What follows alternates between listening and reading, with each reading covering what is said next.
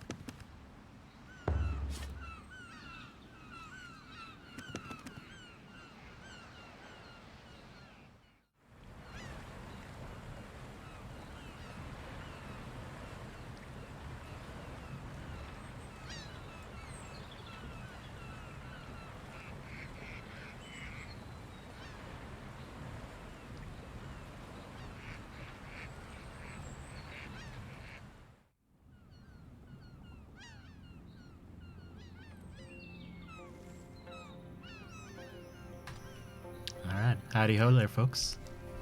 Good afternoon, and welcome back to video games.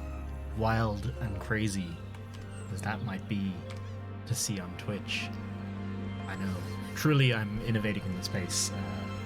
few have known such glorious heights as me. Anyway, how is everyone doing? I hope you're doing all right. I'm a bit weirdly low energy today. I don't know why. Just that's the thing. Just so you know, it'll probably not last. It usually never does. I start most of the time when I start a stream being like, I'm kind of low energy today, so usually I end up having a great time and being very high energy through most of it. So I'm just gonna say that at the start of every stream now, because it's apparently reverse psychology works when I do it to myself. So there you go. Love the shirt. This is an excellent shirt, though one slight problem with it. It's great, and I love it. Like, this is a class looking design, but I'd say dicks a lot, but when it comes to actually putting out, I'm a pretty modest guy, and this shirt, like this on the back of it, it's a bit much. It's a bit much for me to. I feel quite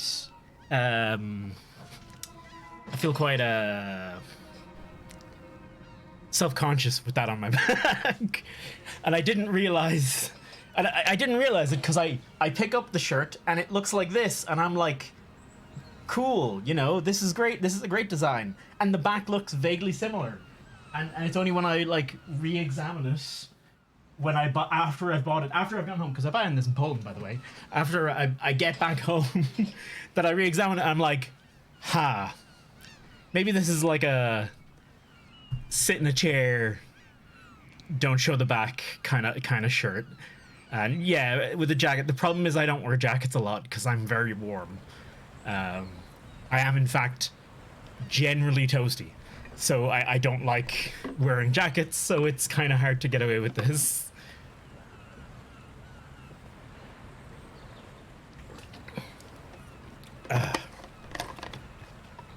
I didn't buy many clothes when I was in Japan. I think I only bought 2 shirts in total. Gotta grow out the hair. That's an excellent idea. Just all the way down. Sir Ireland, I wish. No, what's cracking, man? Dom, good to see you. Cappy, how you doing? Saturn, I hope you're keeping well. Yuki, Sally, Steve, good to see you, Zal. Clyde as well. Pew, Dave, what's up, man? You bought more shirts than that? I just genuinely didn't. It's not that I didn't. No, I genuinely. Fuck. I was confused there for a second. I was confused. I was like, oh, Dave must have finished streaming. I was watching a bit earlier. Like, oh, Dave must have been streaming. I wasn't paying attention. Hi, Dave. And hello, welcome in, everyone. I was just for everyone coming in, I was just showing off this shirt. It's a lovely shirt. I bought it in Poland from a place. I buy most of my cool shirts from a brand called Crop, CROPP. They do really cool designs on their shirts, and I bought this one being like, well, look at it. It's a fucking cool design. Look at this shit. And I picked it up. I looked at it. I was like, oof. Good shirt. Nice shit. Very well done. And then I brought it home and I turned around. And it's a bit risky for my personal tastes. Like, I talk a big game, talking a lot about dicks, but actually wearing a half-naked woman on me, that's not my style. I'll happily talk about dicks and boobs and all that, no problem chatting about them. But actually, like, wearing them, it's weird. Anyway, welcome. Thank you very much for the raid. Dave, Nia, thank you very much for the 5 months. Crow, thank you very much for the 6 as well. Cheers, folks, and welcome on in, everyone. For everyone just coming in from Dave's, and for anyone who just didn't know, similar to Dave, I was actually in Japan up until about a week ago. I was there for like 3 weeks, so everything I say is probably going to be related to Japan. And yeah, I actually don't think I went into Uniqlo. We went into a lot of shops in Japan, a lot of secondhand shops in Japan, and there was cool shirts. There was an amazing shirt I seen. It was black, but it had a spiral of rainbow dancing skeletons on it. and I would have bought that in a heartbeat. Only, one, it was a little small. I'm trying to lose some weight, so that's not too bad. But it had it was like a band t-shirt, and it had a tour date list on its back.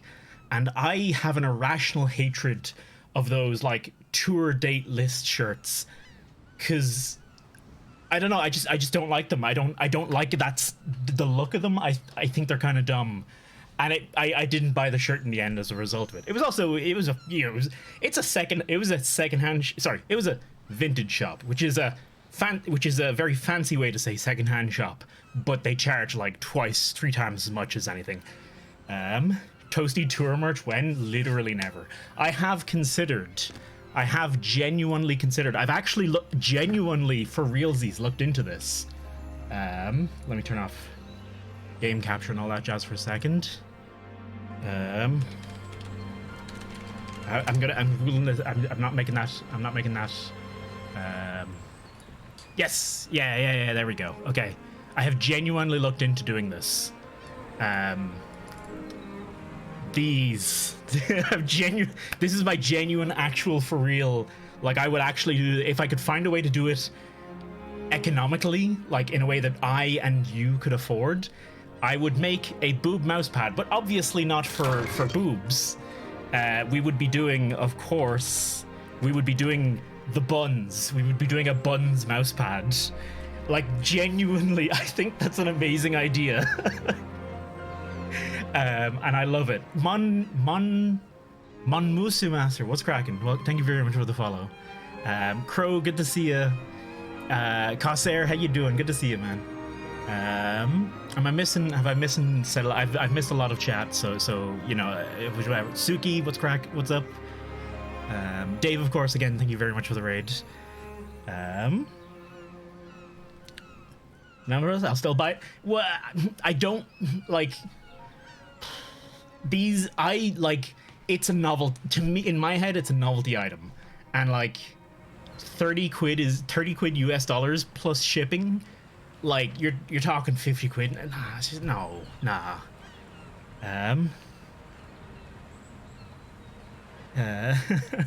Wait. It's better to grind a mouse over their back than their face. Oh, that's a good point, actually. Head off in your stream. No worries, Sally. Have a good one. The 325 per cheek. You're getting premium cheek pricing here. The absolute pinnacle of you'd pay a lot more on the street for that amount of buns. Hey Hachiro, what's cracking? How you doing? It's been a while. I've only streamed like 3 times. This is like the 3rd stream I've had in like the past 2 months, so I'm also rusty as shit. So I'm just gonna be shit at streaming. That's it. There was one store I was very tempted to buy a lot of stuff from. Gundam store. Was it this one? I did buy a shirt from this store, but I really wanted a bag. I don't know if it was this one actually, but it was attached to the Gundam base in Tokyo. There's like an official Gundam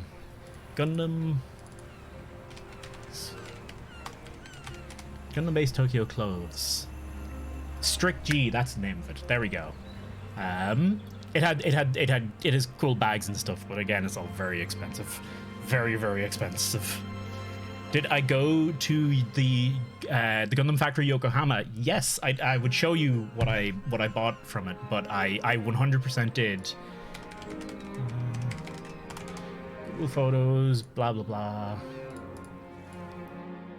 This has come up a few times in the past few days. This is the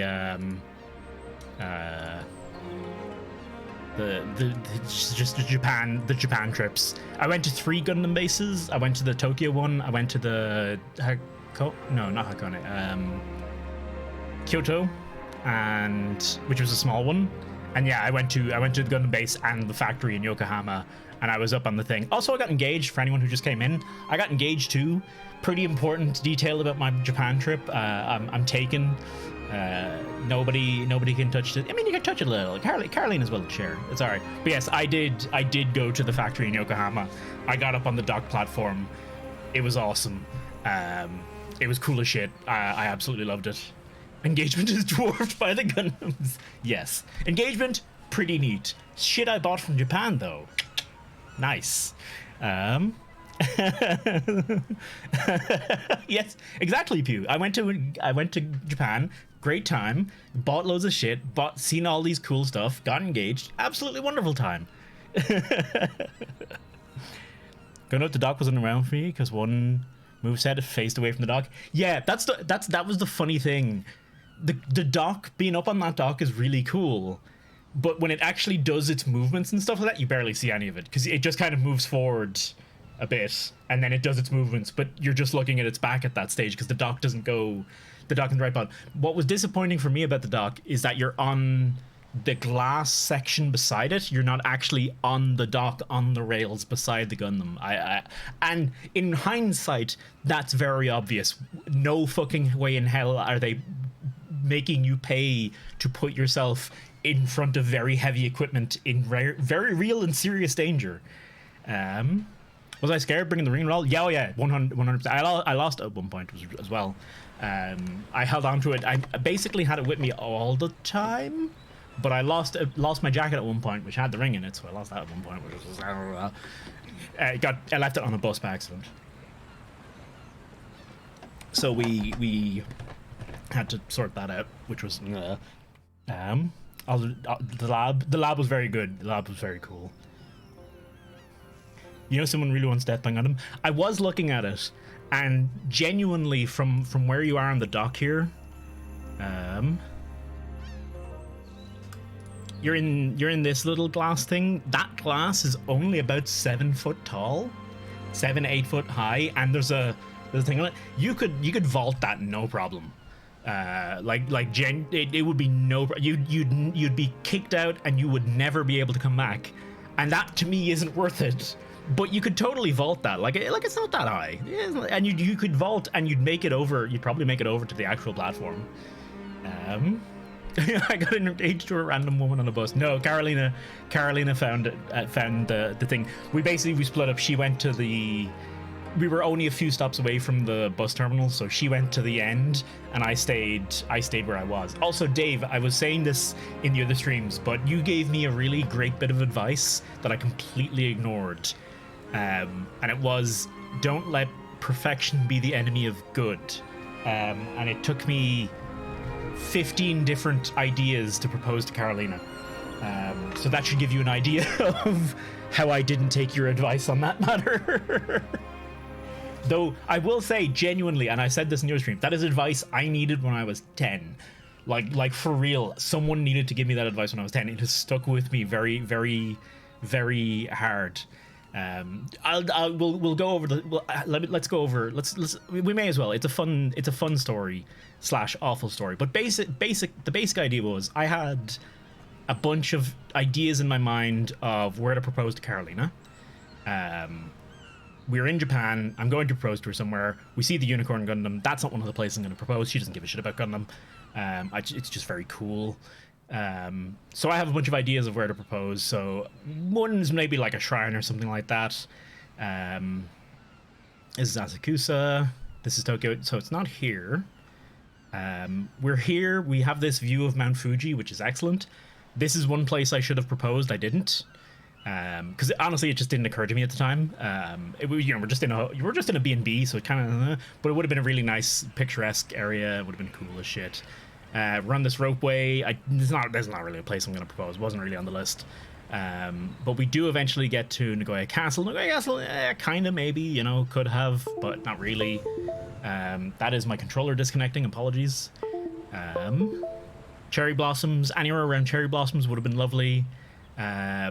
Now the places I was planning on it were a lot of them were in Kyoto, and it was the bamboo forest, which, as you can see on the day, was one fucking crowded. This is shoulder to shoulder people. It's also pissing rain, so that place is out of the question. We then, in the same day, we knock out like 5 other ideas I had, because near the bamboo forest is big long thing of Torii gates. Torii Gate Tunnel. So we forget to go to this. This would have been a great place to propose, so I didn't do that. There's also a lovely pier somewhere around this same area with a big Torii gate that goes out into the lake, and it's lovely. And it's this one here. This is the lad here. That would have been a lovely place to propose. We didn't go to that. We went to the monkey park nearby. That would have been a nice place. Except again, it was pissing rain. We went to the Golden Pavilion. That would have been a nice place, except it was pissing rain. So I don't propose. This is like 6 places gone now. We go to Nara Park. Nara Park's amazing. I don't propose there. I don't propose there because I forget. I'm having the perfect moment. This is amazing moment with Carolina and one of the deer, where she's feeding one of them, and they're doing the bows. By the way, for anyone who doesn't know, Nara Park, great place. Go there. It's awesome. The deers come up to you, they bow, you give them a cracker, you bow, it's all good. It's one of the best attractions, because it's not like you have to go out of your way to go to it, or like there's restrictions on the deer or anything. You kind of just fucking get off a train, go right, and they're there. Like, it's just a park, it's just completely public. You just walk off the road to the side, and they're here. And I will say, they're fucking bored of these crackers, so they basically don't give a shit about you most of the time, as animals tend to. Think of them like giant cats. They kind of just don't give a shit you're there. But when they do actually want something, like these ones did, they'll walk up to you and bow at you, and you have to give them a cracker. But yeah, I should have proposed during this, but it's a good thing I didn't in the end, because Carolina wasn't that into it. We went to the Capcom store. I actually went to, funnily enough, I'm playing Wild Hearts at the moment. We're going to be playing Wild Hearts in a minute. I went to the Koei Tecmo store. That was in one of the shopping centers. There was just a Koei Tecmo store, but there was no Wild Hearts merch, so I didn't get anything. So that was sucky. Aorazu Cafe, it's great. Cool places in Kyoto. It's lovely. Still don't propose any of these places. Cool shrines. A Shiba puppy. I got Bunny Dango. I didn't get Bunny Dango. I just got Dango. I just got 3-color Dango. Carp. I thought about this bridge as well. Puppies. Universal Studios Japan, don't recommend. Glad I went, don't recommend. And where else is this? There's a few other places. We go on basically, I go through all my plans of proposing. I have a backup plan, which is a nighttime cruise with Carolina, except the plan was that, like, we get off the boat and I proposed there, but the boat never stopped. So it just turned around and went back, and where it went back to was a shitty area. It was just outside a subway, so it just wasn't that interesting. So I couldn't propose during that, and then I thought about it in the hotel, and I didn't do that because that would have been shitty. So this is the second last day, and then on the last day, I go, hey, let's just go back to where this was. And we go to where the cruise was. There's a specific bridge in my head that's like a little walking bridge that would be the perfect spot to propose, with an amazing, this bridge here with this amazing view of the cherry blossoms. Wonderful, lovely, except big problem, there's a fucking charity event taking up the entire bridge. This is the last day of our trip, and I still haven't proposed at this stage. So and there's this is 15 attempts in. That's the 15th attempt, and there's a fucking charity event on the fucking bridge I was going to use. So anyway, I take her around to the side where there's still a lovely little corridor here, and I proposed to her literally under this tree, this exact tree here. Yeah. It was still great, but fuck me. I wish I'd done it like so much sooner, because it was weighing on my head the whole time. Gay photos. I'd love to see those photos as well, Dave. Gotemba. What's Gotemba? I know the name off the top of my head.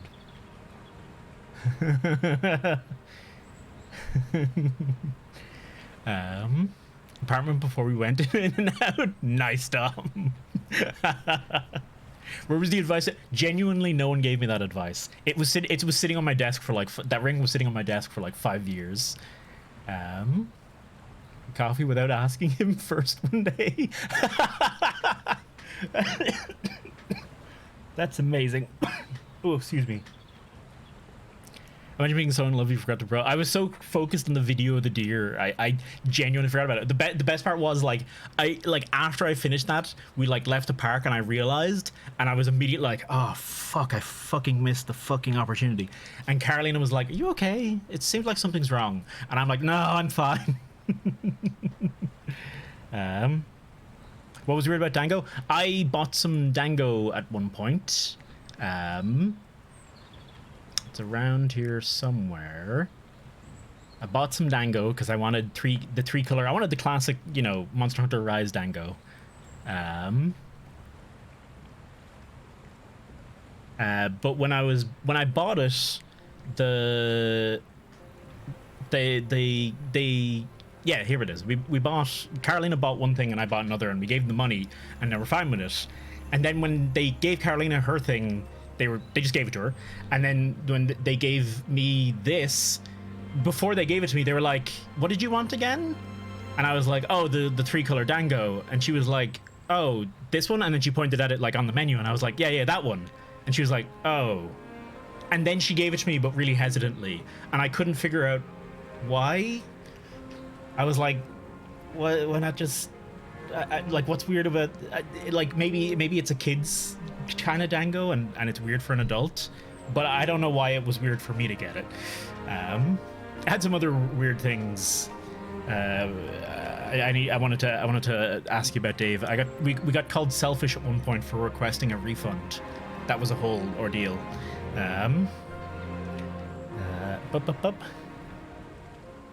Insane at times. Still nice to have it all worked out. It was way more pressure than it should have been. Like, oh, by the way, I forgot to say with the whole proposal thing, I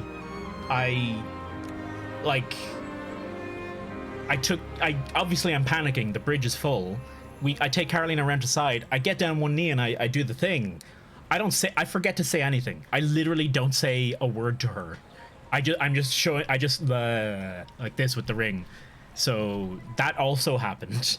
It wasn't until she said, well, isn't there something you're going to ask me? Wait, is it Ali's birthday? Is it Ali's birthday? Hey, happy birthday, Ali. Congratulations. You did the same thing. My original plan was to propose in Japanese. Keike go shite kanasemasen or something like that.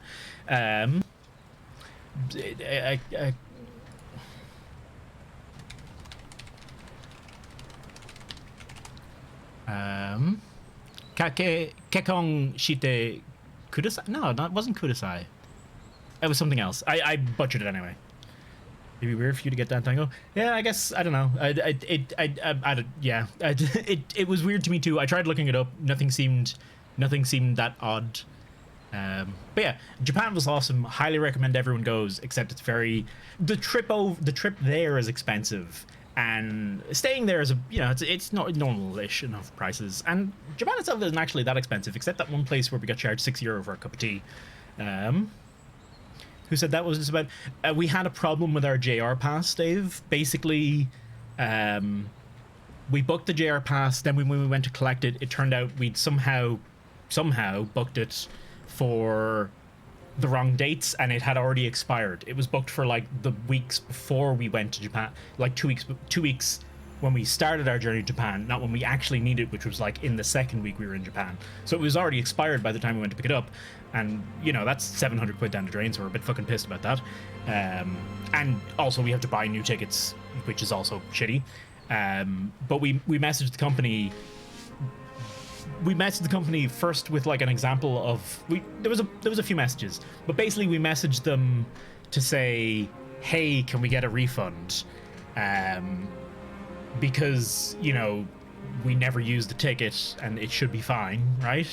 And they then said something as per our basic policies, as it's been more than 15 days since the purchase of the ticket, we are denying your selfish request.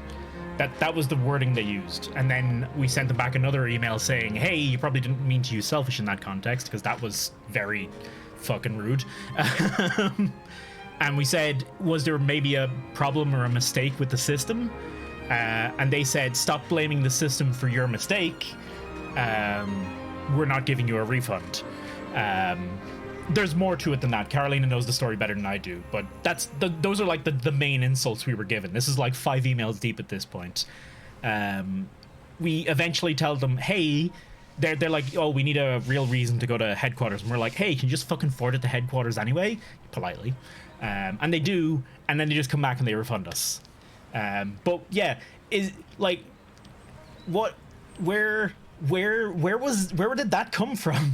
Where did that attitude of theirs come from? I could only assume it's a translational error or like a non-native speaking English error. But as far as I can tell, the word for like selfish, to call someone selfish in Japanese, isn't like, it's just one word, and you use it in the same context as I understand it. So I don't see how they accidentally called us selfish. Even if they ran it through translation software. Also, your breath stings. Also, go fuck yourself. But yeah, that was a load of stress in the middle of our trip, which we didn't need. Japan's great. If anyone has any questions about it, just shoot. If anyone just wants to see more photos, I got loads of photos. I've literally over 1,000 photos. Though I have to prune them a little bit because like there's obviously like, look, there's 4 of this one picture. Like I gotta prune that a bit. By the way, carp in Japan, carp are fucking everywhere. Like, holy shit, we literally just went to a random local pond, a random local little park, and look at these fuckers. These little carp just hanging out in the pond. And these are like, these are arm-sized. These are this big fish. Like these, you could give someone a concussion with one of these fish. I'm thinking of the I think it was Three Dog playing Hitman, throwing fish at people now. the self-aiming fish. Those fuckers were everywhere. We got Kirby, we got lots of stuff. It's so cool. I didn't really get any great Monster Hunter merch, honestly. I'm a little disappointed in that. I did play a Game Boy. It's not a Game Boy. A Virtual Boy. I got to play a real Virtual Boy. I didn't play it, but I encountered the Typing of the Dead machine. What else? What else popped? What else was interesting? Shrines were cool. Cherries were cool. Food was delicious everywhere we went. Monorail was cool. Unicorn Gundam was cool. The Gundams, the giant Gundams, I thought I was just gonna be like, cool. But I like legit like gave me shivers, man. Like I don't know how to describe it. Fairy Princess Gundams, like this was a thing. It's all just wonderful. Thank you. Hey, Ali, thank you for. Hey, it's your birthday. You don't get to gift someone else a sub. That's not how this works. And thank you, Ali. Anyway, who wants to play video games? I honestly. Oh yeah, this was. I don't know if I mentioned this, but when we were on our way, we went from Tokyo to I think Fujikawa. I think Fujikawa was the name of the village, or maybe it was something else. I think it was more than that. I think it had a longer name. A village, obviously quite close to Fuji. There was a fucking wanted poster on the train. I've never seen a wanted poster in my life.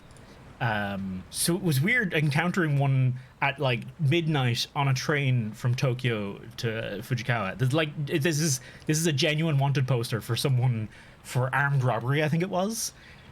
That was a thing.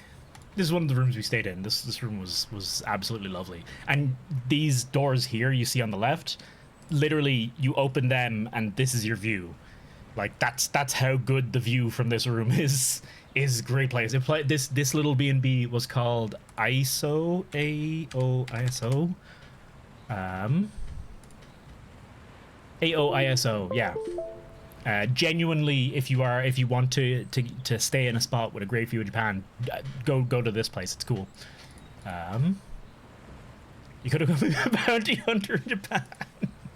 I don't know that the Japanese police would take too kindly to a random beardy foreigner tackling some dude and bringing them into their police station. I feel like I'd get in probably just as much trouble. Oh, this is another thing. We're just redoing the Japanese stream again. I'm sorry for everyone who's already seen all the Japanese stuff. I apologize, but we're doing it again apparently. Grizzly bear warning posters. I live in Ireland, and we looked this up the other day. The list of dangerous flora and fauna you will encounter in Ireland is bees and nettles. So a sign for a bear was a new experience for me as well. A sign for beware of fucking bears. And a couple car bombs. That's not so much an issue these days. They're mostly extinct for the most part. That's all right. Oh, and badgers. Badgers in Ireland, terrifying. But yeah. Gamer mecha pilot bathwater. I can only assume. I don't know what. I was very tempted to buy these, but I also didn't want to drink out of Asuka. What's her name again? Badgers absolutely don't give a shit and will fuck everything up. We were in an active volcano area, and these are sulfur vents, and it smells like eggs. I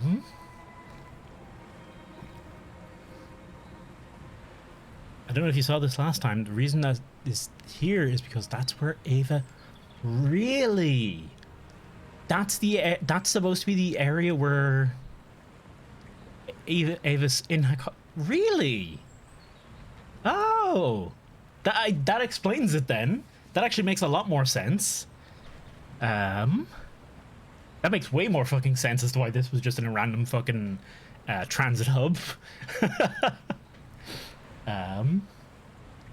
Cool. That's actually kind of awesome. I wish I'd realized that when I was there. I would have been the same. It would have been a slightly cooler experience. Really? Oh man. Did I meet Shinji by accident? Did I scream "get in the fucking mech" to someone random? I genuinely send me where you found that, Ash. I'd love to have a look at it.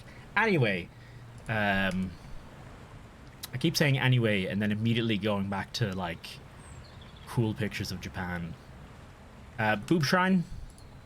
Oops. It's got boobs. It's a shrine. I believe the idea is basically it's a fertility.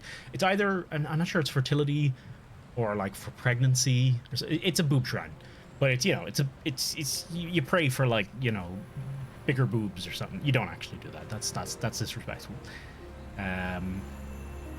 Japan's cool. Highly recommend it. Genuinely, really great place.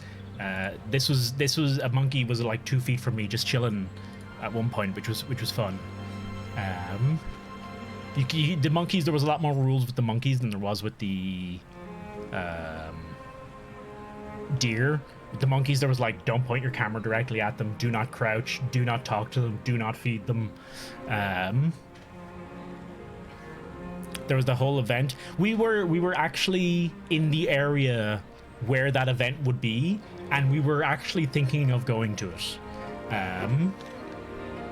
Chica and I are very serious now about moving back. Genuinely, Dave, I 100% support that idea for you and Chica.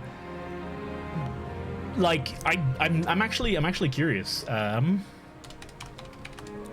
It seems like a great place. Japan genuinely seems like I would happily go back. I wish 10 years ago I had went to Japan and tried to live there for like 6 months or something. Right now I'm trying to buy a house, so I really can't do that. And I have a puppy, so I really can't do that. But like genuinely, I feel like you could live there easier. You can live there easier than fucking Dublin anyway. Cost of living comparison between Dublin and Osaka. No, thank you. What I want is select city. Tokyo, Japan. Please and thank you. Compared to oh no, you guys aren't in London anymore. But let's see for the sake of argument. London, Canada. Not what I was going for. Not what I was going for at all. London, United Kingdom. Tokyo, consumer prices are lower, rent is lower, rent prices in Tokyo are lower, restaurant prices in Tokyo are lower, grocery prices in Tokyo are higher, and local purchasing power is lower than in London. Ah, that's interesting. If you compare this to Dublin, Ireland, literally groceries are the only thing cheaper in Dublin.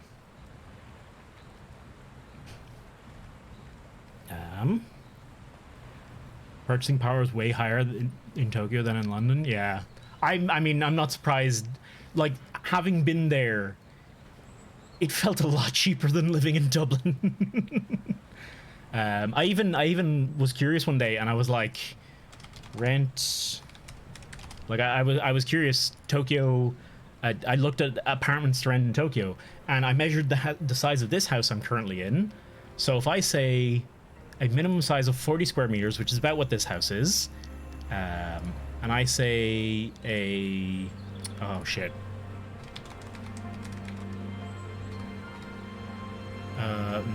euro 2 yen. That's my rent, by the way. So yeah, let's say minimum monthly cost 200, or maybe max monthly cost. Search. Look at that. This, I could get an apartment. For what I'm paying here in Dublin, I get an apartment, and I've already looked at. I've already looked at this apartment. This is about 50 minutes out from Tokyo Station. Where I am is about 35 minutes out from O'Connell Street. So there's not that much difference in how far you are living from the center of everything. And also, it's Tokyo, not Dublin, Ireland. You know, it's actually a real city with real city things. Yeah, oh yeah, that's huge. Like, the public transport, far more reliable in Tokyo than here. And cleaner, and safer, and nicer, and everything. I mean, okay, don't get me wrong. Japan definitely has other issues, for sure. You can pick them apart, but you know, I could easily live there a lot easier. Oh, Dave, that was one crazy thing I seen. I thought this was wild, and it was one of those things where I went. Overall, I didn't feel like Japan was so crazy dissimilar from the cities in Europe I've been to. It's definitely different, but it's not like you're in a completely different world. It's like it's still a city, you know, stuff like that. But the attitudes of people and so like so much of that is so different. And this was one that genuinely was pretty crazy to me. There was a lady on a train wearing her phone like this. Like, just this kind of strap down with her phone hanging off it like this on her shoulder. And I was like, in any other city, that is immediately stolen. That's just gone, man. Pair of scissors, snap, snap, gone. Phone is gone. What were you thinking might be totally different way? There's just all the things I'd heard. I'd heard, like, you know, other people act so differently in Japan. I mean, they do, but not like, still people. They still do things. Like, people are always saying, like, oh, everyone lines up things. Everyone's super polite about everything. You know, there's queues to get on the trains. Everyone lets everyone else get off. There's no trash anywhere. No one litters. And it's like, no, those things all still happen. But they are notable in that they are the exception and not the rule. In Dublin, you know, you get a bus door and you just get everyone fucking slammed up against the side of it, and it opens, and then the people have to get off through that crowd of people now slammed against the side of the door. In Tokyo, there was like one or two people who slammed up against the door, but for the most part, everyone stood to the side. There was a couple of ditches that were like full of trash and stuff that I came across, but again, notable in their absence. I noticed them and I went, oh, I haven't seen that in a while. And glass. Literally, like, the day we came home, I walked Pixel. In Japan, I remember seeing glass on the street once in 3 weeks. In Tokyo, no, sorry, it was in Kyoto. I remember seeing broken glass on a street once. I remember going, oh, hey, broken glass. And the day I come home, I walk Pixel down to the local shopping center, a 10-minute walk, and during that 10-minute walk, twice, I have to navigate around broken glass with my dog. Twice, and this is in a like an estate area. It's fucking. But it does still happen. It's in my head. I think it was that in my head also, like I was going to be inundated with fishy food and I wasn't going to find anything to eat. But that wasn't the case. I was able to. Oh, and also another thing that was said to me was everything's smaller, and the portion sizes for food are a lot smaller, and the portion sizes were grand. Like I never ate somewhere and wasn't full, or wasn't maybe not full, but I was fulfilled. I was like, I'm good. I don't need to eat. I don't need to order a second course or anything. Maybe when I ordered a pizza, like it was small, but it was still enough. Like normally I'd order a medium pizza and I'd have enough for tomorrow, but I was fine, and it was also cheaper. It's fun. It's grand. Rice and side dish and side salad. I didn't know that. Oh, you know what was lovely, Dave? The water everywhere you go. First thing. It's a fucking, like, when you're walking all day everywhere, it is fucking godsend. Every single restaurant or anywhere you go to sit in and get something to eat or drink or whatever, without any questioning at all, first thing to do is a nice glass of ice water down beside you, and it was so nice. It was so needed so often. Pay your transport costs and pay, really? Okay. 1,300 for a 40-meter squared fucking out. Yeah, that's Dublin. This is by the way, that's a good price in Dublin. This is a great apartment to get in Dublin for that price. Just for the record, 40 meters squared for 1,300 quid is excellent. Anyway, I don't like the piss. I'm not a fan of the piss trains. Some more than others. Yeah, Japan definitely seems to have less problems. It does have problems, and there are like real problems, but it doesn't seem as bad as most of the countries I'm familiar with. Kits I got today, I bought 2 years ago, and I hadn't received them due to a Ukraine war. I would never remember to follow. Hey, nice! I'd seen those kits, by the way. Those were nice looking kids. No, nice looking kits. Oh my god.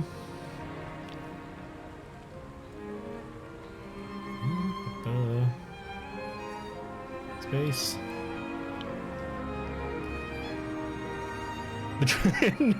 The roads are actually paved with trash. It's what keeps them together. The trash juice seeps in and binds it into infrastructure.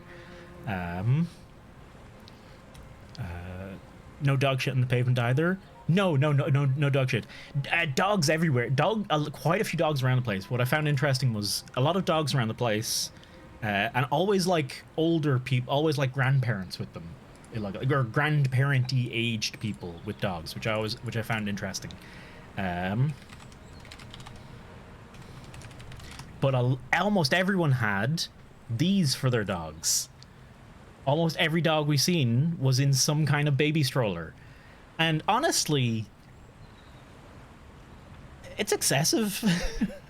The dogs are fine. They'll walk, no bother. All very small dogs, by the way. We got a little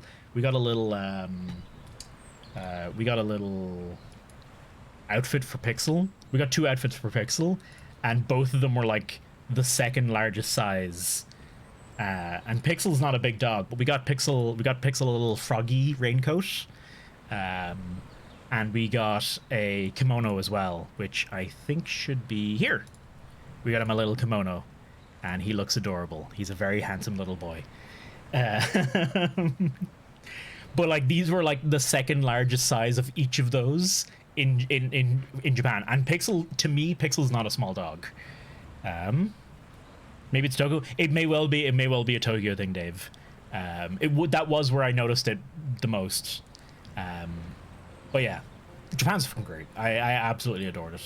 I only seen a couple Shibas, and we did get pictures. I did get pictures of one of them because literally I was talking to Carolina. I was like, you know, we should get a picture with a Shiba at some point. And then we're standing at some lights, and some old dude rocks up with his little Shiba. And I'm like, hey, can I pet your dog? And he's like, cool dude.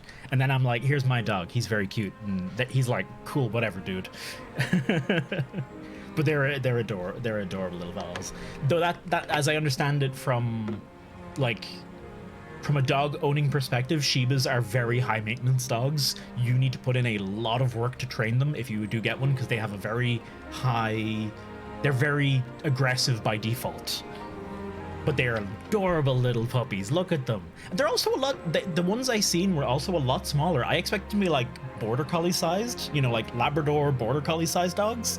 But no, they're pixel sized basically. They're like bigger, you know, somewhere between a small and a big dog. They're like a small and a medium sized dog. They're like adorable.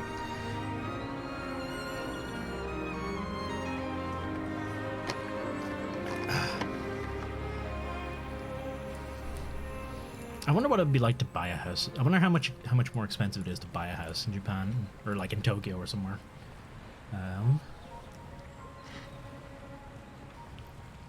Somewhere between a ball and a big dog. Yes, a dog. There are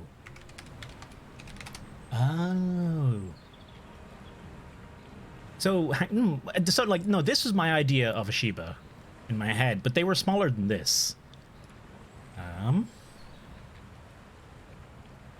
Or maybe that is small. I don't know. I guess I'm liking very different house mode. That's not a. That's okay. Okay. Oh, interesting. I didn't realize. So hang on. Akita.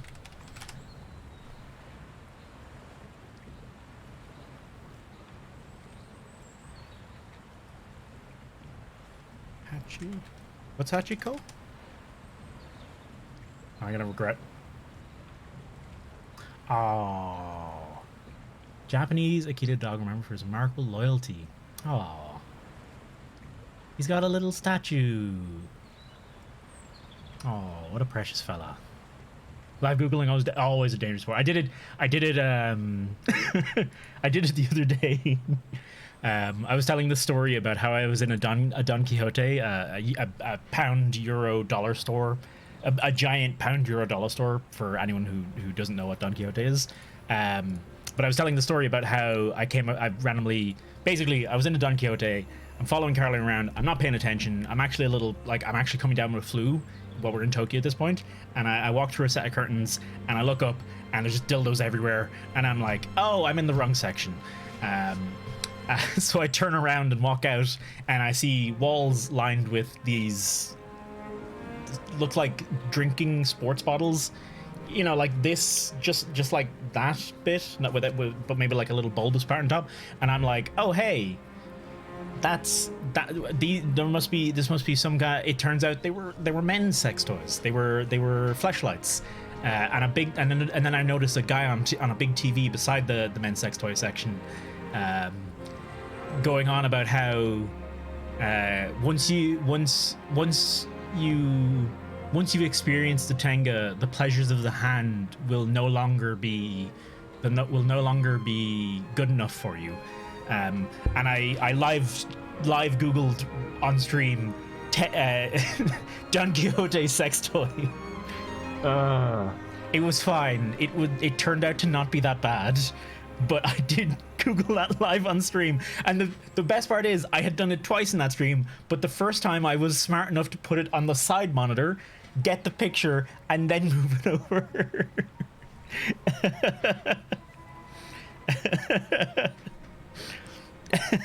I see. There's quite a dildo-y air about it, about the place at the moment. Anyway, I wanna play some Wild Hearts. I'm sure we will go on many a Japanese tirade. I spent literally, this is my third stream since I came back from Japan. The last two streams were 10 hours of me literally just talking about Japan. Like, that was it. Showing off all the shit I bought in Japan, and talking about it. And Japan is wonderful. And I would actually love to show you some of the stuff I bought, but you'll have to go back to the other streams because I've packed a lot of it away because me and Caroline are moving in 20 days. So yeah. You may have posted the Wagons Toss image. New patch is very good for it. What's the changes to it? This is a gaming stream? I know, right? Fucking stupid video games. What a load of bullshit, man. Who wants to see that?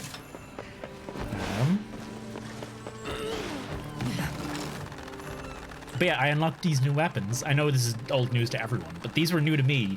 And I have to say, like, what a fucking tease the developers are holding this out on us. Holding these weapons out on us. Because the starting weapons are pretty cool. They're neat and stuff. But they're not fucking... Inspector Gadget fucking transforming weapons, which look amazing and...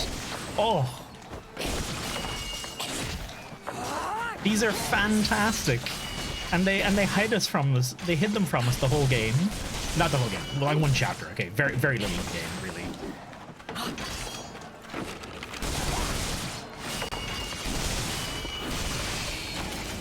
Look at this. This is class.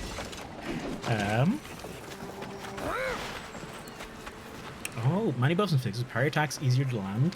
I was playing with the Wagasa a little bit, and when I came back, and I felt like it was easier to parry.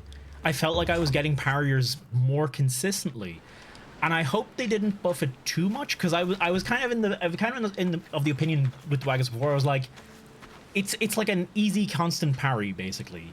So, like, it has to be hard to execute that parry. So I hope if they do improve it, it's, like, minimally a few frames. And it doesn't feel like they've gone too far with that.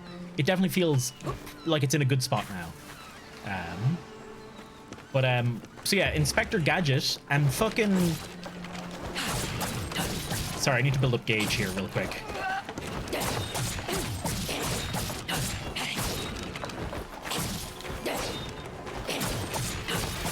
And...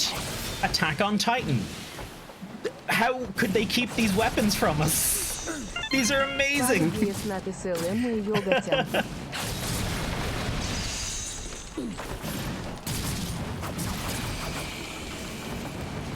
Ah, cool.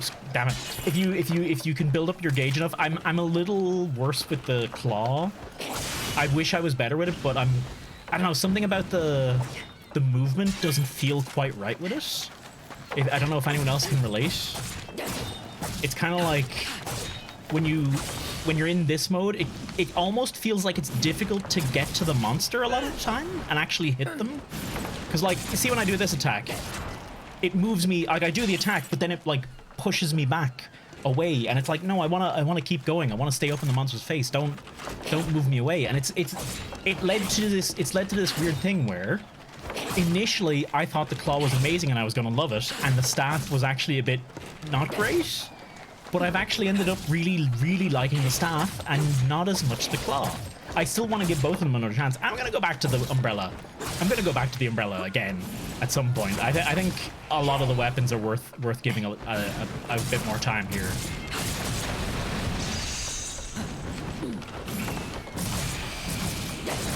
There we go. There, that's your special on this. It's wonderful. You once you hit enough attacks in the claw, in your attack on Titan stance, it's you do that little phoenix, and it does the bird noise. That bird noise is part of it. It does like the phoenix noise, and you slice through them, and it's great. It's wonderful. It's great crack. 10 out of 10. These new weapons are fantastic. And then there's the hand cannon, which is fine. I'm not much for ranged weapons. But I was using it for a few hunts, and it is pretty cool. But I'm a melee boy through and through. But yeah, what else? I played a little bit off stream. You might have noticed I did the big bear hunt. I hunted the big bear. I basically finished all of the side quests in chapter 1 and chapter 2 so far. And now we have Fusagi Fort to go to, and we're gonna fight the wolf boy. Also, it doesn't seem to have persisted, but there was like there's like a snow version of Natsukodachi Isle, and I want to see the snow version of Natsukodachi Isle. That place looks cool. If they did like, that'd be such a great way to remix some of these maps, is to do like, here's the summer version, here's the winter version, and you know, the map changes a fair bit. That's such a great idea. I love that. Hey, Lever, what's cracking, man? Bombs go up, more damage, more burn buildup. Status in general do not tick down over time, so buildup is even better. Nice. Okay. You dumped Rihanna. I dumped Rihanna for K. It is an easy choice for me. Especially since Rihanna wouldn't return my calls anyway. That'll provide the Bloodborne mega weapon. I have a theory, by the way, with the staff. I have a theory. I have a conspiracy theory as to how this weapon came about. I think they were developing the game. They were developing the staff weapon. And they were developing tonfa weapons. And they were developing a boomerang weapon. And they were developing a bladed staff weapon. Or maybe this was part of the main staff. But eventually they didn't pan out well enough. So they combined all of these ideas of weapons into one transformer weapon. Which I think is pretty... it's conspiracy theory. But I think it's a neat way to make use of what you've already done. I think it's cool that they did it. I do kind of wish some of the individual parts of these weapons were more fleshed out, because basically you only have, like, in each transformation of the weapon is a unique version of that weapon. So here I have the glaive, I have this attack, I have this three hit attack, and this one. This one's always the same. Your Y attack's always the same. I have a 3-stage X attack. Then I transform into this, and I've got a 1-stage X attack. I can literally only do that one attack. I can do the boomerang. The boomerang's constant. But yeah, I can only do this one attack. And then I transform it, and I go back to the staff. Now the staff has a 2-stage attack again. Back to the tonfas. Tonfas has a 3-stage attack.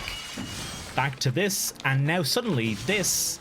No, this is still a 1-stage attack. This is now a 1-stage attack. So this was a 3-stage attack before, now it's a 1-stage. What combos are available to you depends on what part in the sequence you've transformed your weapon from. I haven't 100% figured it out, but it basically seems to be...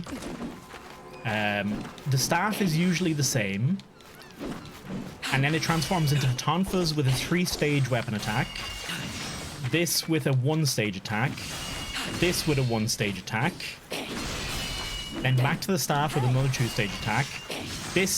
Then it goes into this one, so it skips the tonfas, goes to the boomerang. The boomerang now has a 2-stage attack. Then it goes back to the tonfas, now with a 1-stage jumping attack. You see what I mean? It changes what your combos are, and it's very confusing at first. I was mostly just button mashing, but I'm kind of getting into it. I'm kind of digging it. I do still kind of wish each of these individual weapons were a bit more fleshed out, though. I think that'd be cool. But it's still a pretty good weapon. As you progress in the story, super cool the changes they did. I haven't progressed the story a huge amount of time. Like, I'm only chapter 2, so I don't know necessarily. So don't say anything.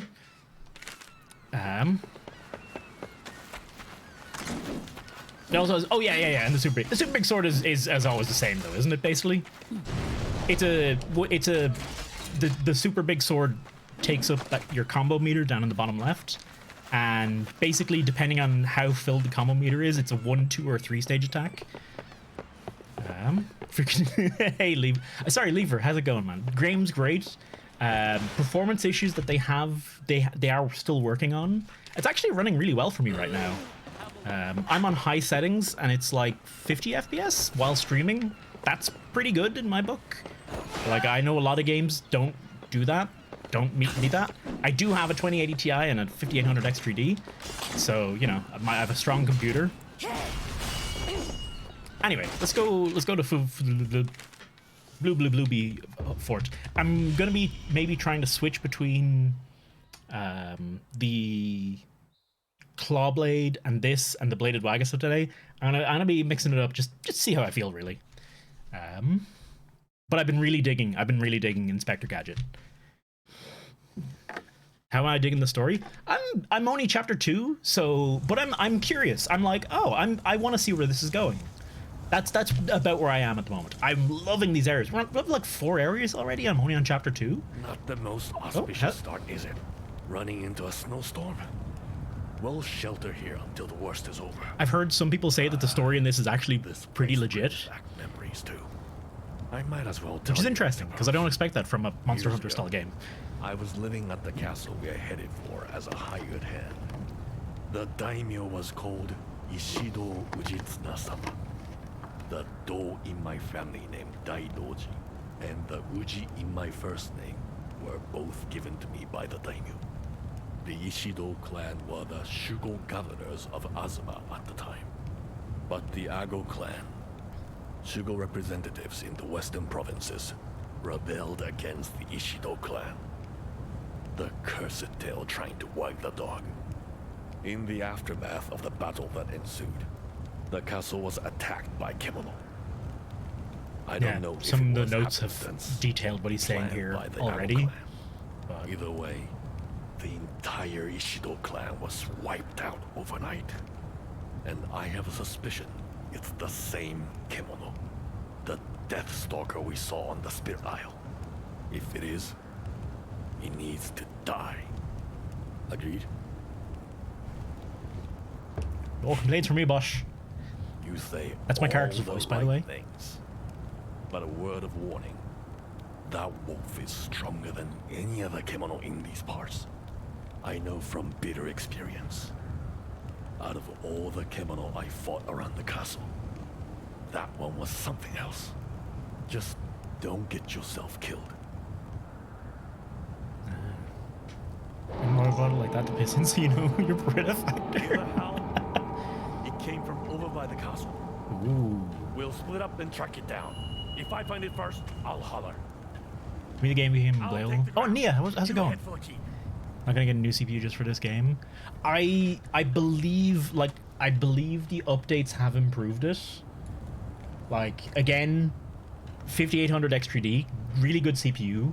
It's currently at the game is currently using 44%, 50% ish of it. I know when the game first came out, and I remember first playing it with these same settings, that was at 100%. I'm pretty sure that was 100%. Total 20F. I don't know multiplayer. He's a good boy. I love these little Sukoma. They're wonderful. Yeah, the performance issues are really suck. I'm glad I have a computer strong enough to play this game because I do really like it. I do really do, and I hope they can make better improvements for folks over time. It definitely feels a bit better since I played it before I went to Japan, but also it was like 3 weeks between this and the last time I played it. Not this right now, but when I got back, 3 weeks. So I didn't immediately get to compare the updates to each other.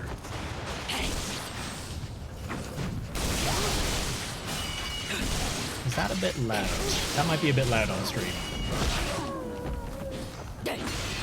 There you go. Yeah, let me...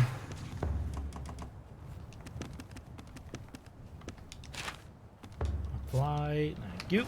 They did add, in updates, they did add, fantastic fucking setting, by the way. 10 out of 10. Would recommend. Camera distance. Yes. Oh my god, this game needed that so bad.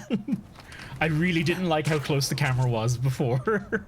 It's actually quite nice now. It's pretty reasonably distant. Hello? You find the max too far? Really? I think for me, it's just right. The max is just where I want it to be. Hello, Ice Tusk, I guess. How you doing? How's your day treating you? This is gonna be interesting. King Tusk is a tricky bitch to fight. No, boys, no, boys, we're not fighting.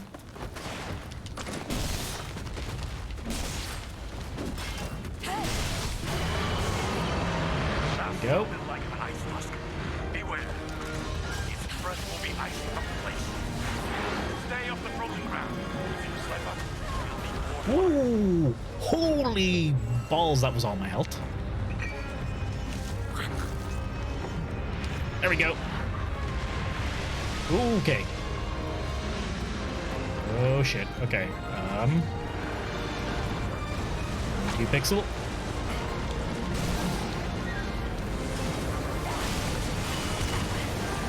Oh, you motherfucker.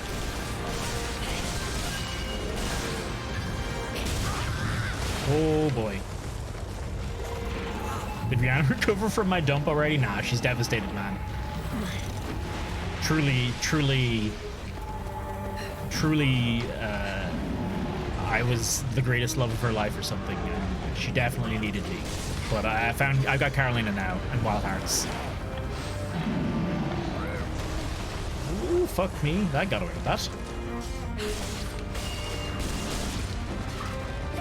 I am a little frustrating with this particular weapon is how quickly, and with a lot of the weapons actually, how quickly the meter depletes on them can be very frustrating.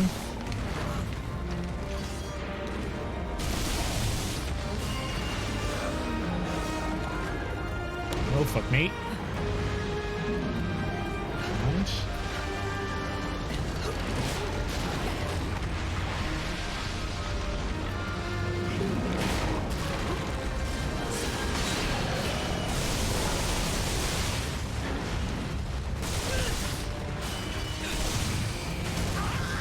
motherfucker. Okay, I need to find an opening to do my big attack now. That's not the opening. Oh, he's ice statusing me. Hello. Oh, this is perfect. I think. Maybe? Yes! Gotcha! That's one thing I really like about the staff. Just the huge fucking attack that comes out. Oh, I'm stunned.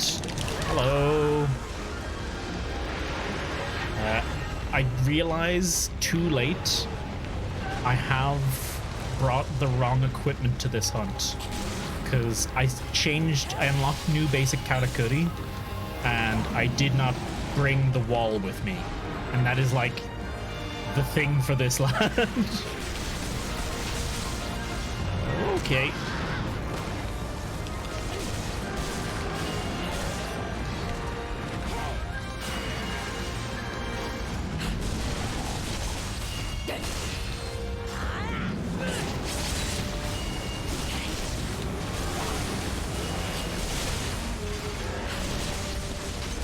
God, I love that boomerang. I want a boomerang. I want a dedicated boomerang weapon. In this or Monster Hunter, man.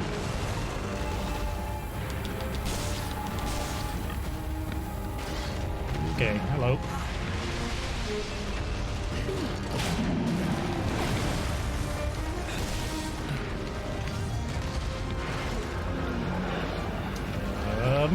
I can do this.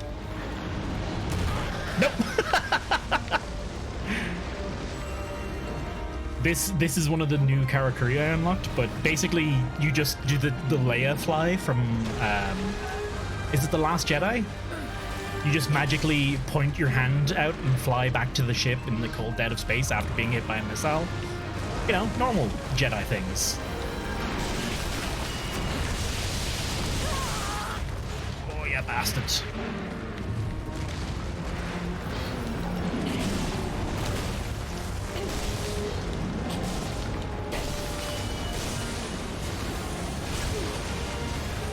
Okay. He's not even in rage yet, so I barely made a fucking dent in him. And he's moving. Okay, new movement tech, right? Monster's about to leave. Ah, you motherfucker. Damn it.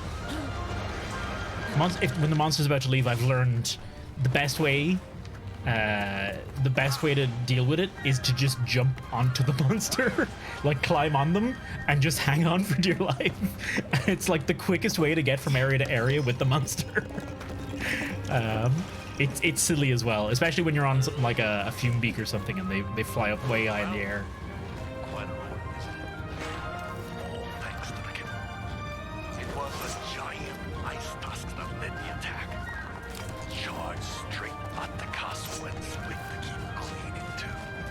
Oh, I didn't know.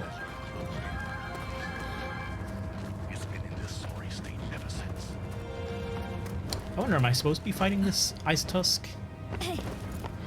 Because he had dialogue for it. But I have noticed in this game, there is dialogue for optional extra stuff whenever you have an NPC accompanying you on a mission. They do have dialogue for little bits and pieces. Like there was one where I was doing a mission for one of the carpenters, and I wandered into some place, and they were like, "Oh, this place, it was an old place in the war.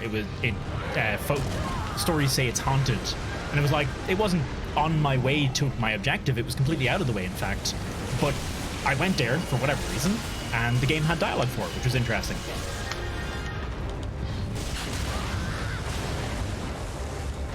You're not supposed to fight him? Yeah, I don't. Yeah, I'm. Ooh. Hang on. Wait.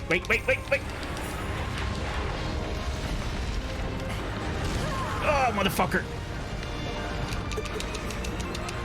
I'm so dead.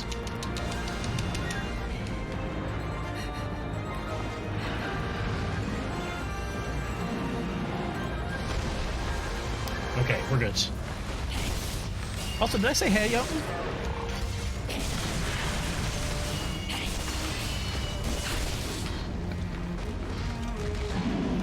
Whoops-a-daisy.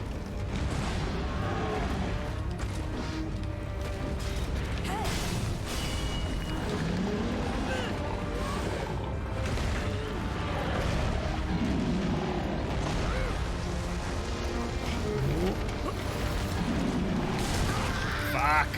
That's one thing I have with the staff that I'm not sure yet how to do. The one thing I haven't quite figured out is basically how to dodge most things. It seems quite difficult to figure out a way around most attacks. No! Come on! Ah, son of a bitch. Oh, no way! If I'd been patient for one more second, I would have had the perfect opening for my ultimate attack. Okay, I'm out. Or I wasn't out quick enough.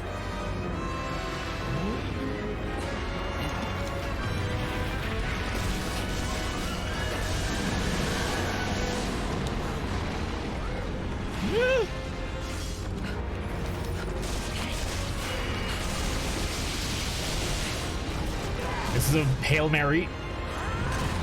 No, nah, wasn't worth it.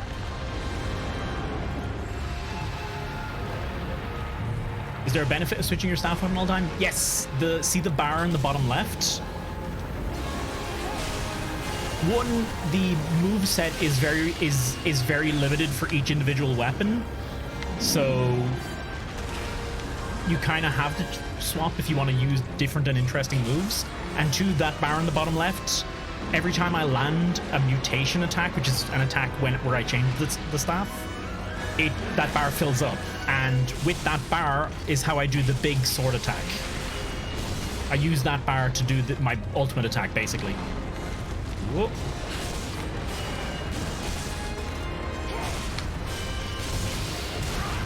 Ah, bugger.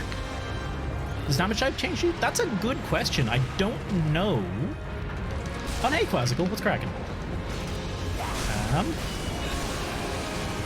So now, yeah, the only way I can do this attack is with maximum gauge. You can do parts of it without the full gauge, but you can't do that full 1000 damage attack without the full gauge.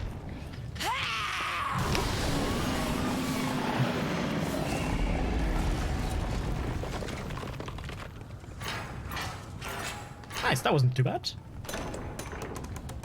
Enhanced Flying Vine Kakarikuri awakened. Hey, nice. There was something around here. He dropped a bit. Yes, he dropped a bit. Personally ended up quitting the game after 7-ish hours. Really, Quasi? Was it the performance issues or just the game itself? I'm going strong. I'm like 50 hours in now. Not a lot of that time is fucking around. Playing it off stream and not advancing the story. So I'm not like I'd probably be finished the game at this stage if I'd just done the story. But I did a lot of everything. Felt too clunky for me. What did you try all the different weapons, Quasi? I don't feel like the game's that clunky, honestly. I feel like it flows pretty well a lot of the time. Ooh. Oh, nice.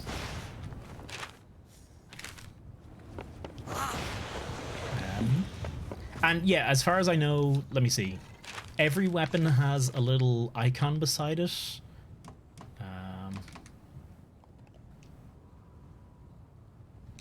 Every weapon, at least when you're at a forge. Actually, I can make a forge. That's a thing I can do. Boop.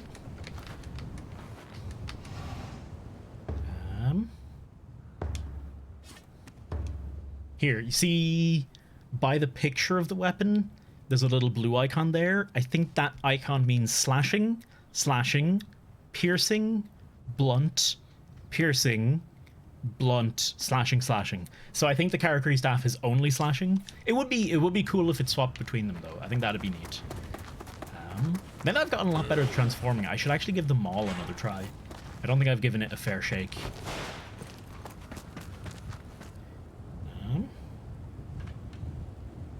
I've definitely seen clunkier, says the Fallout New Vegas. I've never played Fallout New Vegas. Hot on the heels of the Ice Tusk came a pack of Ruthets, and their sly breed. They prey on the young and weak, and overpower the strong by numbers. Every last person in the castle was killed. Was hunted. Monster Hunter Dose with world graphics. Yeah, I'd say it's probably fair to compare this to like an earlier Monster Hunter game. Like it hasn't found its feet 100% yet, but it'll get there, man. It's a fantastic game. Say that we were merely tenants on their land. And look what the wolves Didn't like for the first few hours. That yeah, I do think it's a shame that I completely missed his dialogue there, motherfucker. I was too busy. It is a shame that the staff and claw and hand cannon are locked behind the second chapter. Honestly, I don't know why they did it. I feel like they shouldn't have. I feel like they should have just had them available from the get-go. Because I think a lot of people, if they'd seen the claw immediately, would have been like, "Holy shit! What the fuck? I am sold." I think a lot of people who maybe didn't continue with the game would have been like, "Oh yes, oh yes," and the Inspector Gadget staff as well. But I really do enjoy this game. I think it is wonderful. It's got its issues performance-wise, for sure, for 100% sure. And by the way, EA did give me a key, so I didn't pay for it. Though technically, so fun story. I actually was about to buy the game when I got the key. Like I was like, 70 quid. Yep, no, I'm down. I like the look of the game. I'm happy to pay this. No problem with it. And then I got the key, and I was like, oh, I guess I'm not paying for it now, and well, that's fine. I bought dumb shit in Japan for that with that extra money, so I'm happy. Baramagdros, because they're on the complicated side. I think the Bladed Wagasa is maybe not more complicated than the staff, but definitely more complicated to me than the claw or the hand cannon.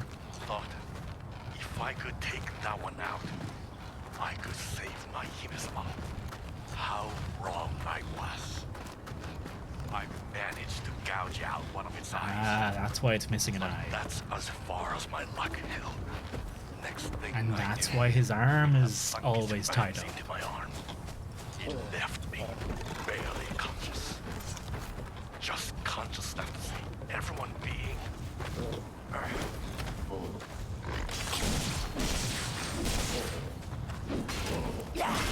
I'd also like to point out, this game has a petting feature where you can pet all of these animals. That alone, 10 out of 10 game, you know? Top of the pack, deserves your money easily.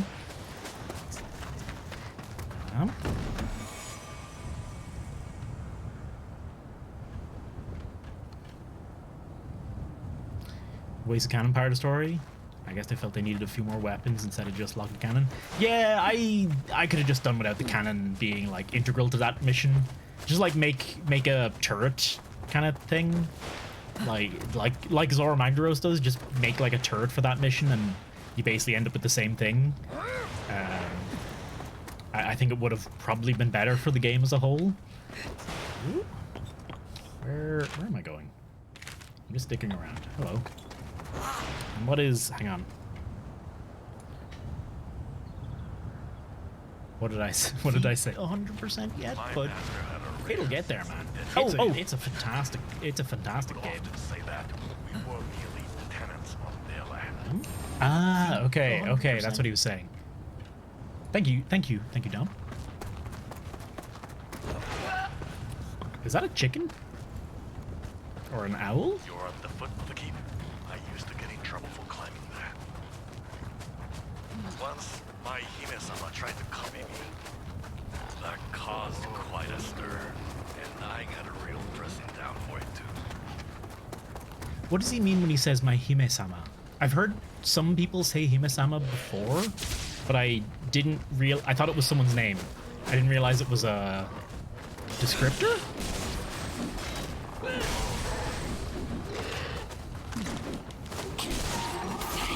I'm guessing it's like princess. Ah, okay. That would make sense in the context. I've heard, yeah.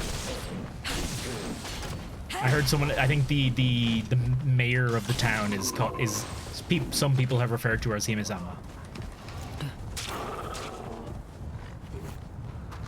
Togehime, yeah. Togehime is the character in the mayor of the town, effectively. But some people call her Hime-sama. But he's referring to a different... I think he's referring to a different Hime-sama now. Or at least, I think... I'm not 100% sure.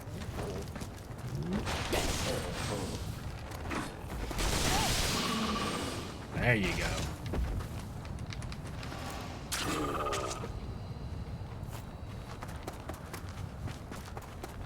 Where... Yeah, screw it.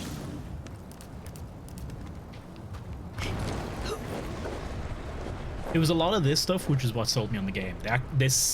I thought the building was just going to be the few little combat elements to it, but the fact is like the free form build stuff to explore the map.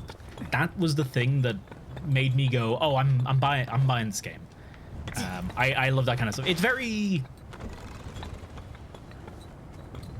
I want to say it's Breath of the Wildy, but I don't think that's actually true, because I don't think Breath of the Wild has any building in it. I guess Tears of the Kingdom is the right way to say it. There's our boy. There's our target.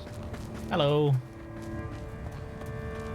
I wonder if I could probably get more dialogue out of Ujishige. I'm butchering his name. I'm sorry. I could probably get more dialogue out of him, but. What's going on? Is it the wolf? I'm on my way. She has helped me. So.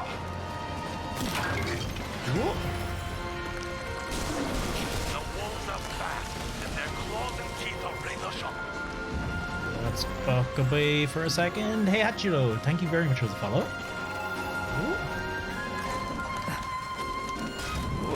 How rude? Not at all. Ooh. Oh, you mother flipper. Oh! Oh! Oh, he grabbed me. Okay, hi. Just gonna gently heal up all my health there. Quick, if you don't mind.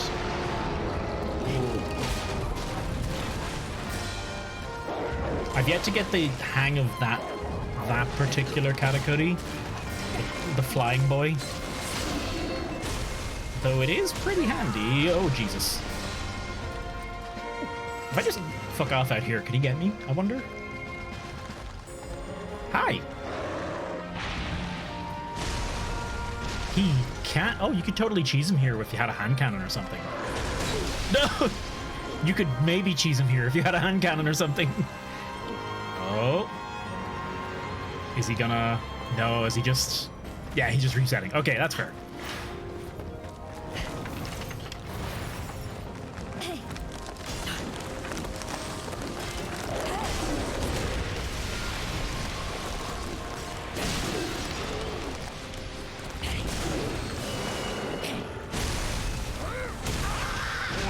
bastard.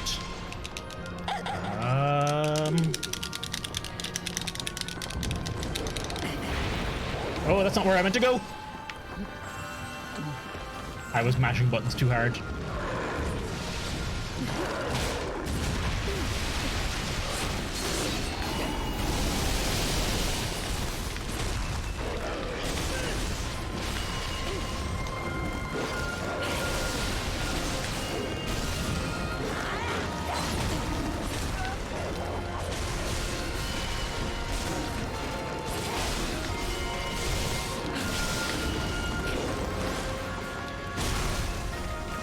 Okay. No, you don't.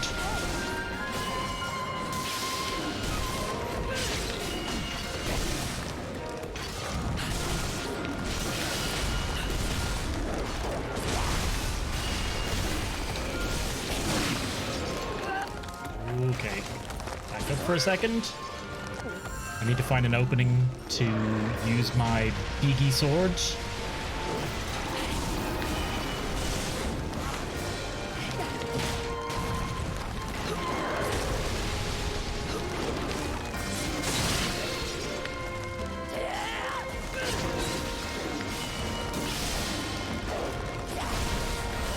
That's the opening. That's as bad as I'm gonna get. Oh, I'm dead. What's happening? Answer me. Okay, that's alright. I have a feeling this lad might take a little more effort than some of the other lads I've been fighting. 1 second. Okay. Thank you. That's not working. The game is shouting at me. I never put down another camp. That was a silly mistake. Chrono has elemental attributes. Yeah, whatever. I was trying to up the size of my chat text, so because it's like quite small. The chat text is quite small, and it's hard for me to read it. You know, glancing out the side of my vision. But I can't find.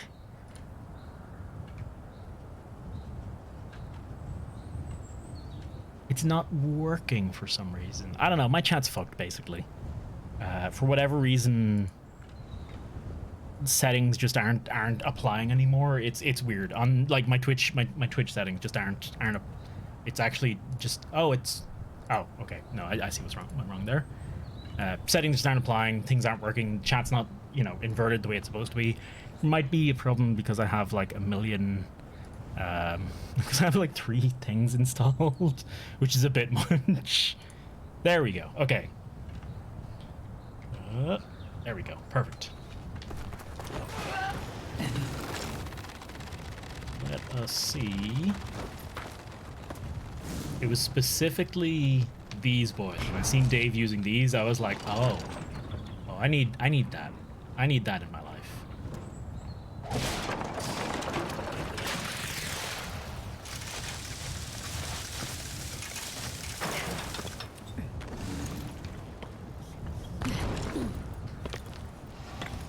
Come on.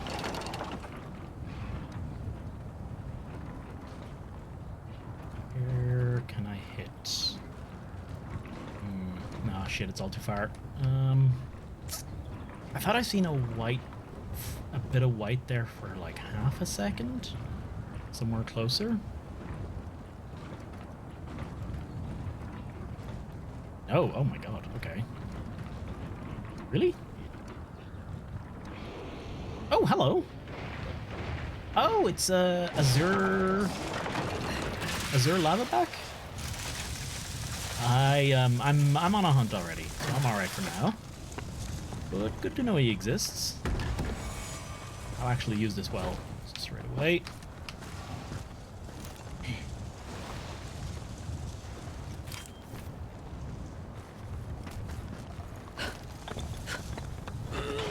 Remind me when I'm over here this time to make a bloody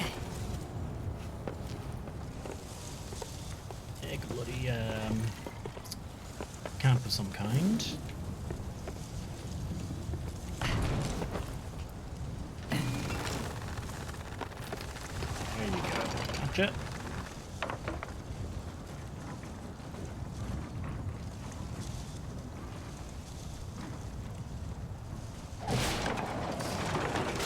Alright, that'll do.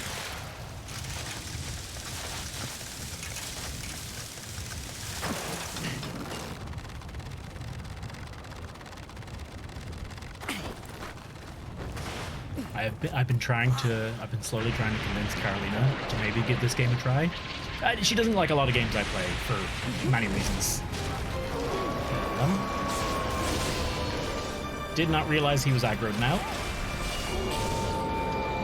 But that is unfortunate. And the way I decided to try and convince her is I was just like she's not interested. I don't think anyway. But the things I knew would get her would be things that were similar to Breath of the Wild. So immediately I showed her the just the map, the prettiness of it, and this little flying doodad, and immediately she was like, "Oh, that looks cool." She hasn't expressed any more interest in the game, so I don't think she's gonna buy it. But hey, I did my best. We just have me and her just have very different tastes in video games. Literally, Breath of the Wild is like Breath of the Wild. The games we both like are like Stardew, Breath of the Wild, Divinity Original Sin 2, and Starbound. I think it was called Starbound. And there's basically a few other games that we both love outside of that. Where did he go?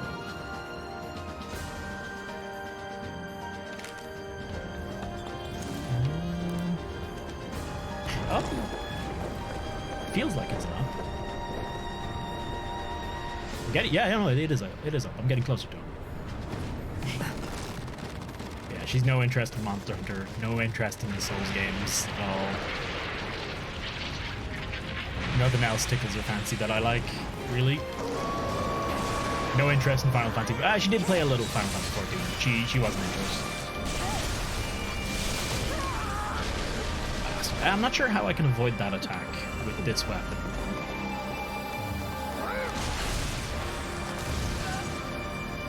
Except for just iframing it like that. This game is a lot more generous with iframes, it seems, than Monster Hunter. Which, I don't know. I don't know if I am pro or con. I don't know if I'm for or against that. Oh, you bastard! Oh, this is not going to be an easy fight. I didn't put down another campsite. Damn it. Okay. Make the change. Massive is Forge. Yeah. Hey, how's man? Hey, big man. What's cracking? Japan was excellent. Japan was wonderful. We were there 3 weeks, and admittedly, by like the end of the second week, I was like, okay, I'd be happy to go home now. That only lasted a couple days. After that, I was back to being like, man, Japan's great. I love this. I'd go back in a heartbeat. Well, maybe not a heartbeat. If you gave me like a year, I'd go back. I'd go back easily. I'd definitely go at a different time of year. We were there for the cherry blossoms, so peak tourism time. I wouldn't go in summer though, because I would die genuinely from heat. Like, I genuinely don't know if I could function in real Japanese heat. It would actually be too much for me. I know what I need. Oh, I don't know. I can't make that. Dang it.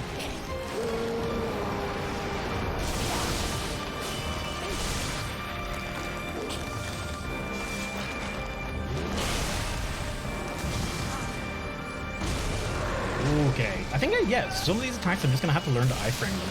Which isn't too bad. I mean, I used the Bladed Wagasa for a bit, and that's basically get hit and fucking learn the weapon.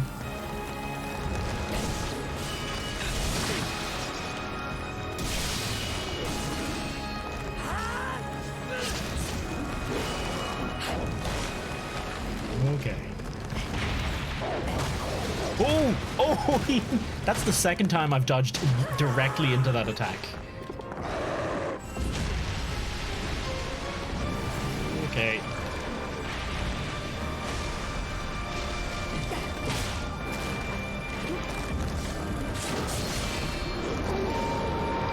Oh, I don't like that. He missed. Fuck!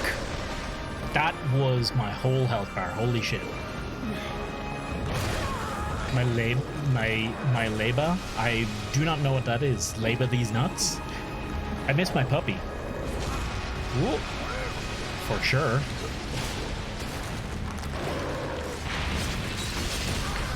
Oh, you bastard. Oh, wait, is that bad?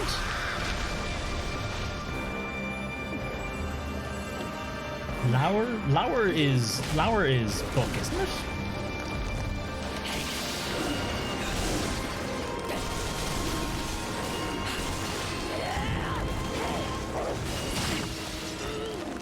Oh. Ireland's tropics have zero love, heat, and humidity. Honestly, Ireland is actually like Ireland's a pretty wet country, so when it does get hot, it is quite humid. I've experienced like really hot weather in Poland and Germany, and it was not as hard there as it is here. Like 30 degrees in Poland is not as hard as like 25 degrees is in Ireland, I feel. But I think Japan's like an order of magnitude over, like, worse than Ireland in terms of humidity and heat, because it's 40 degrees and like maximum humidity. Oh shit. Okay, lost my mutation meter. I'm trying to build it up, but I can't get the openings on this lad. He's too spooky. There you go.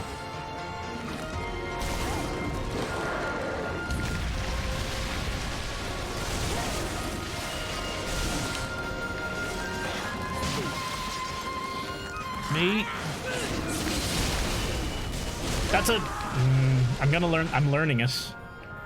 I recognized what that attack was, but I couldn't move out of the way in time. I think I might need the springs to avoid some of this dude's attacks.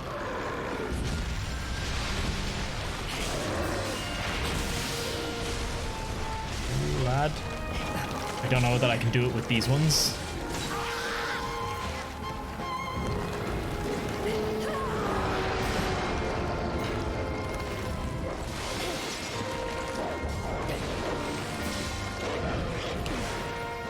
Okay.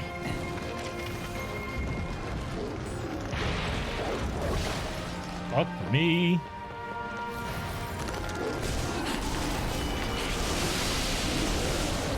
Nice. Okay, perfect.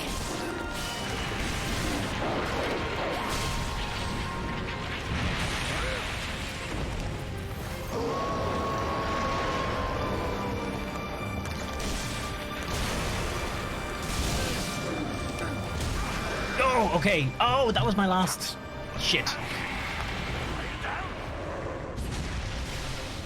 DC in her youth for quite some time. She hated summers there, probably similar to Japan summers. I wouldn't know for the. I genuinely don't know, because America's fucking vast. So like, what the weather is like in one spot is like mad in another. Like I had a friend who have a friend. I didn't lose them. I'll have a friend. Oh, I can actually hang on. We can actually upgrade my weapon.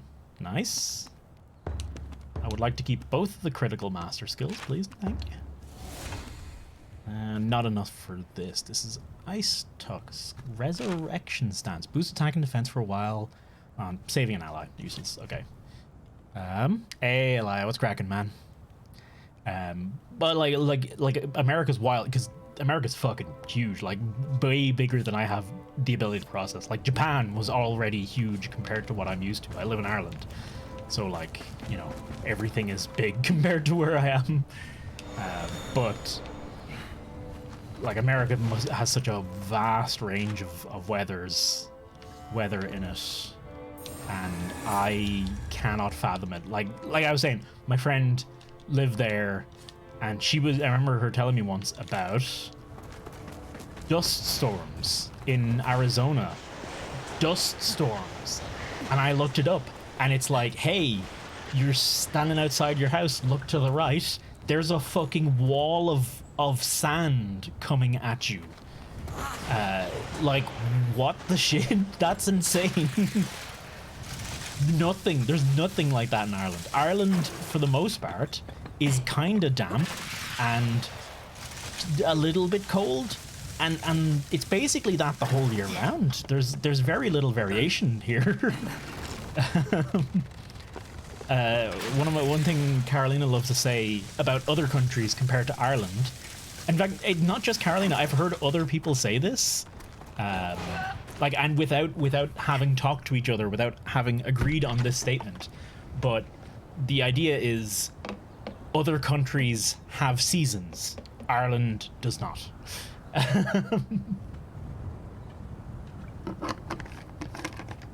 The most dangerous thing we have here is I was saying this earlier, Big Man. I was looking when I was in Japan. There were bears. There was a sign saying "Beware the fucking bears," which is, you know, a pretty fair thing to beware of.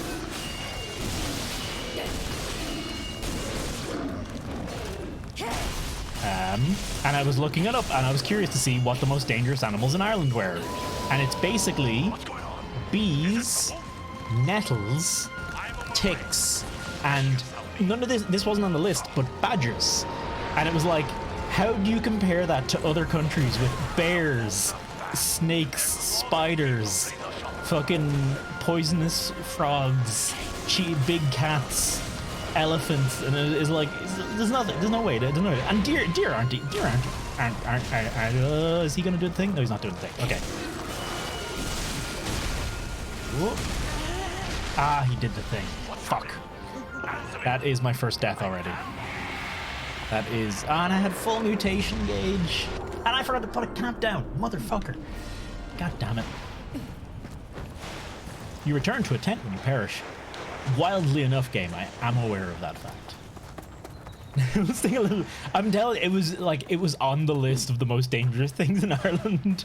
That's the bar. That's how low the bar is here. Nettles made it on the list. I could have sworn for a second there when we were passing over an area that the area, you guys can't see it because it's underneath my camera, but it tells you the name of the zone you're in. And I could have, that was Compound Castle Gate or something like that. I could have sworn it's one of them just there was called Sturdy McBridge. That was the name they had. Good name, great, 10 out of 10. I'm literally just putting down a camp here, just to have a point to teleport to.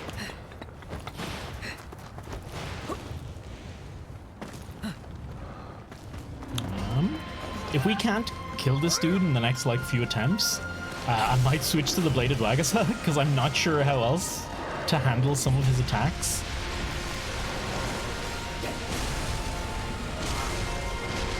Okay, now can I frame them?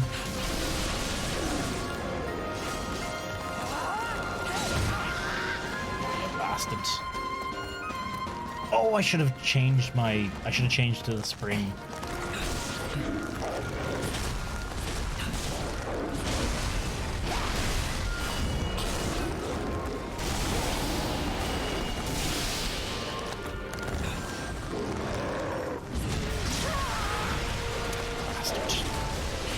Nope, run! Oh, okay, he's not doing... I thought he was doing the thing there. Oh, I wasn't expecting that. Okay.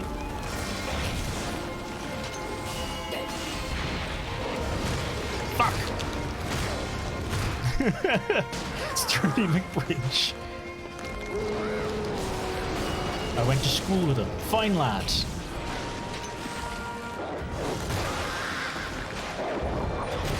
I'm dead again. Okay, no, I genuinely need to change my shit. Cute puppy, what breed are they? Methu, what's cracking? They are... Pixel is a... Mostly. There's a bit of something else in him, but he is a Jack Russell Terrier. That's what we know him as. There's a fair chance, there's a very high chance he's also got Patterdale in him, I think at least. A Patterdale Terrier in him, because he's bigger than a normal Jack Russell Terrier is. Like, we meet other Jack Russell Terriers out when we're out and about, and he is bigger than all of them. Also, Jack Russell Terriers don't come in pure black the way he does. What was I changing? Change equipment. Basic Caticudi. Yeah, let's go back to our absolute basic bitch Caticudi all over the gaff. Do I... Mainly just because I know the moves better for them. I think I just go back to everything standard.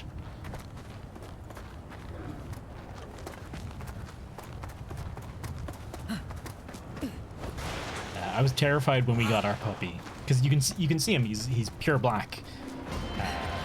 Like as a little puppy when we got him, I was like, he's a Jack. I was told he's a Jack Russell Terrier, but looking at him, I was like, that's a baby fucking Labrador. And I genuinely like had a fear in me that he was gonna grow up to be a Labrador. And we live in a 1-bedroom apartment at the moment. We did not have space. We would not have, a year ago, we would not have had space for a fully grown Labrador dog. There we go. Okay. So yeah, I think the springs are going to be a bit more versatile for this lad. And I don't think I'm going to get any mutation attacks off anytime soon.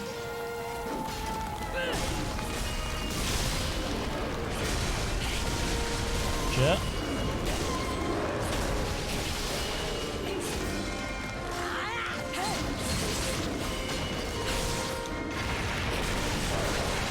Okay, spring out. Perfect. The spring actually gives iframes as well, more than I don't know, maybe the other ones do too, but the spring gives a lot of iframes.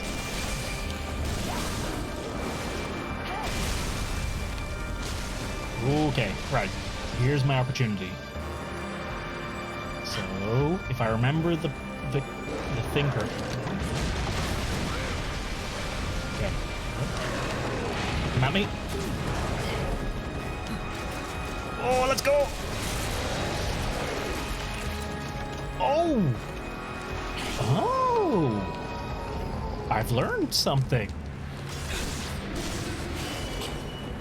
Hello there. So I figured that was going to go into the full combo, but I can just use a bit of... That didn't use my full mutation gauge. That only used a little bit of it.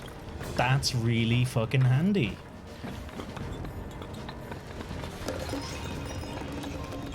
Because sometimes I don't want to use the full mutation gauge. Sometimes I only want a little bit of it. Where'd he go? There's something about this blue vine. It has the same property. Something about the looks of it feels like it has the same property as... Is it Lost Izalith? The place in Dark Souls. Remember the lava in Dark Souls that like seared your eyes with its brightness? That blue root there is kind of giving my eyes the same feeling. Maybe need to tone that down a little bit. Oh fuck. Oh, I'm good. I'm out. Hey Loom, what's cracking? It is in fact a toast boy. Your premium bread guaranteed. Oh baby. And cheese, thank you very much for the follow. Oh lad.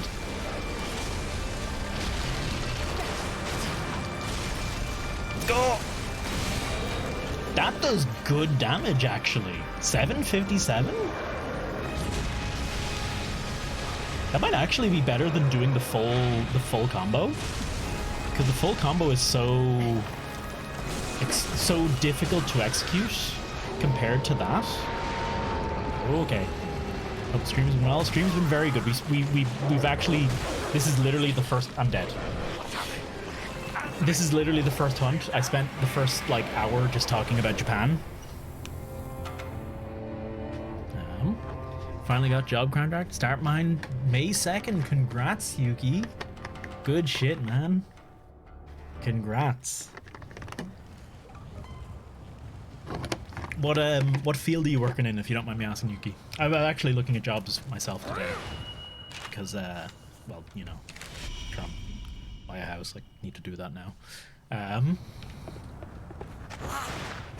And oh man, reading the housing report. If anyone by chance happens to be a structural engineer, by the way, wants to read a housing report and tell me what they think, shout.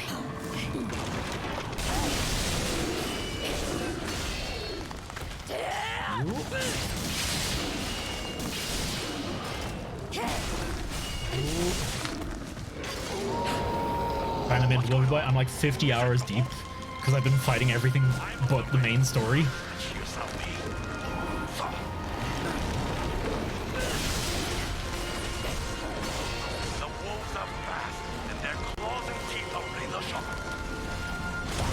Fuck yeah. That just does so much damage. I know, sorry, I know what I need to do. I've just remembered.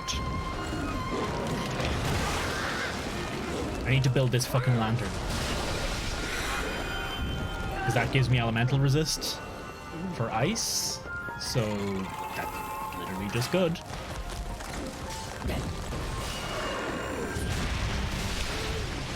Oh, come on. Don't lose my mutation.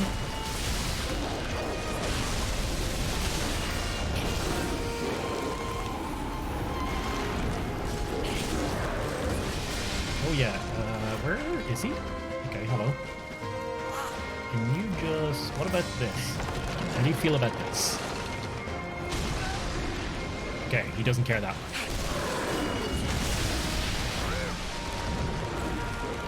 I'm trying to find an opening to give him the big sword. I'm trying to find an opening to give him my big sword.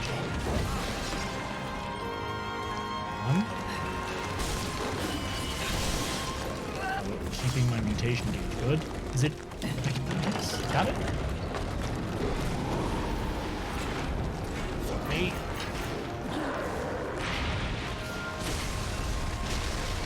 Okay, fuck it. We're doing it. Stagger. Not enough.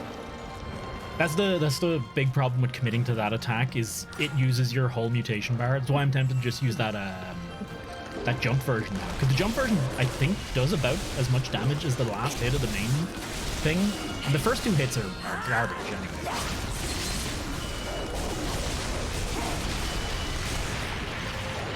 Not garbage, they're still 100 damage. Fuck, I couldn't spring out.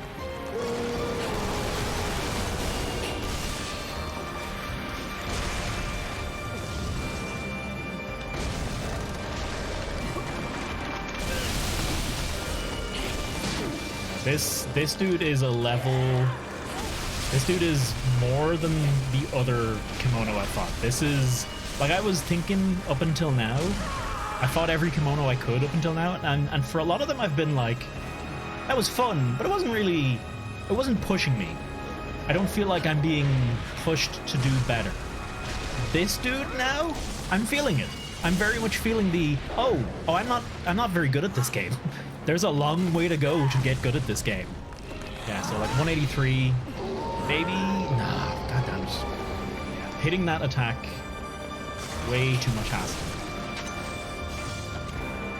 It's pretty good for this fight. It's bringing Juggernaut for... oh, fuck. Wait, you're right. I didn't even think of the spring. Okay. I hadn't even thought about using the spring. That is actually perfect. Grab a snack so I don't have a chat in my idle hand. I didn't know you had a dog. I was talking... oh!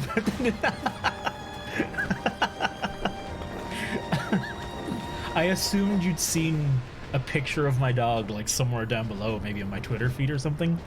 That's why I just went straight to the actual dog. This is a very cute...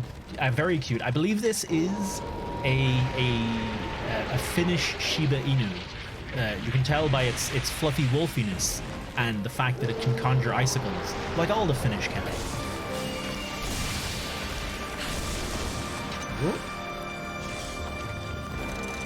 Where'd he go?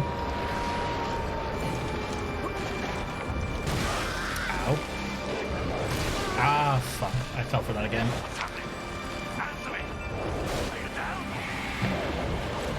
That's only my first death, though. We're getting better.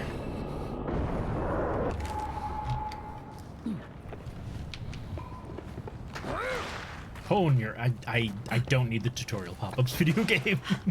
I wonder... There's probably an option to disable that.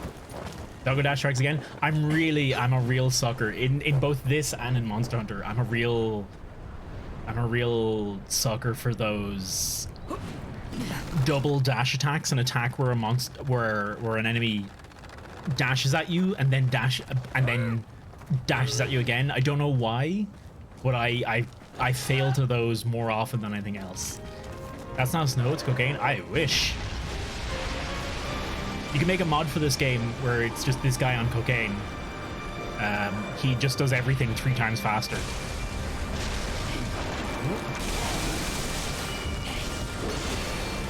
Oh.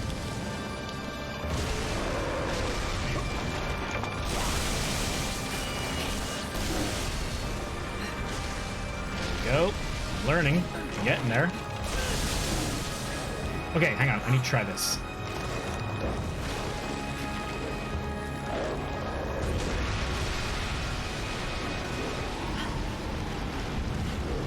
What's he doing? There you go.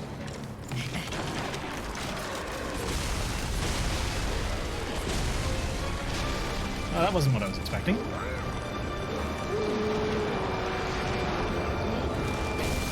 Easy, since I can't log into anything. Good luck, cheese. Apparently that happened with a bear. Cocaine bear. A classic tale. I can't believe that's an actual... They actually made that into a film, right? That, like, came out recently.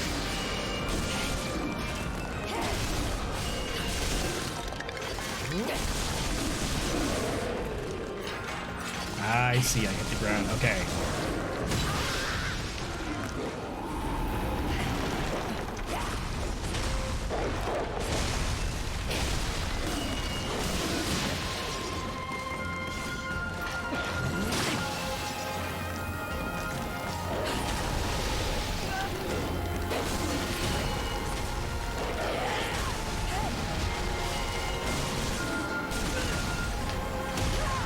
Shit. I'd fight Cocaine Wolf. I feel like maybe Obsidian... Is it Obsidian? Ebony Odegaard. I did it again. I hit the ground first.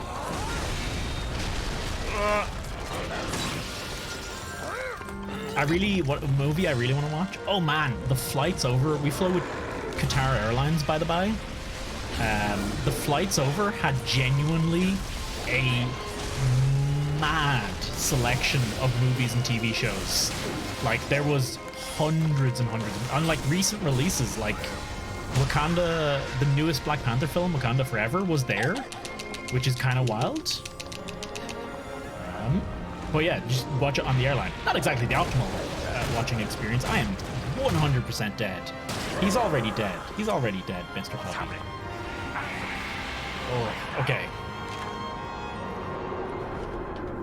But I want to watch the movie I want to see is The Unbearable Weight of Massive Talent, which is the Nicolas Cage movie with it's Nicolas Cage and Pedro Pascal, where Nicolas Cage is playing Nick Cage, who is not the same man, for sure. But he's like basically playing himself as someone who has to take a deal for money to do a thing. I don't know. It looks weird, but it's got Pedro Pascal and Nicolas Cage in it, so it sounds like a good time.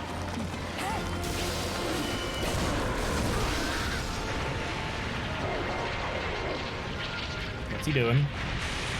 Oh, he's transforming. Okay, whatever.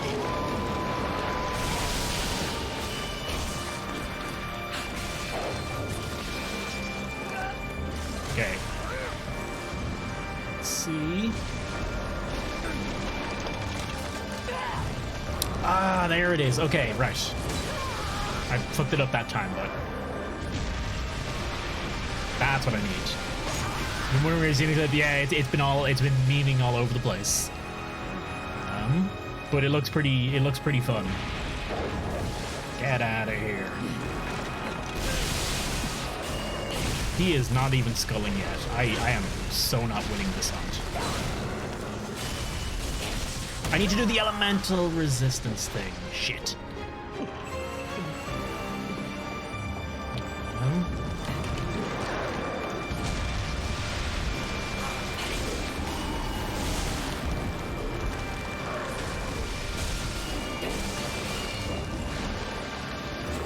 Come on.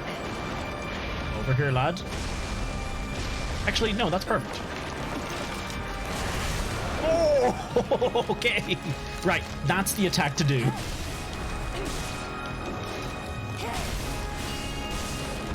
Oh, he's limping.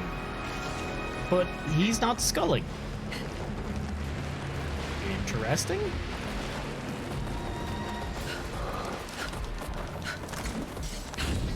Ah, you bastard.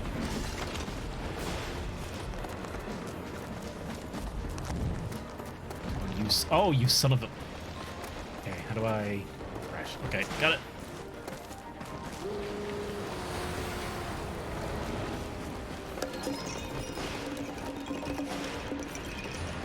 That's refill. Health bar and all integrated model visuals like Monster Hunter. Yeah, same idea. You can turn on and off the the damage number displays if you want. But it's the same idea where you don't there's a skull icon when the monster's sculling, when they're nearly dead. Usually, this guy doesn't have that for some reason. I'm guessing because it's a story fight. But other than that, you just have to tell by, how many parts are broken, how long the fight's been going, how much damage you think you've been doing. You just got to figure all that out yourself. Ooh. Let's just do it this way. Or... I am not very good at this traversal thing, am I? Okay, hang on. Wait, sir. Okay, I'm fine. You may go now.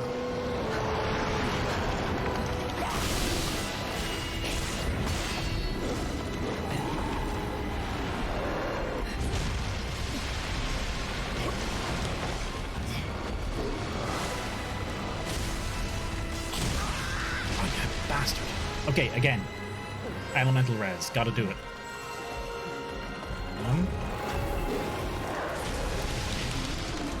Oh, fuck. That's a problem. Get out of here.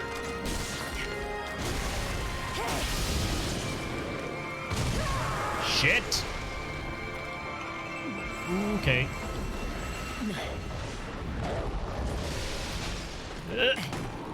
Sorry, wait 1 second. I'll be back.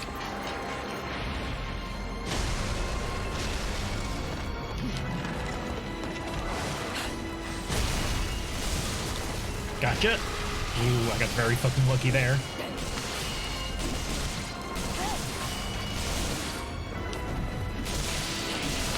Oh, now he's sculling. Okay. I see.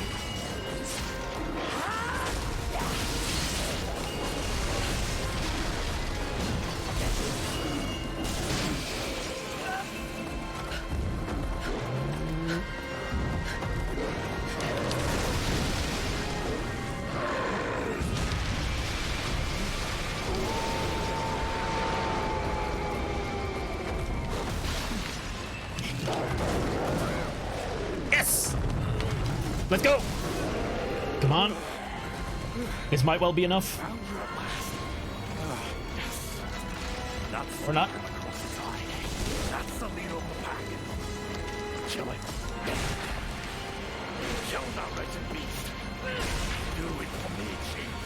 I can't do it myself. Poor Ujishige.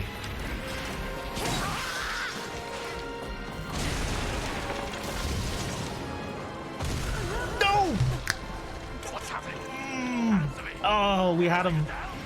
I probably could have sprung out of that. Oh. Damn it. Ugh. Okay. I haven't struggled with an enemy like this. I think Grit Dog was the only other one that had me like this, and that was with the Blade of Vagasa, and before they increased the iframes on the parry. This dude's just straight up tough. Ah, that was so good. That was so close, though.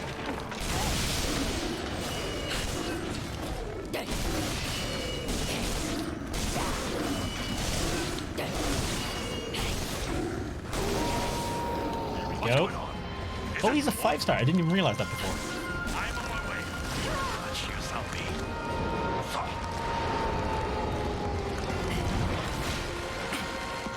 The wolves are fast, and their claws and teeth are razor sharp. There we go. Gotcha.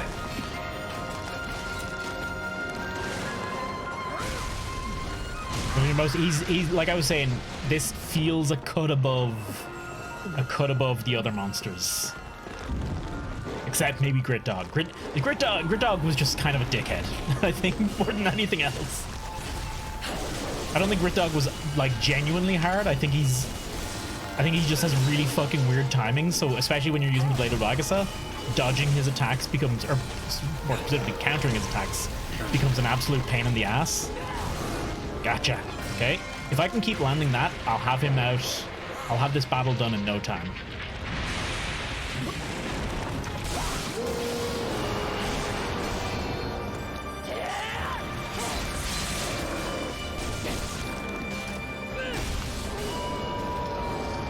He's running. He's running already. Gotcha. Okay. See what I mean? Oh, is that the ice tusk that took down the castle? It is. Oh, that's such a cool little bit of design. Look at that. Ujishige was talking before about how an ice tusk ripped the castle in half. That's him right there. That's cool. He's even got the horns and everything, and yeah, and these horns on his back. That's a lovely little detail. There's quite a few wonderful little environmental details around this game that I'm genuinely impressed by. I remember at one point there was this random clearing I went into, and there was a tree, and when I looked closer, it was actually the tree had actually grown out and around of a dead deer, and I was like, that's cool. That's a lovely little detail. I like no reason to do it. Just no explanation. It's just cool.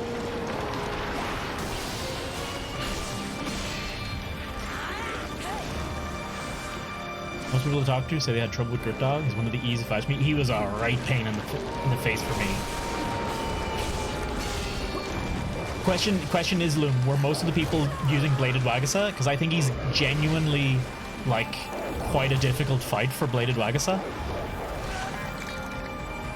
Let's go. Gotcha.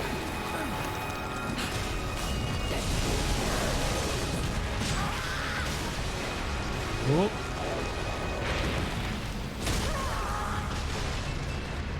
I think, you know, one thing this game really makes me excited for is the next Monster Hunter game, because the next mainline, like full graphics Monster Hunter is gonna look incredible.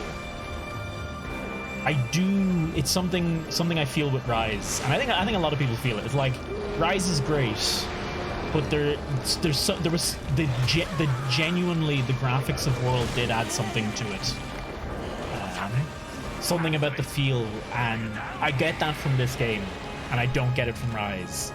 And I got it from World, I don't get it from Rise, and I get it from this game.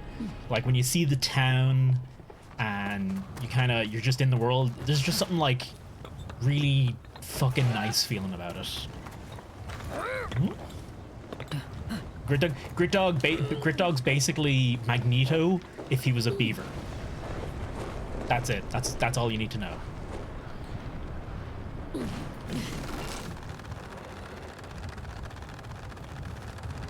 There we go. Hello there. I keep forgetting to do this.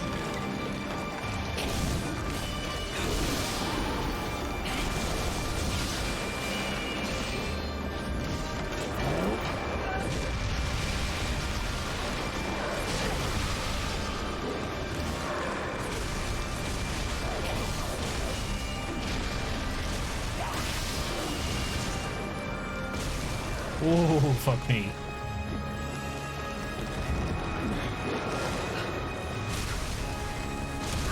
Shit, ya.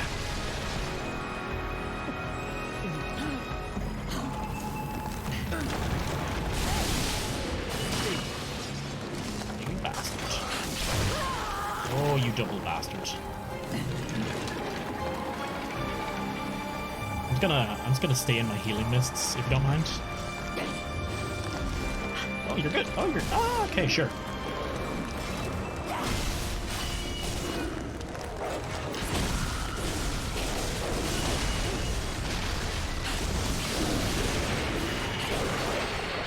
Oh, fuck me.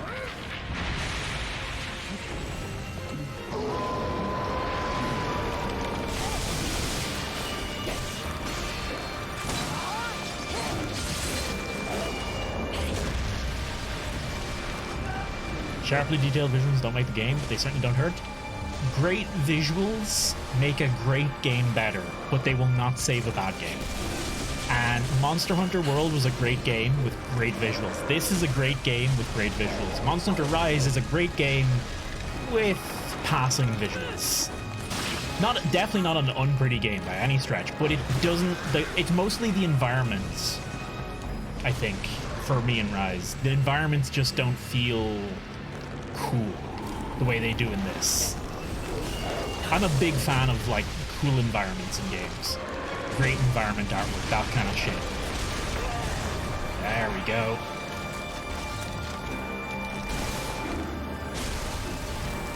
I love a wonderful world. That's the name of a film, isn't it?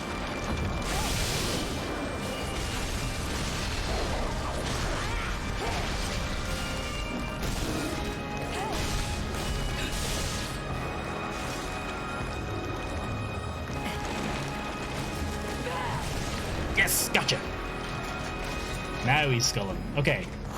Once I'm getting the hang of him, he's like... I'm getting the hang of him, I guess. The improvement is palpable.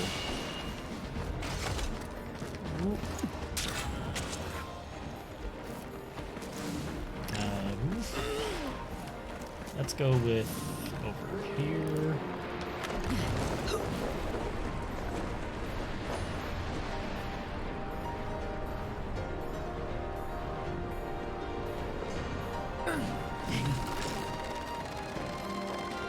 There we go.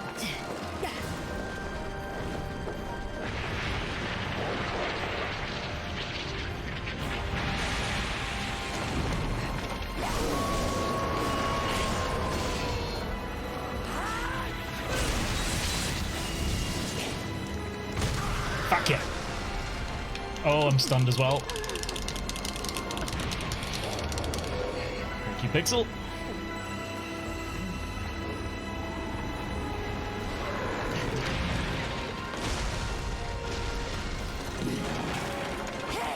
Pixel, my actual dog, is probably getting very confused that I keep saying his name.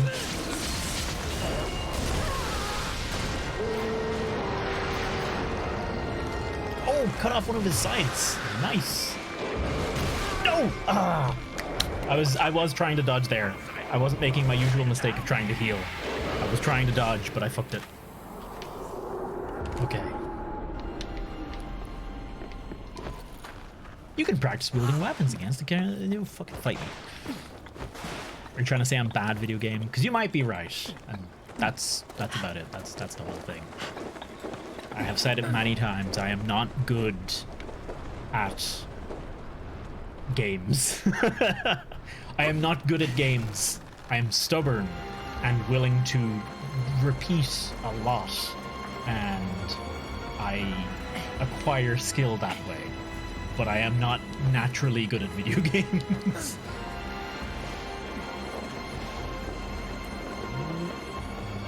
I'm stubborn.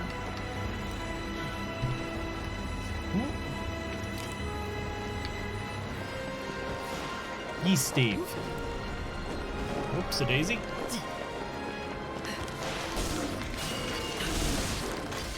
You just described what it means to be good at something. Nah, like... I've seen like one of the things that made me realize I'm not very good at Dark Souls was seeing Carolina fight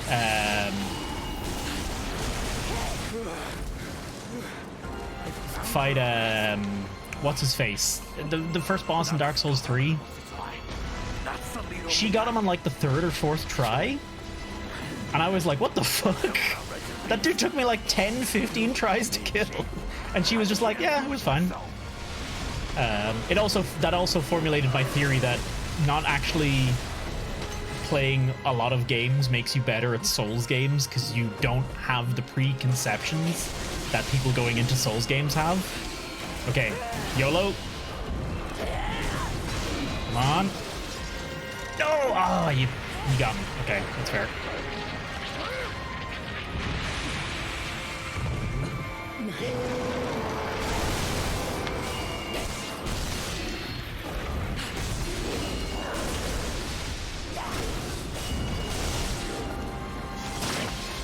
Bastard.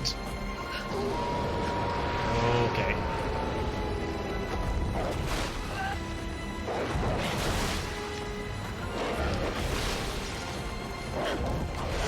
Oh my god, how many times does he do this?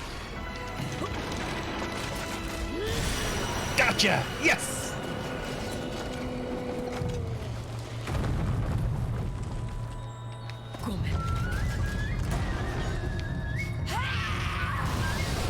I would definitely, for me especially, Dave, I remember playing Dark Souls and realizing how easy all of the games I'd played for so long were compared to Dark Souls, and realizing how easy I had it for so long. I have a very like distinct memory of that. Roller? Do we get a motorbike? That's it then. Flying idle pass slap? Ass slap. It's just very expecting you to not be recognized. Yeah. Memories I'd sooner forget. This is. I think you might have. Oh no!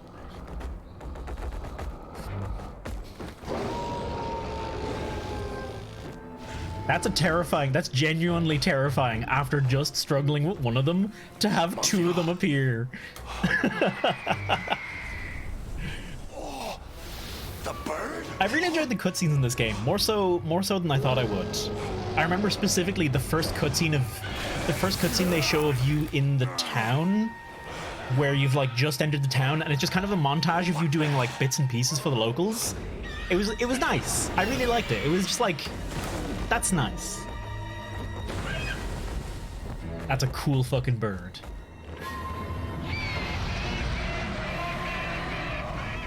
Oh, life drain? Oh, the puppy. No. The little paw swipe. That is too adorable. I don't know what this is, and I don't want to. Let's go.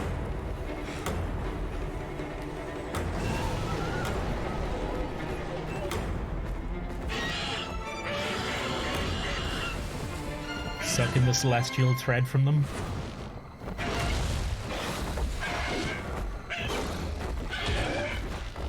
Oh. By the way, offline, I seen my first turf war. I didn't realize this game had turf war. I hoped it did, but I didn't see them. But I think it was the dolphin squirrel versus lavaback. Beats me. But one thing's for sure. That was the wolf that killed my master. Finally. I've avenged their deaths. Or rather, you have for me. This useless body of mine is good for nothing now. But this I had to see through. I thank you. That's the only turf war? Oh, that's a shame. That's a real shame. That was so cool. It was really cool to see that. Sorry. I was remembering those who were lost. This is no place to linger. We should get back to Minato. Also, general note, because I did them off stream.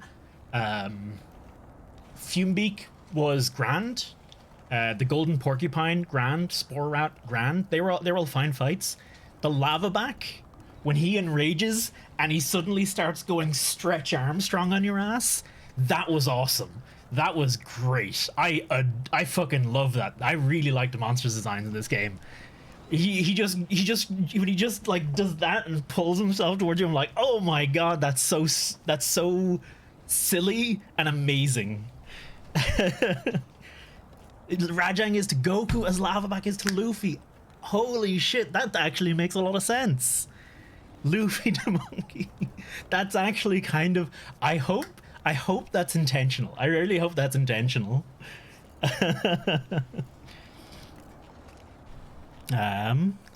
Okay. Dark Souls. Yeah. The thing about Dark Souls, I always say this when it comes to when I'm comparing Dark Souls and Monster Hunter. Dark Souls is a very Dark Souls is an easy game. Not easy. Maybe easy is the wrong way to say it. I mean, Dark Souls is a mechanically simple game that is incredibly punishing. Whereas something like Monster Hunter is a mechanically quite complex. I think it's a hard. I think Monster Hunter is a hard game that is incredibly forgiving. Monster Hunter, easy game, incredibly punishing, but incredibly punishing. Monster Hunter, hard game, but incredibly forgiving. And like, obviously, easy but incredibly punishing makes the game difficult. That doesn't mean it's not a hard game. It is a hard game, but it's because it's incredibly punishing, not because it's mechanically difficult. Whereas Monster Hunter is mechanically quite difficult, but actually very forgiving in that way. Then we have NES platformers that just fuck you. Oh, Dave, you know what? I'm pretty sure I packed them away. I was going to show it. I bought, when I was in Japan, I went to Super Potato, the retro game store, and I played I was saying that before, I played a Virtual Boy.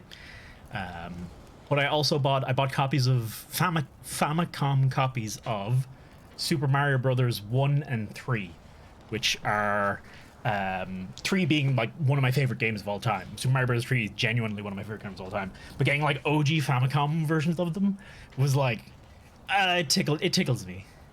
I played so much. I think it was on the SNES, and I played them on the NES as well, but I played the most of them on the SNES with the Super Mario All-Stars collection. Super Mario All-Stars plus Super Mario World. Hang on, I need to bring this up for 1 second.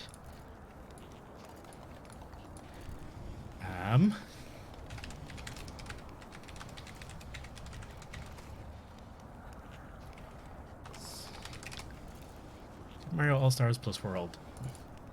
This lad right here. What a game cartridge this was.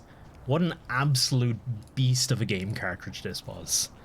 I played the shit out of this. So it's Super Mario Brothers, Super Mario Brothers 2, Super Mario Brothers 2, Super Mario Brothers The Lost Levels, which I think is the actual Super Mario Brothers 2.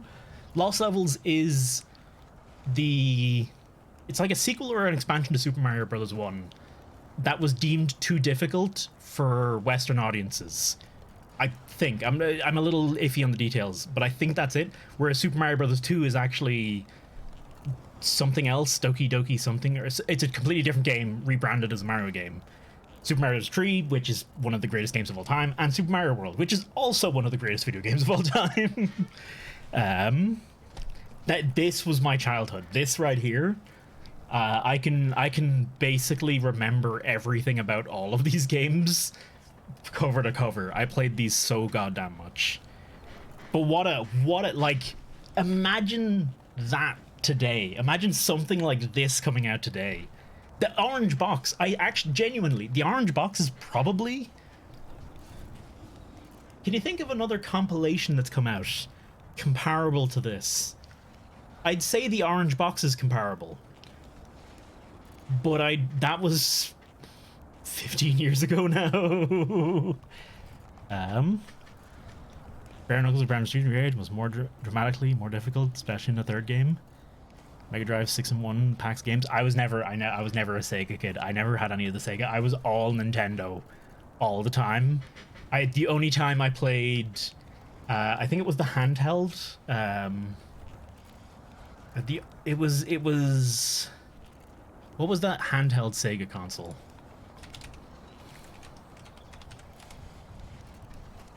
Yeah, this lad. The Game Gear, that's it. The Drinker of Batteries. I played this when I was visiting my auntie and uncle. And that's the only time I played Sonic games. And I was very bad at them. Drinker of Batteries, 6 AA's. And what was the battery life on it? Game Gear.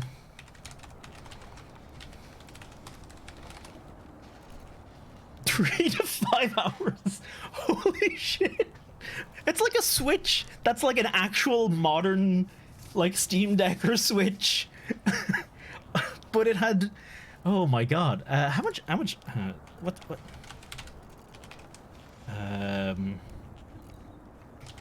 What's a normal capacity? A double A alkaline battery has a nominal capacity of 2850 milliamp hours. That is 2850. So the Game Gear had a 17,000 milliamp hour battery, and the Switch has I'm pretty sure it's like 5,000. Yeah, it has the original Switch, my Switch, has a 4,300 milliamp hour battery. Holy shit. What was it doing?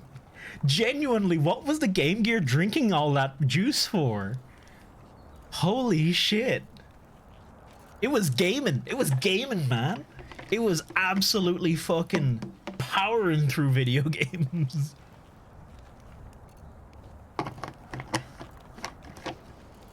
It was pretty high power for the map. It must have been. I didn't understand that.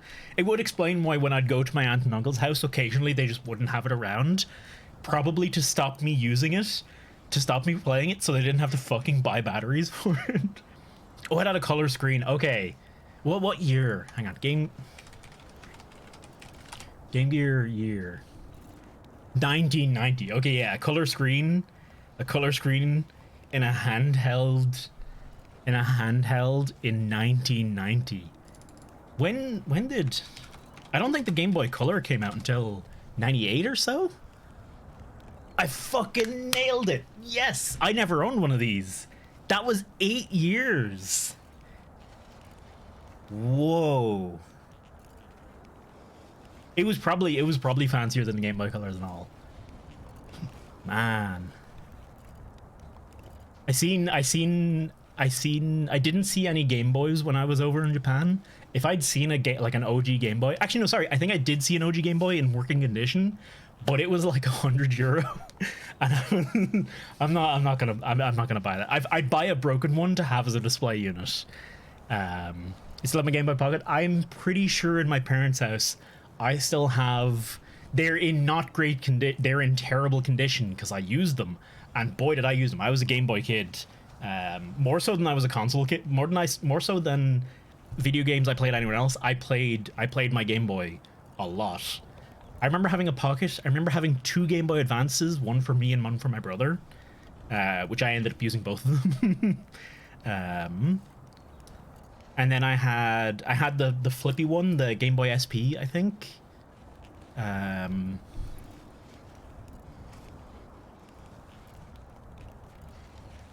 I've had one of every generation, pretty much. Apart from original Game Boy. I think I've had one of every Game Boy. Because technically, I think the Game Boy Pocket was the same generation as the Game Boy Color. Oh, no, maybe it wasn't. Oh, hang on.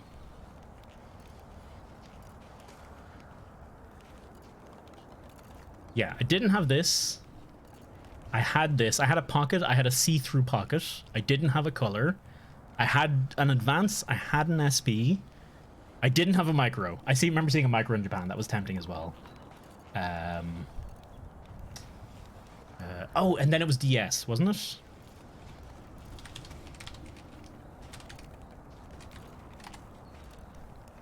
My cousins had the OG Game Boy, and I remember playing that at their house. Game Boy, Pokemon Mini, yeah. Then I got the DS, I got the 3DS, and I have the Switch. I've had basically every Nintendo handheld, bar. I've had every generation. I've had the Pocket, I had the Advance SP. So I didn't have the Micro. Okay, the Micro is just a small SP. The color was an upgrade, I think. Had no backlight, oh my god, it didn't. Yeah, the Game Gear had a backlight too, didn't it? Actually. And I remember, man, there's a great GIF somewhere that there's a great like little like drawn GIF somewhere that highlights, but it's a lot of, I think a lot of folks like me that had Game Boys, y'all can probably relate to sitting in the car at night driving from somewhere and like playing a game, but only like as the street lamps were passing, so only knowing what you're doing once every few seconds as the street lamps pass by, but just playing there, like doing something every time the lights go by, and then waiting and then doing another thing. And man, that's a vibe. That scene of like sitting in the car, street lights passing, and just waiting for that little bit of light is a vibe. I do remember getting some accessories for both my Game Boys to have the lights on them. I do remember getting those, and I remember them being pieces of crap as well. Ah, shit! My controller disconnected. God, what a trip down memory lane. I need to dig those out at some point. Then let's go. The sensei will be getting impatient. Oh, and this was it fun? I mean, I don't think avenging your Arigato, dead master Chief. is probably not fun. That's probably not the right word for it. Games Workshop, White Dwarf magazine, The Passing Orange Streetlights. Yeah, I never read Games Workshop magazines. For me, it was, what was the magazine I used to read? I'm trying to remember.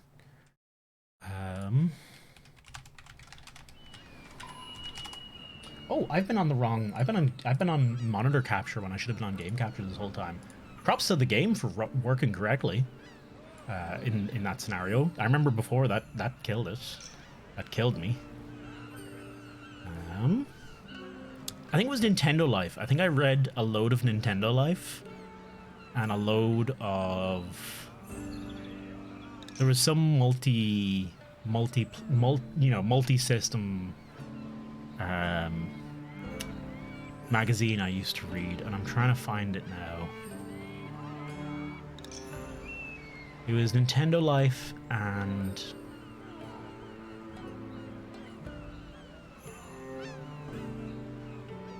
maybe Nintendo Life isn't the right word. Games Master? Was that it? CVG? I don't remember CVG. Edge. I remember Edge. That was more when I was a teenager. What is popping up? Oh, it's all the new hunts. Okay, that's fair. Hello there. It was a big thing. Mostly got for the cheap books. I think it was Games Master was the one I read, aside from the Nintendo one. I have a very specific. Oh fuck! I did not mean to get off that. I have a very specific memory of those magazines, and it's the memory is specifically. It's when I stopped reading those magazines, and it's why I stopped reading those magazines. It's in fact when I stopped taking games reviews seriously, because I read games reviews religiously up until this point.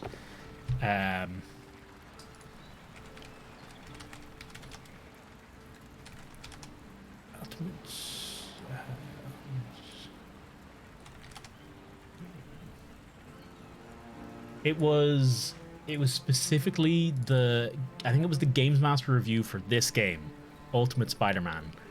And that review basically just got down and sucked this game's dick. said it was one of the greatest games of all time, a must play. Everyone should play it. Literally the best thing that's come out in the past 10 years. It was such a incredibly over the top positive review of this game. And then I played this game. It was all right. It wasn't bad. It was just kind of it was kind of boring. It was kind of just uninspired. But it was fun, but it wasn't the next coming of Mario. Okay? And I remember being really fucking disappointed. I remember specifically being really fucking disappointed after reading that game review and playing that game. And I did read reviews, but I never listened. I never actually took the factual elements, but I never took the opinion of the reviewer. Is it? Forever basically since then. Oh, find that in PDF form. Metal Gear Solid 2. That'd be an interesting read. I remember people hated Metal Gear Solid 2 back in the day. Yeah, a bit newer. 7 and Vagrant Story. Games reviews are what got me to play games like Pikmin, I remember, and Animal Crossing. Like games I would not have touched if it wasn't for the fact that I read reviews of them. Man, it's kind of funny how it's changed. Like, I'm sure games magazine. In fact, I know magazine publications. It's already now. Even in some of them in a digital format are still a thing. But like, it's all Twitch now, basically. I mean, to me, it feels like that. I could very easily be wrong. I'm living in my own bubble, after all. But it feels like it's all YouTube and Twitch now. That's games journalism now, basically. That's clearly done you some good. Yeah. I love this. I love this little bath area. Just 10 out of 10. I adore this. This is Monster Hunter Rise needs this. For one, this game needs a lobby system like World had, and Rise needs this. I don't remember. Does Rise have a little hot bath like this? I actually don't remember. I don't think it does. Let's see what the visitor has for us. Pyroclastic primate? Yeah, sure, we'll give that a watch.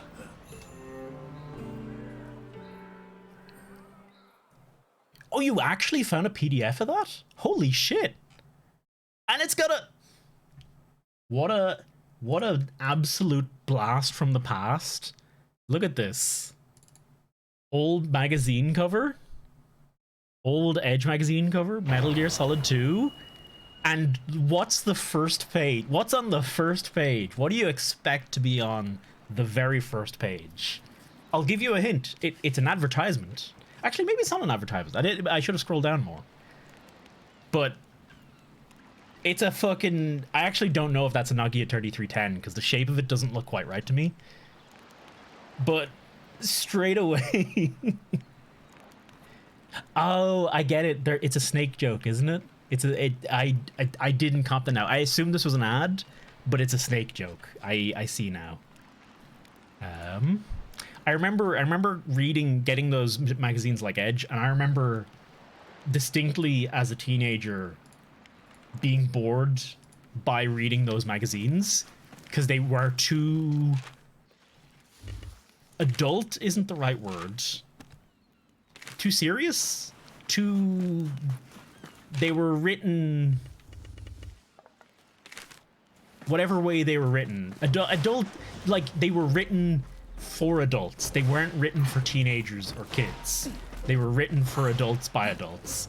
And I remember at the time not understanding it that way, but I remember reading them and being like, something about this is really boring to read. Like something about this I'm not enjoying reading. It's not entertaining me. And I remember not buying an Edge magazine for a very long time after that.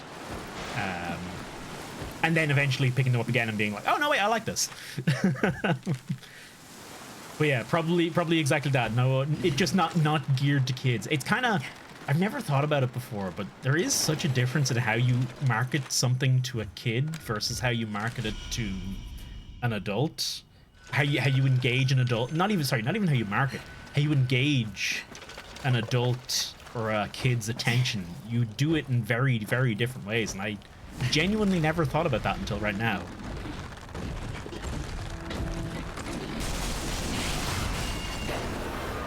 There we go.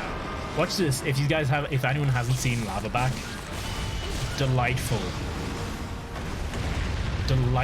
boy to hunt.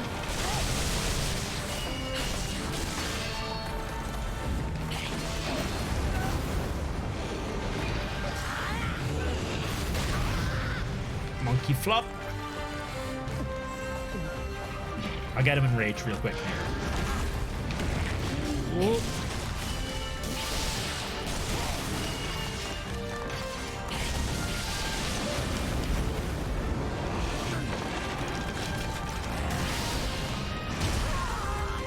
Oh, fuck it. There we go, okay. Watch the monkey's arms.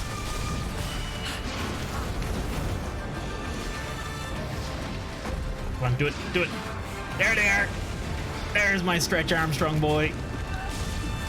Just the best. Ooh, fuck me. Whoops.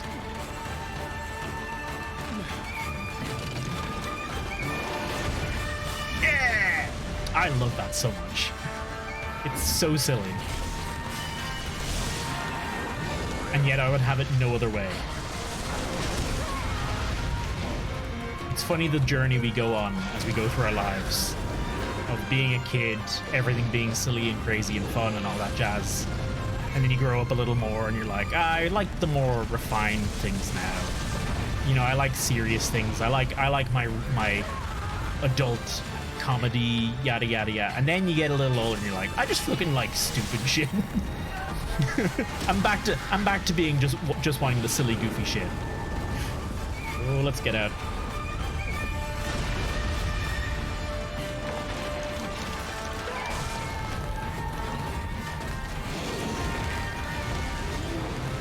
Oh, lad.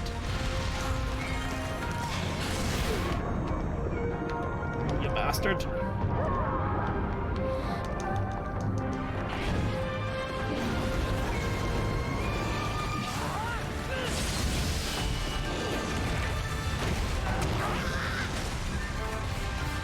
Alright.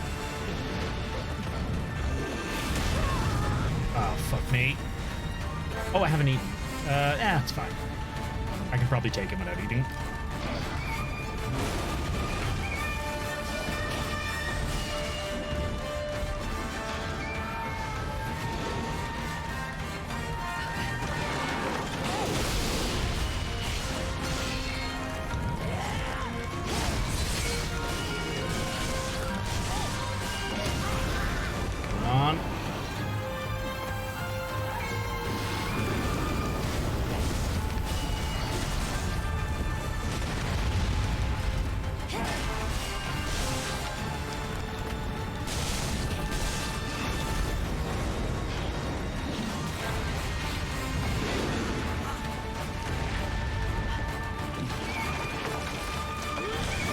Gotcha. Full.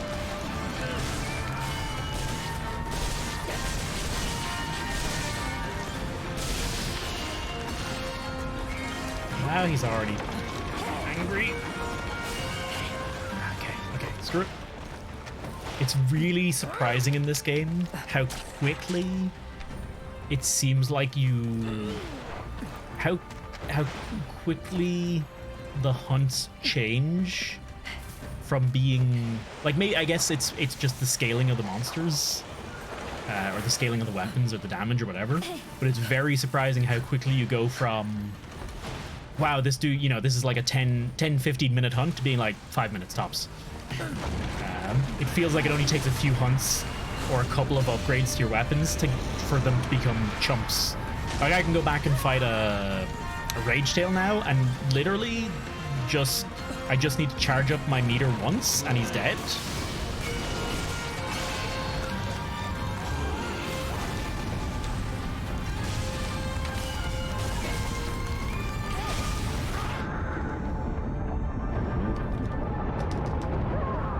you fuck. Ooh. Staff, that might be it as well.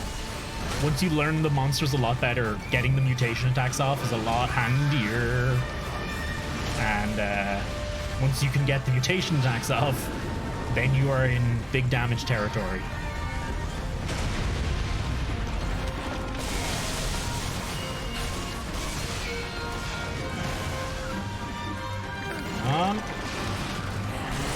Gotcha.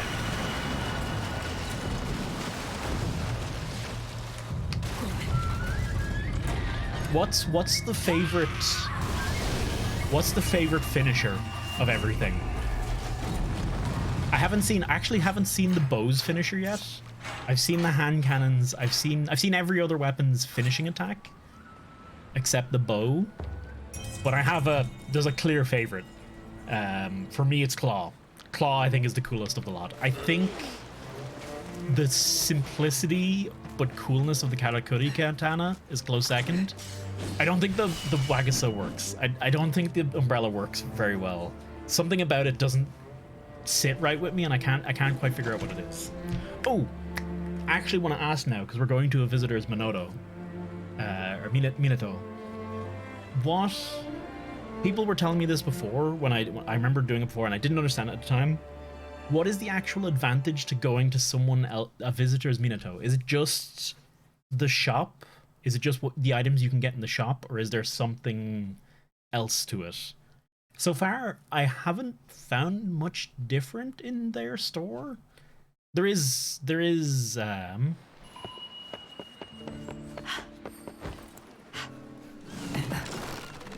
and the different compass.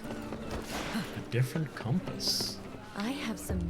You may So far, examine anything in as much detail as the you only please thing before you I decide. find when I go into other people's stores is some different food and the different metal fittings. Oh, right. Yeah. I've gotten... Do you have How many of these do I have? I think I've got north, south, and maybe west. I'm missing one. I have no idea what to do with them. I assume they come in. I assume they have a purpose later. Yeah, north, south, west. I've still never come across an east, which is unfortunate. But that's about it. I guess that's everything there. Abandoned? Wait. Oh, abandoned current hunt. Yep.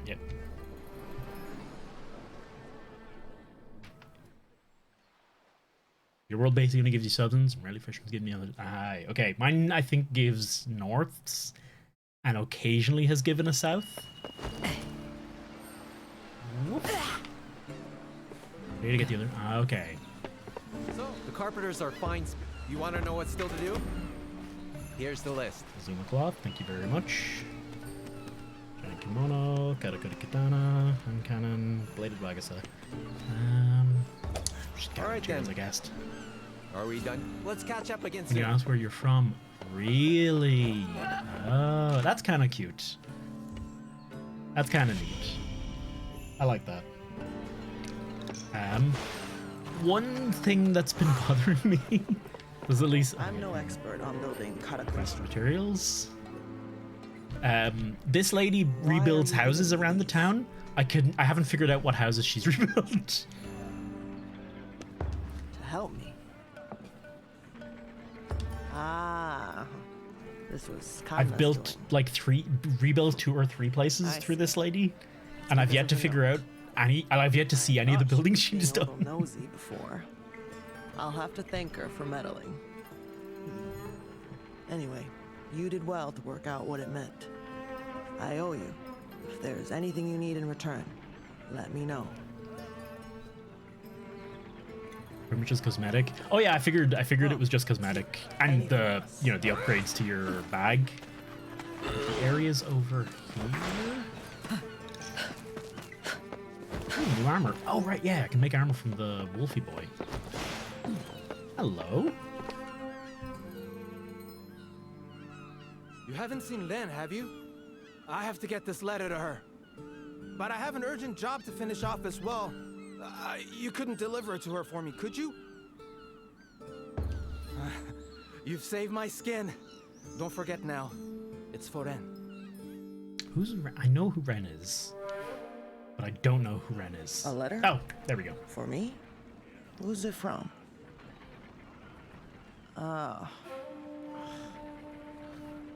I'll read it later. It's from my father. Well, it's complicated. Now then, I need to hunt a kemono. Would you give me a hand?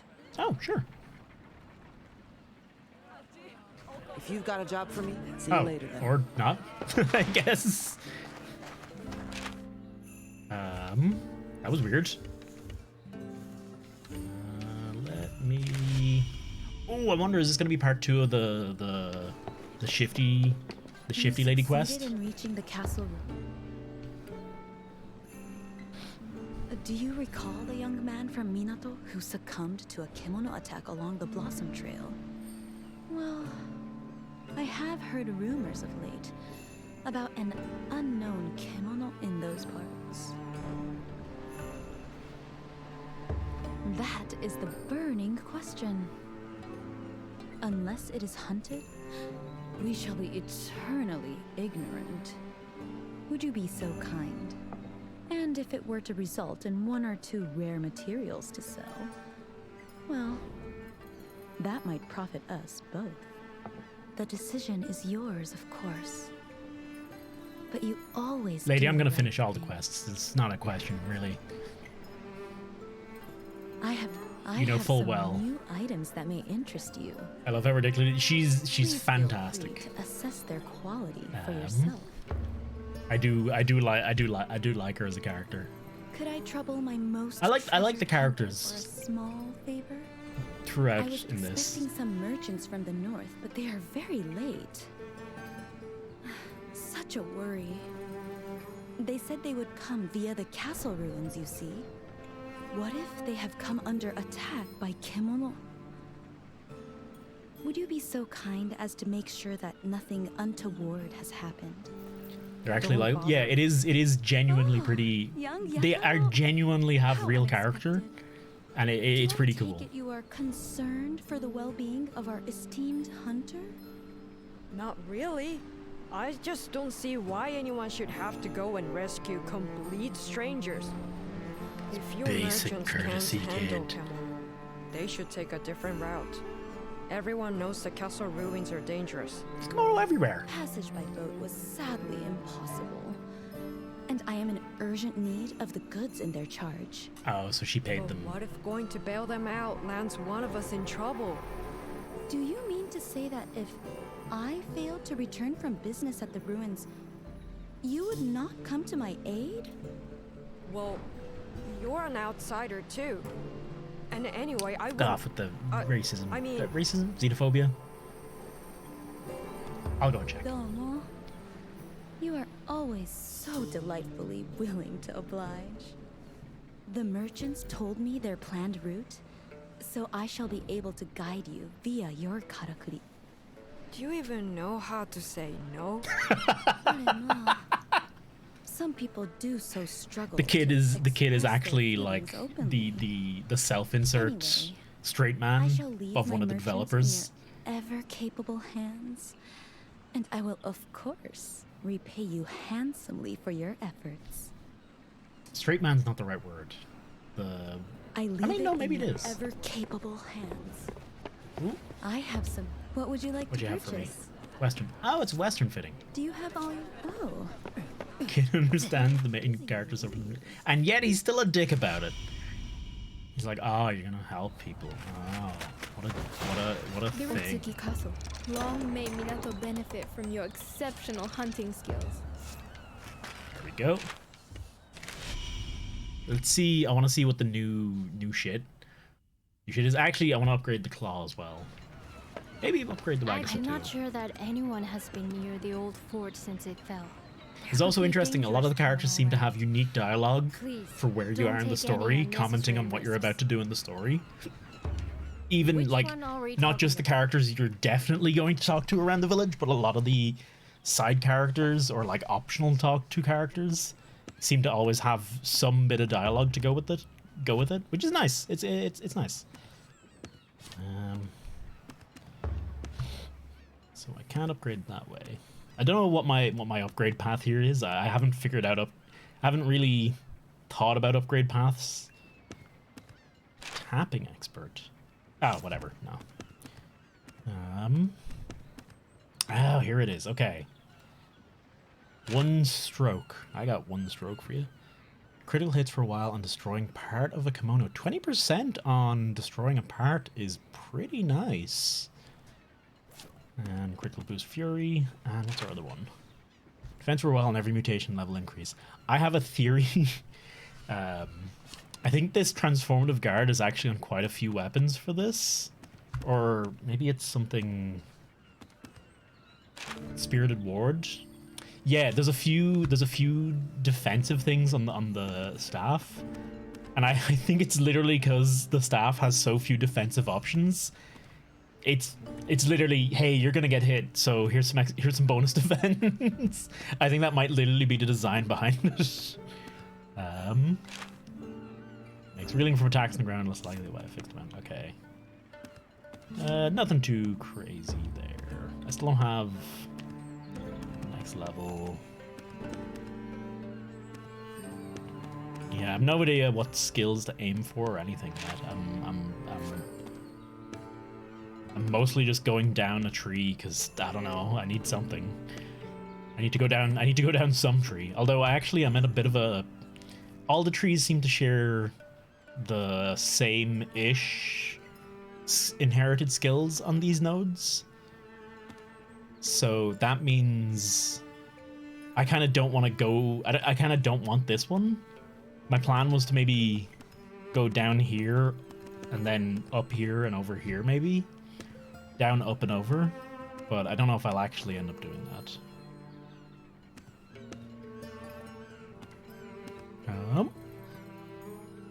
A few of the strong attacks also have... Really? Okay.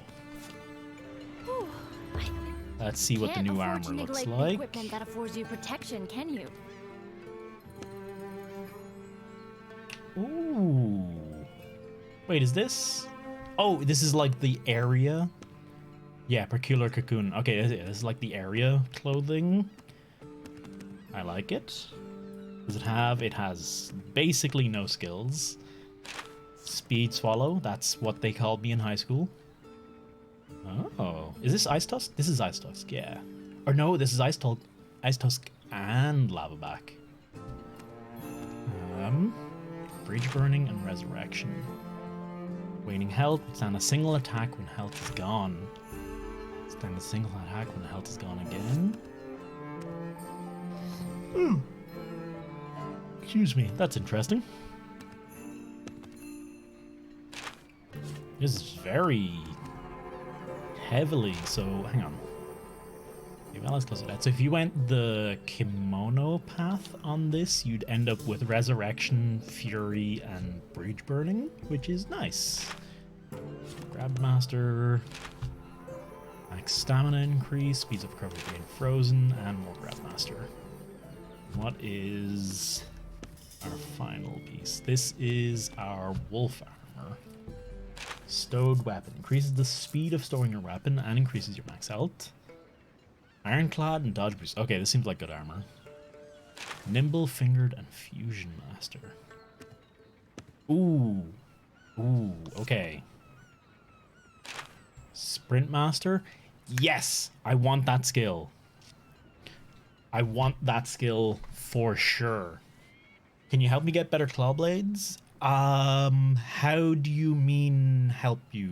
Do you mean like I don't know claw blades well enough to like give any? I don't really know I don't know the weapon path very well to like be able to help advise you on where to go on it. But if you're just looking for materials and you just want to hunt some monsters, I can help. Sure. Okay.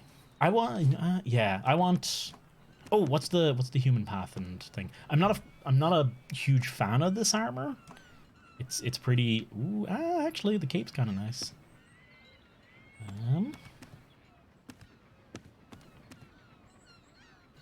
Yeah, okay, so if I went kimono path and forged all these bits, I am forging all these bits. Except I'm not, because I don't actually have the stuff for it, but... Deathstalker, Icetail, Deathstalker hide. So we're farming Deathstalkers then for a bit, I'd say. First things first, I want to switch to Clawblade just because I want to play around. Actually, I want to switch to the Blade of Ragasa for a little bit. Just to try it out. Parry perfection. Continually fills the spin lance gauge for a while on a successful parry. Oh, okay. Health boost and rapid rescue. Shortens time needed to save elements close to death. No, I don't care for that. Strong arm water was when his arm was activated. Nice. Hunter's Hunger. Boost attack briefly when Hunter's arm is activated. Mountain Felling Giant Blade. Boost the power of full body attacks at maximum mutation level. That actually I should consider using with thing. I wonder if that's a 10% boost. Because you don't necessarily... It's just at maximum gauge. It doesn't mean using the maximum gauge attack. Technically, it could still work on the spring attack once my gauge is at maximum, right? So I still get a 10% boost, which is like 100 damage, depending on where I'm hitting. Ironclad stand tall. Health boost. Yeah, no, I'm not too fussed about changing these just yet. Can I be of service? Okay.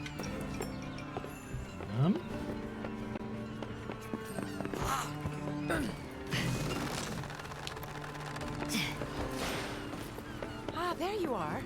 Tell me how it went.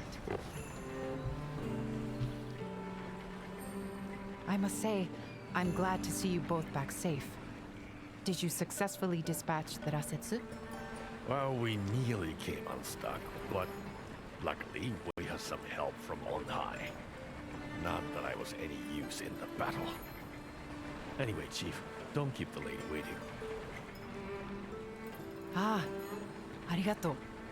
I realized this was a matter of retribution for you, Ujishige. But nevertheless, a life is a life. I take full responsibility. And this specimen will not go to waste.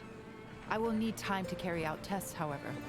I won't be able to tell you anything before morning. Sounds like my work is done then. So I'll be taking my leave of you for now.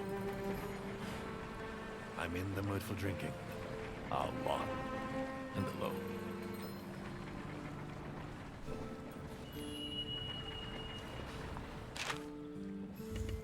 Ah. Okay. Literally, am I literally just going to bed? I'm literally just going to bed. Okay.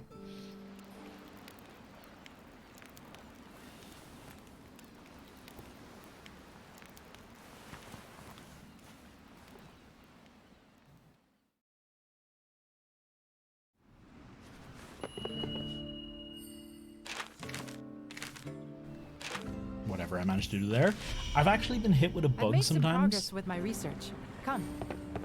I wonder if anyone else has encountered it, but occasionally, it's specifically after I pick up like a note or something in the game, I actually lose access to the start menu on the map.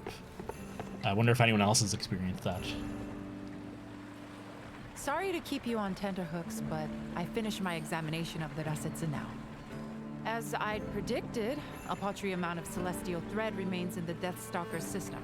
Far less than I would normally expect to see. Right, we were getting It her the must have been guts. struggling to absorb thread for quite some time, which probably explains its appearance on the Spirit Isle. It was trying to satisfy its hunger. But why there? It's hardly the easiest place to get to. Why not head for the canyon first? Yes, we can only conclude there must be some reason why it chose the island. The question is, what reason? Perhaps it was routed by a stronger kimono, for example? Bakana.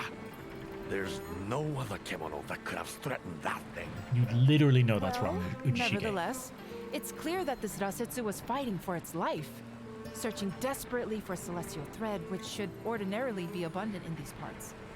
Just as humans have fought over land and resources since the dawn of time, kimono try to gain supremacy over those around them in order to survive. It's the providence of nature. Yes, most probably. The kimono have been peaceful for years, but now they're starting to push violently into new territory. An alarming trend. So, it won't stop with a wolf and the bear? Other kimono will follow, you mean? Surely not Amaterasu, though. The bird of auspice is a different beast. Let us revert our attention back to the Rasetsu, and the attack on it by Amaterasu at the Frozen Fort. The after effects of that conflict may already be starting to show, in disturbances in the weather or surrounding flora, for example. I hope my fears are unfounded, but Minato could conceivably be affected, so I wonder if you'd revisit the castle and look around? Consider it a hunting request, if you will. Nandayo. We escaped mortal danger only to be told to turn around and march straight back into it? Well, sounds like we got our orders, Chief. Let's just hope we don't run into I any more genuinely wolves. want to run into more of those wolves, as I want their bits. The trouble with all this walking about is The Rasetsu that appeared on the Isle. Okay. I've got all these requests. Oh, look at that. We're in chapter 3. Oh, and all these are still are back in chapter 2. When did we change? I didn't notice when we changed chapters. I'm gonna fight this dude. I want to fight him with the Bladed Wagasa specifically. I haven't actually played with the Bladed Wagasa in a couple days, so might be a bit rusty and this might be awful. But I want to play with the Bladed Wagasa just to see if I can handle the attacks I couldn't handle easier. And then I might want to try and fight him again with the claw. Genuinely just a I found a difficult enemy. Let's fight him again and again and see what I can learn with each weapon. There we go.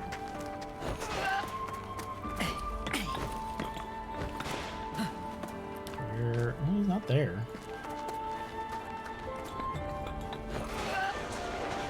Alrighty. Well, there's one surefire way to find him.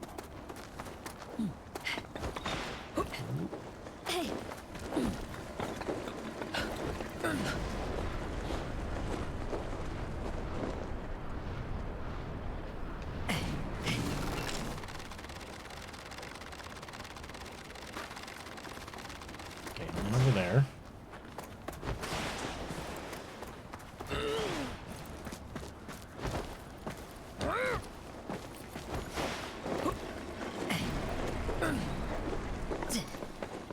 And oh, huh, he made the arena we were fighting on? That's pretty cool. I didn't realize that before.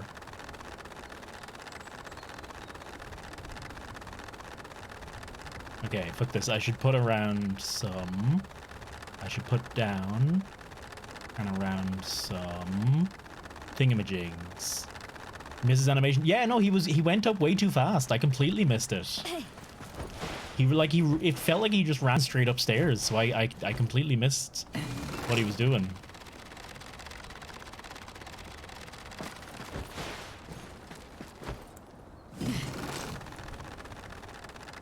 I wonder if the load distance is actually enough for me to be able to see him from up here.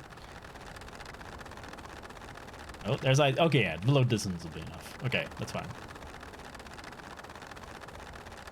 You gotta camp up on top of the building. I should actually probably move the camp I have up there. What is... Hang on. Huh. I thought there was something... I thought there was a campsite or something in here. Oh, well, never mind. Hello. Hello. Secrets.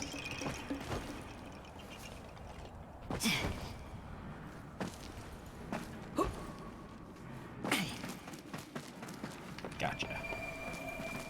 Talisman Snow. A boy.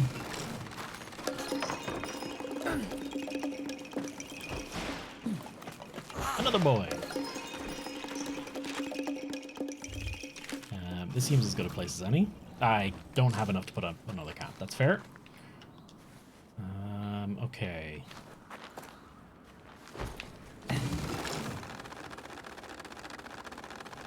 I should just throw down a random thingy-majiggy.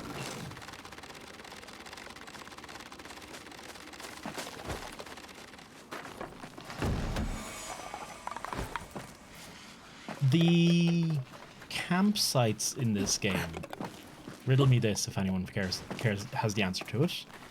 The camps are like specific spots and the game notifies you when you find them. It's not always just beside these wells. And it feels like there's only like maybe 1 or 2 extra camps on a map from aside from the original spot.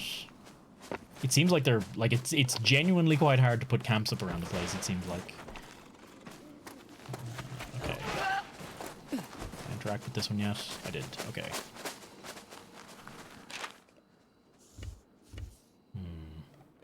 Let's go this way, I guess. Except, let's also go back and find what was making that noise. Thank you.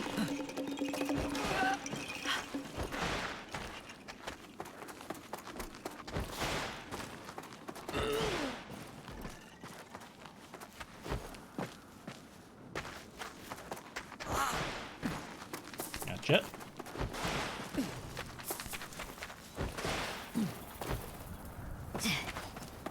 Oh, I see something. Is that's... Oh, it's a... Oh, you're actually quite a bit different looking. You're like an old man. Lava back. Ah, sure fucking. Oh, okay, fine. Fair.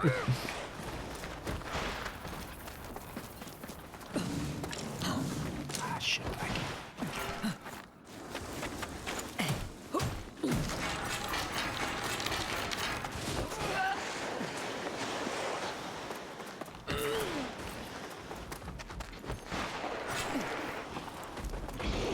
Hello. Oh, that's blue fire? I thought it was gonna be ice. Okay, cool.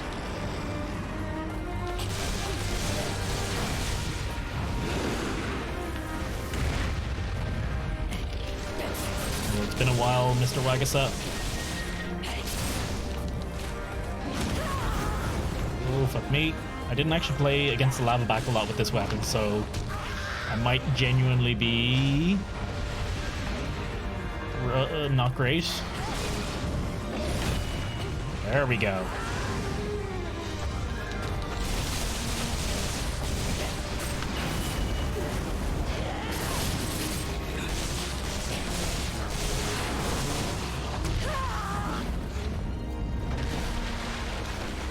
Wait, where'd he go?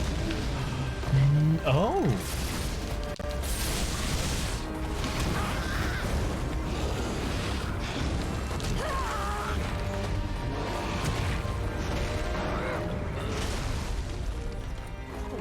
Fire.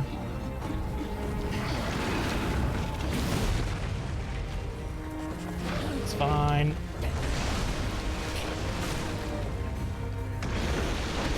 He's a dolphin. This is wonderful. I love this.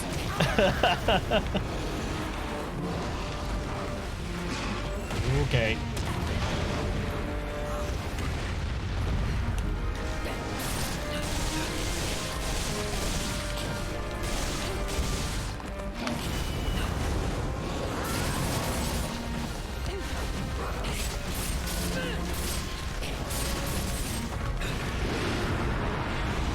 Alright, back out for a minute.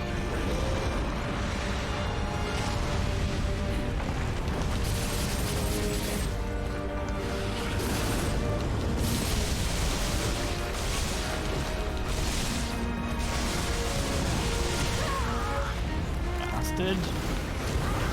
Bastard.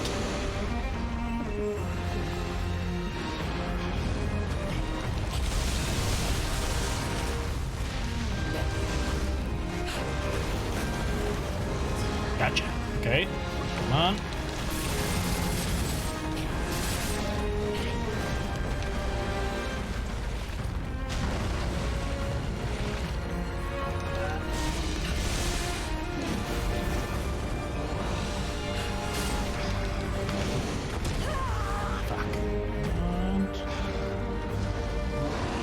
He's got the stretchy arms, true. Fuck. Tried to just go for a dodge there. I'm just, or not a dodge, bastard. Nope, I'm messing it up.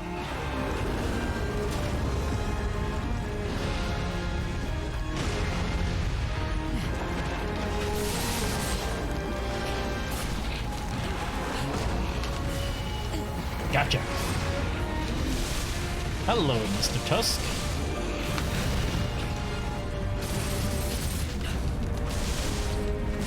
I love that. This is my favorite attack on the Wagasa, the little throw.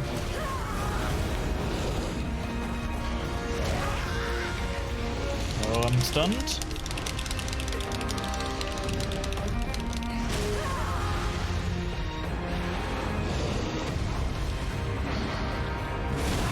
Dead.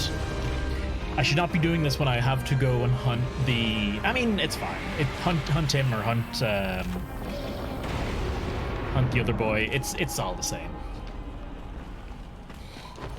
Okay. Use Sakoma as bait to help the hunt. I mean, he's already doing his job.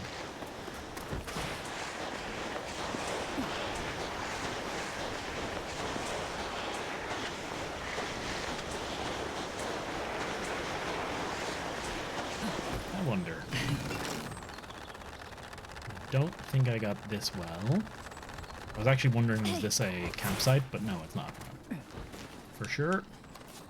No, I did. Oh, okay, never mind.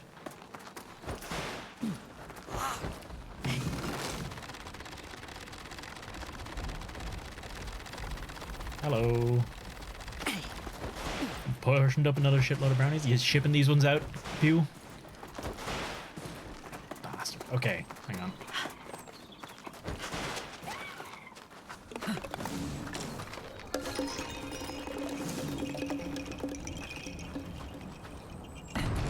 Fudgy boys. Fudge brownies are a delicacy, man.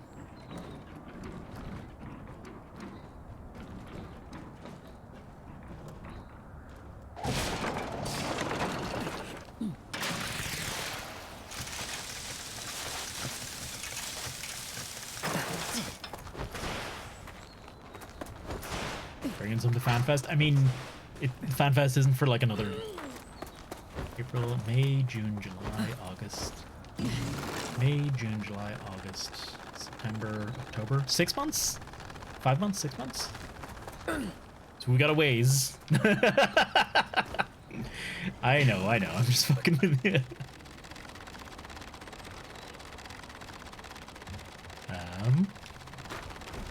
I mean, honestly, they'd probably keep decently in the right storage conditions. Whoa.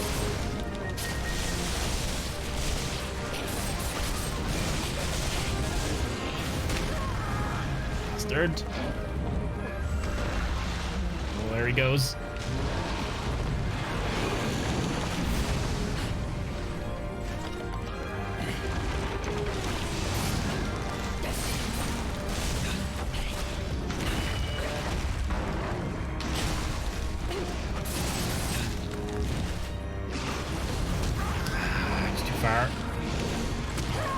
Oh, he's too close. Oh, come on. Oh, you bastard.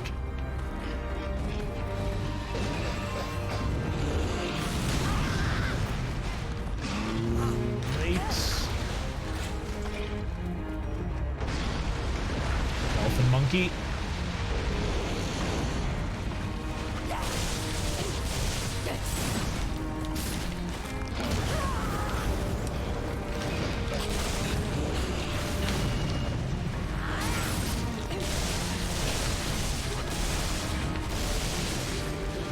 Nice. Perfect.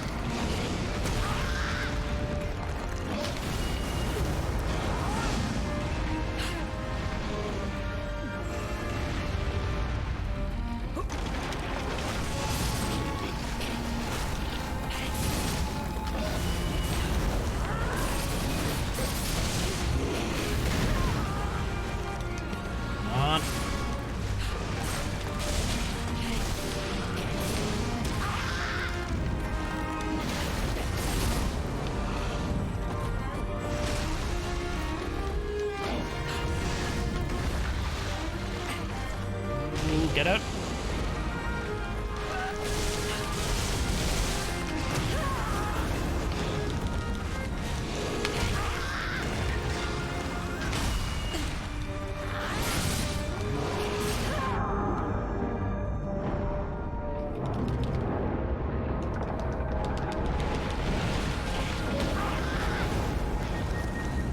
I am screwed. McDuck. Screwed McDuck. There's healing water. Oh fuck.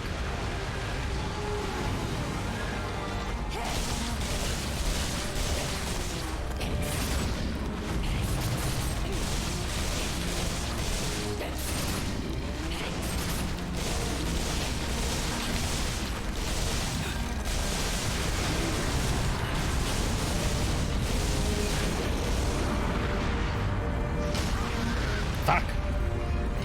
Bad. No way. Come on.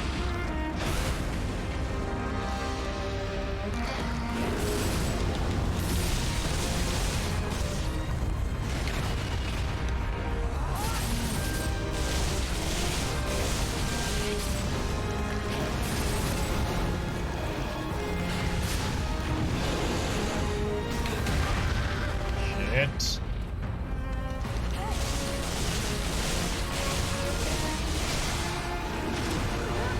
Ah, that's death. I thought I could. I was. If I was being smart there, just fuck off and don't fight him. Don't fight him. Go heal up and go get some more healing and come back. But I just wanted to kill him there and then and there. I was hoping I could. Evidently, I could. Hello, Bloot. What's cracking, man? Thank you very much for the raid. How you keeping? How was the stream? How's your penis? How's your day? I hope all are girthy.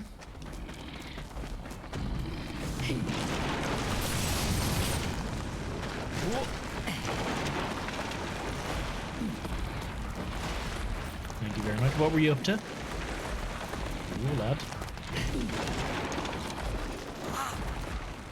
Come on.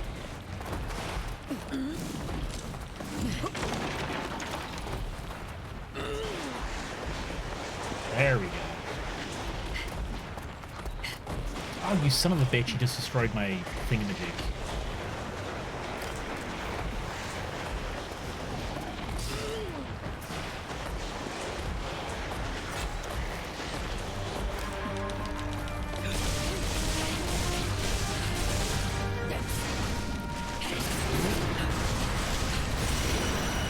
I was that close. I knew it. I knew I was this close from killing him.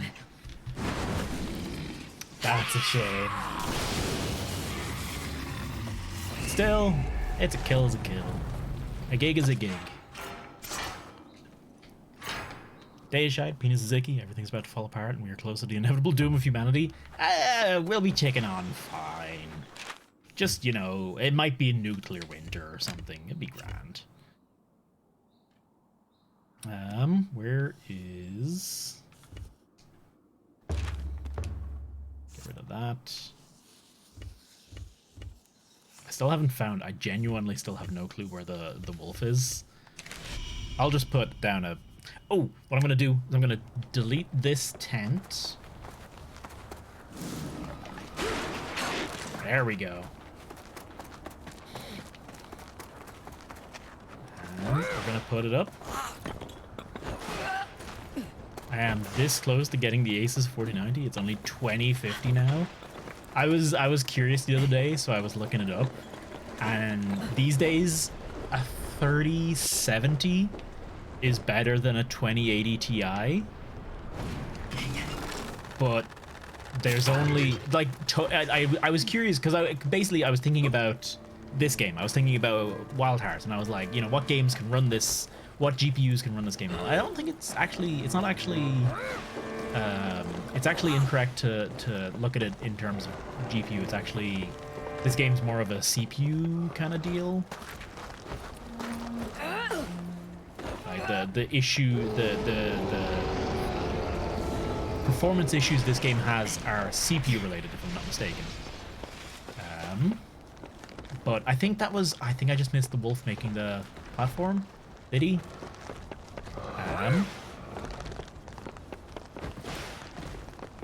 But what was I saying? Fuck me.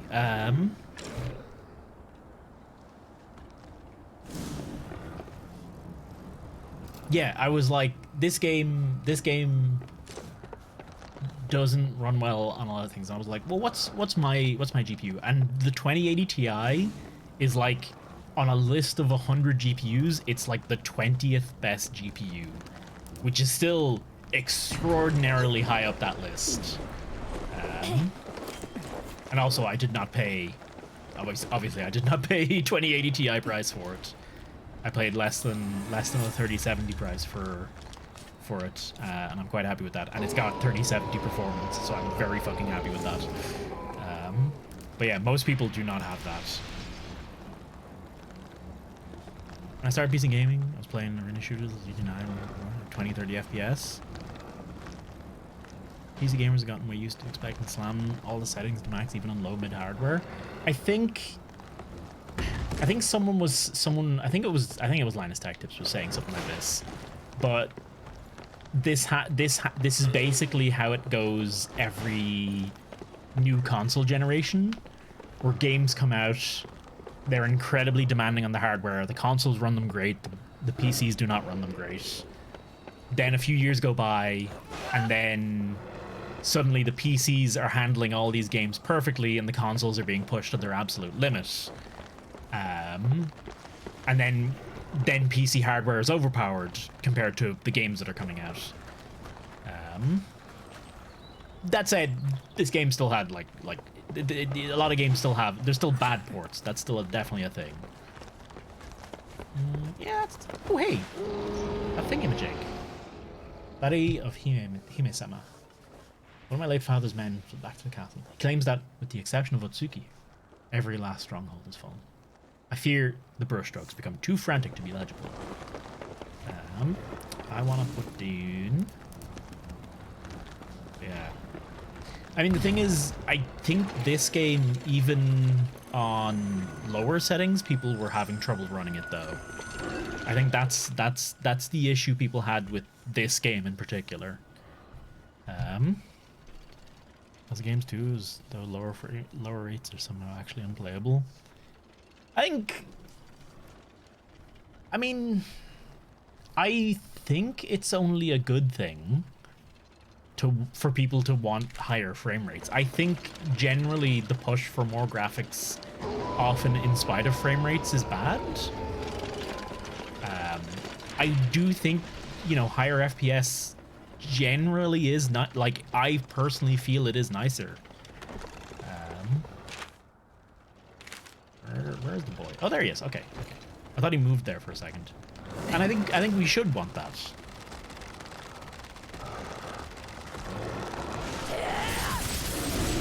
But here's the thing, Dave. If Ocarina of Time ran at 1520 FPS, would it have been better if it ran at higher? Like, would it have been an even better experience if it ran at a higher frame rate?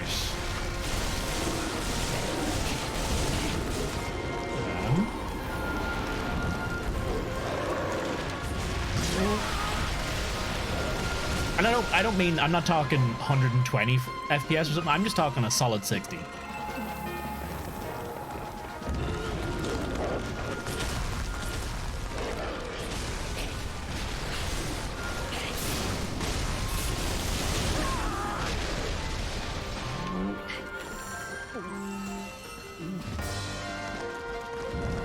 FPS night and day experience after upgrading got me 60. Yeah, that'd be, especially in a game like that, that'd be a huge difference.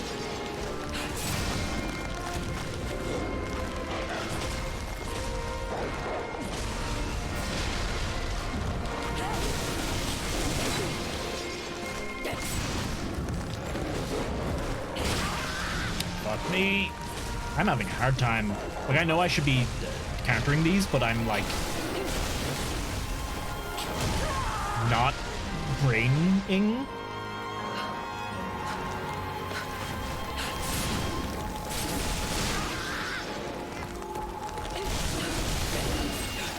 Gotcha.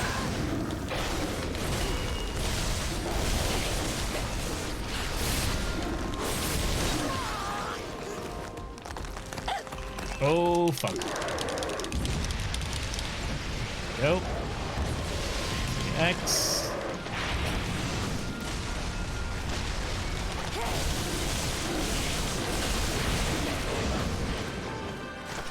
Come on, baby.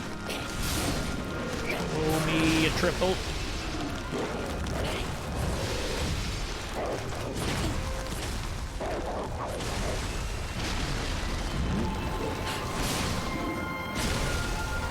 Shit!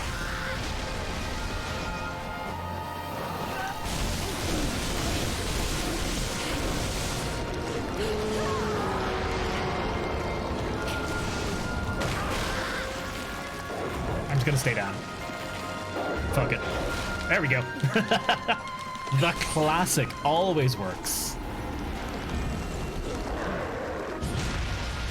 Even this better graphics in the world, more demanding world sim. That game ran 2030 on PS4. Yeah, that's very true.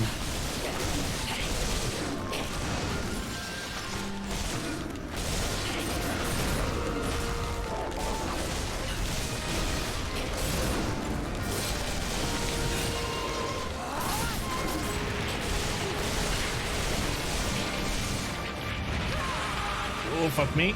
I did not consider that.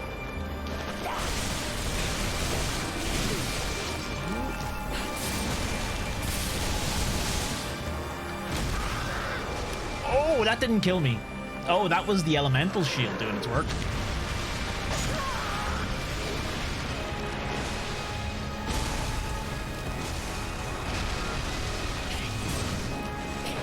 Okay. You know what I'd really like to see? Dave, you know, it'd be very interesting to see is in games that have a option for a performance versus a graphics mode, what do the majority of people pick? Do the majority of people pick graphics, or do the majority of people pick performance? Because that'd be good data in the debate.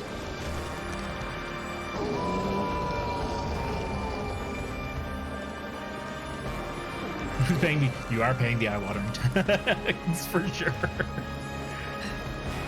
No doubt. Okay, where it is?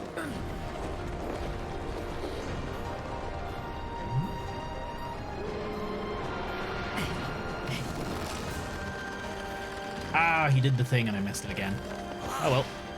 Oh, nice. Ancestral tree is exactly what I need right now, actually. Come on.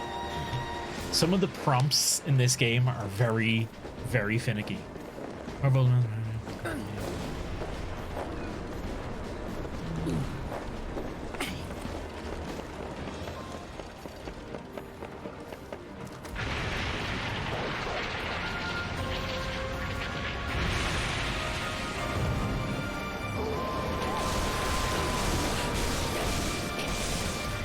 Oh yeah, Pew, that was a thing that happened. There was actually... There's like... I think there's a video of it as well. It's very disturbing. I'm dead. Okay.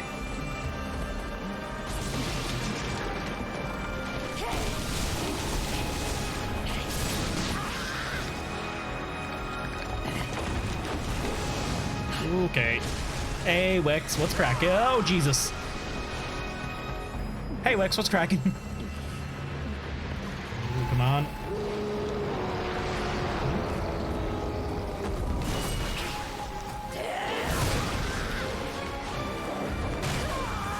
Oh, fuck me.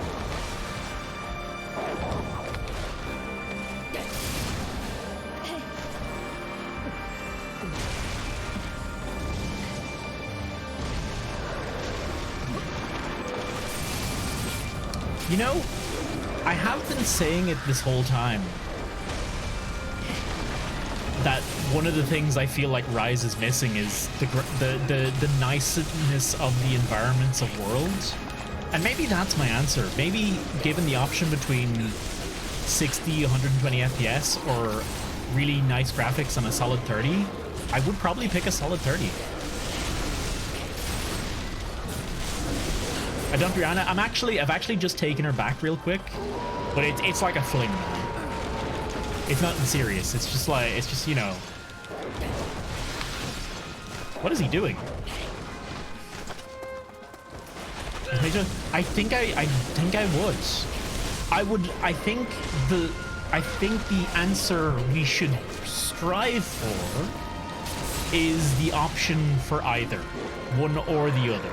But nah, you can't develop every game like that.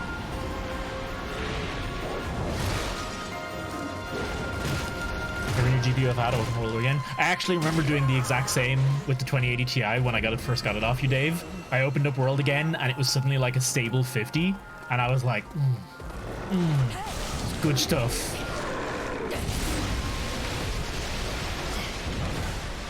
I think I'll always pick FPS. It'll definitely depend on the game, for sure. I don't know if I'd pick 30 FPS in something like Enter the Gungeon, but I think I'd pick it in this. For it to be pretty as well. I mean, I'm playing at 45 FPS at the moment because I'm picking the pretty options. Ooh.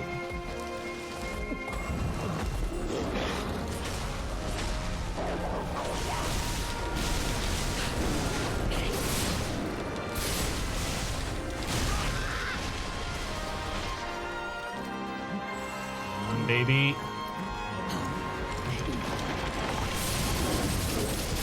Hopefully, things like DLSS. Does this puppy have a ball sack?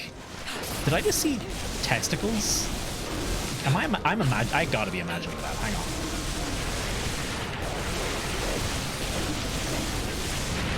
Ah, motherfucker! I was gonna. Oh, I'm stunned.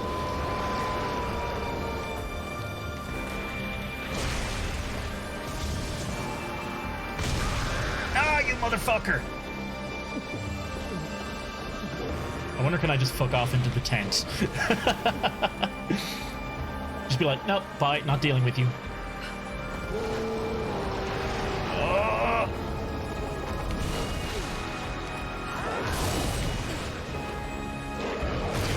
Oh, you son of a bitch.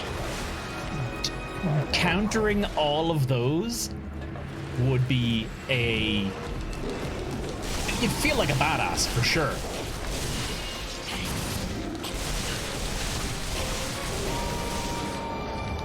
Ooh. Hallucinating tests is what I do, man. When he's off, man, I have not even gotten him to skull phase. Learning the monsters with the Wagasa is definitely, it definitely takes time. Where are you going? But I'm surprised I'm saying this. Maybe it's safer than learning them with the staff. Ah, fuck, there goes my meter. That's probably not true.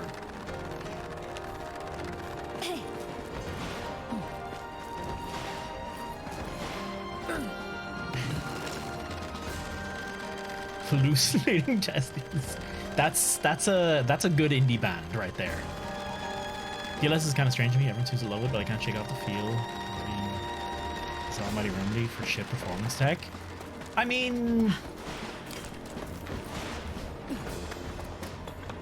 I don't know.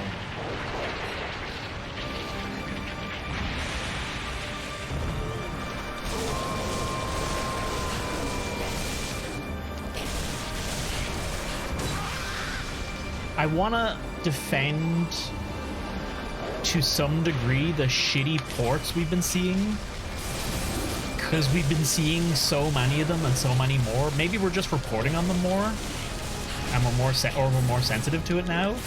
But it feels almost like it's a trend. Like developers just can't keep up with the sheer amount of combinations and stuff for a game. Fuck! I knew I should have dodged out of that.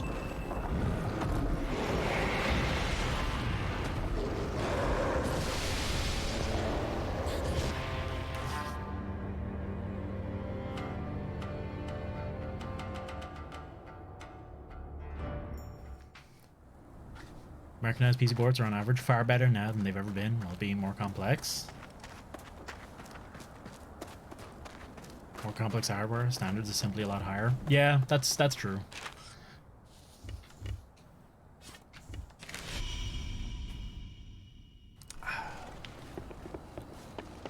Standards are pretty fucking wild.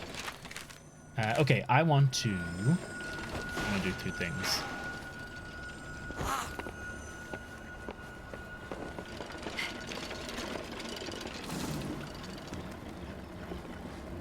We're gonna fight the wolf again, but this time, I got my fill with the Wagasa. I'm happy. I want to do it with the claw blades. I want to see how I feel. I have a feeling I'm not gonna enjoy this with the claw blades, because I have a feeling that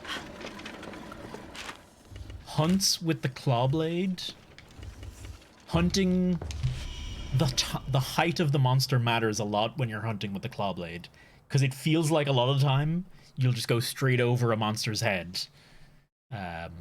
When you're dashing around the gaff.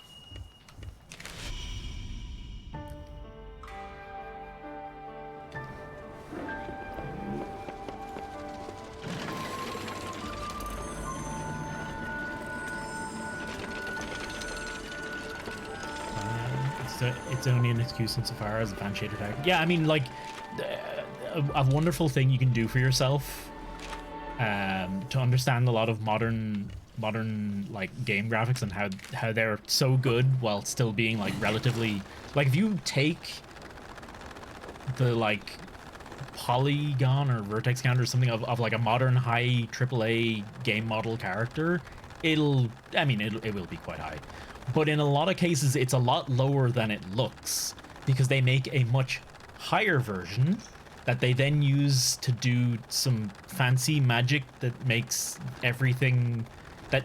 the character look, you know, like bumpier and more detailed than they actually are, using some tricks with lighting and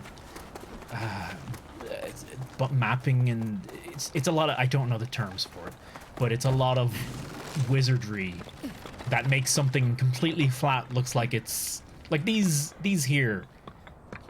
may genuinely be completely flat, and the kind of the depth you're seeing in them isn't real, and it's just an artifact, not an artifact. I mean, definitely for this stone wall. This stone wall is flat for sure.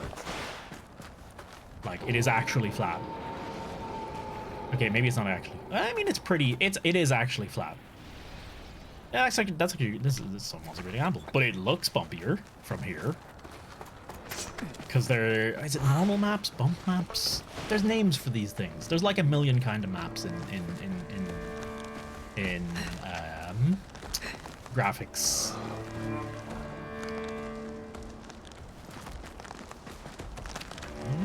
Displacement maps, that might be exactly the word I was looking for.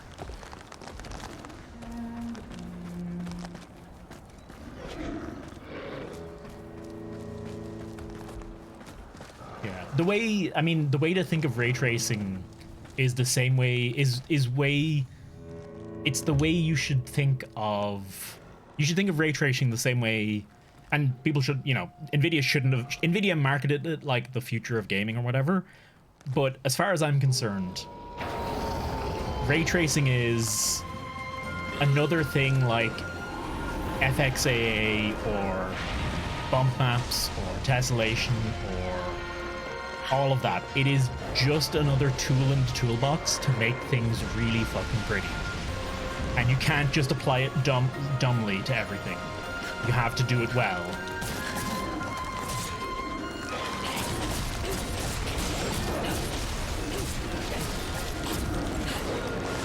Ooh. Ah, yeah, fuck. New shader deck was required. Yeah, like it's weird to think about it, but things like FXAA and stuff like that, they're not like supported on old. I don't know if it's exactly FXAA, but like there are tech like that that are just not supported on older GPUs because the GPUs literally just weren't made with them in mind.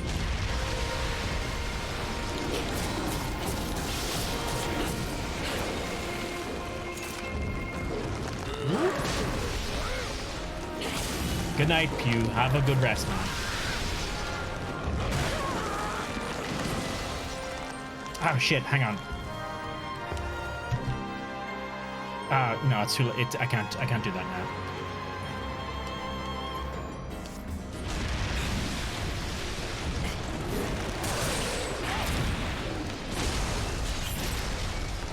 Okay. That little delay on the claw is a real terror. I'm out.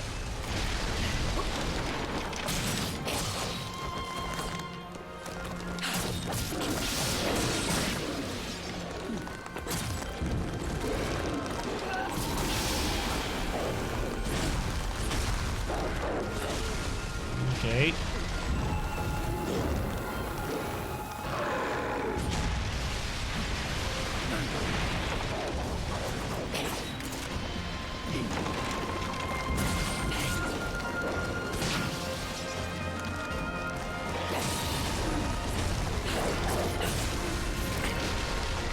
Okay, see that? I dashed toward him there for a second, but I immediately like flipped back off him when I didn't want to.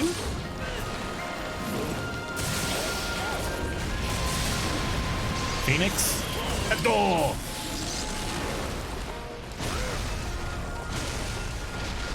Beautiful.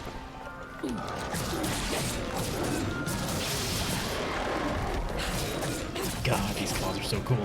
I just need to master the Attack on Titan mode, and we'll be freaking beautiful.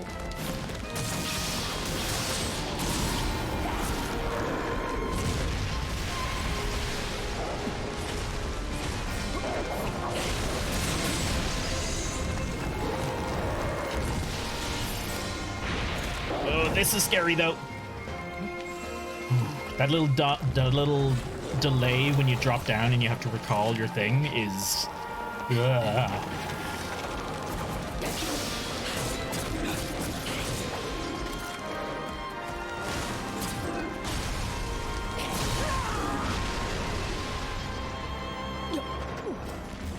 Oh fuck.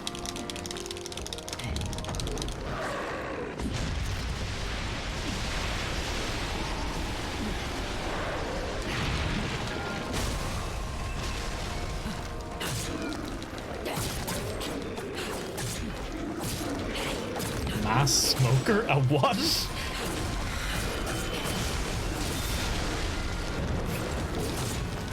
Oh, for smoking the food. Yes. Okay, that's fair. I was like, do you want a giant smoke grenade? You need to get really high? I was very confused there for a minute. I have not engaged with the cooking elements in this game. I don't quite get them yet.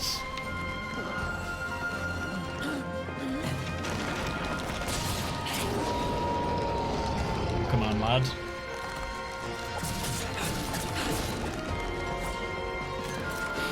Alright, not bad. I mean, not great, but not bad. Oh, you're just over here. Fair enough. Good day as well. Thanks for the talk. See you next time. Have a wonderful night, dude. Sleep well, dude. Turn the hidden hot springs cheap camp of Akakure into a whole ass production hub. Is that the one near where you fight Fumebeak?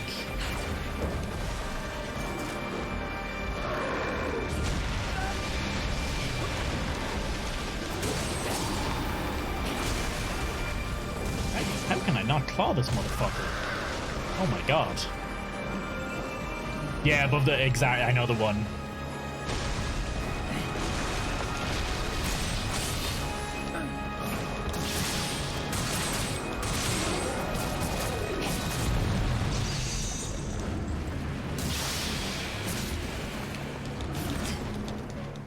Yeah, see that little jump back? That frustrates me to no end.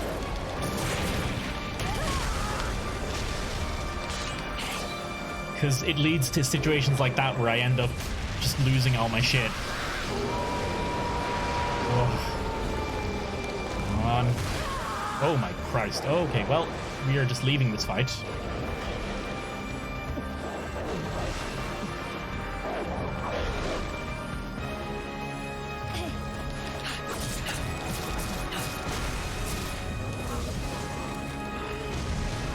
I'm not confident enough to deal with that attack yet.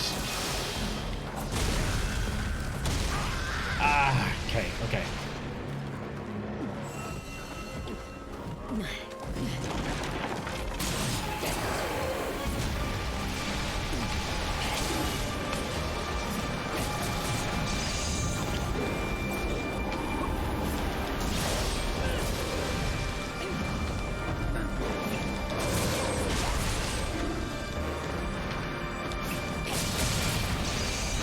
There we go.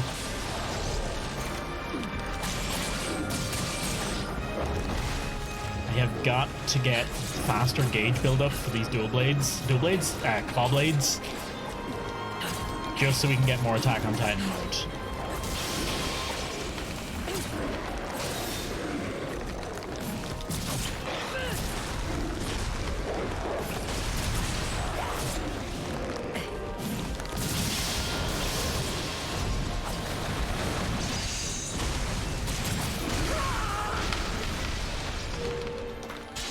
Fuck. Okay. Yeah, I can't, like, sometimes I seem to, as far as I can tell, the way to get the Phoenix Slash in Attack on Titan is you need to hit the monster enough to start glowing red.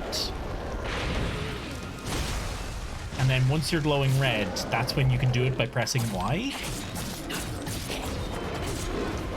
But it seems like sometimes I start glowing red, but then my character just kind of falls to the ground and loses it, basically. And I'm never quite sure why. I don't have any healing water. That's unfortunate. I can find some. I can... Oh my god, what the... There we go. Thank you.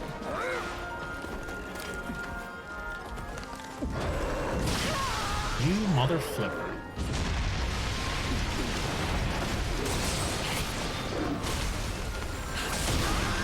You absolute shitbag. Okay. I know I should heal here, but you can't heal mid Attack on Titan. Not in the show. There we go. Okay.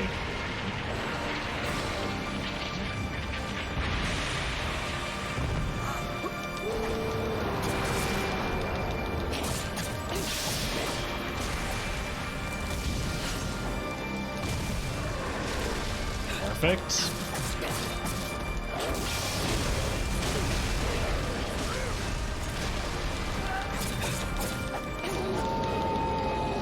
He's done for now. That gives me a chance to... Oh, I can maybe... Can I beat him? This might be my moment to see the thing.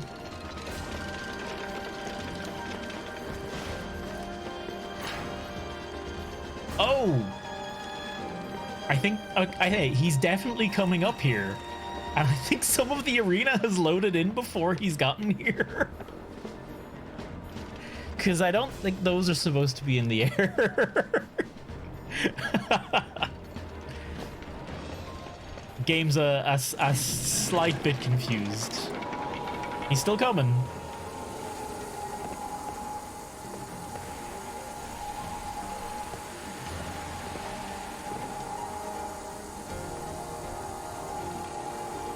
Is he coming? Hey, he's still moving. Okay.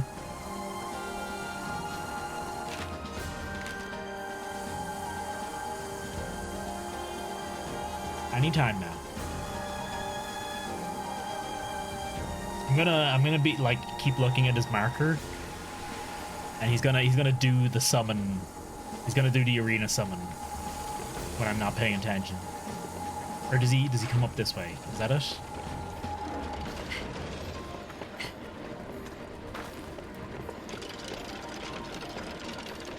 He's right below. Oh no, he's. Oh no, he's not coming up here. Okay, he just went down below. I was very confused there because the number apparently yeah, your distance to your target doesn't take into account height, which is weird, but okay.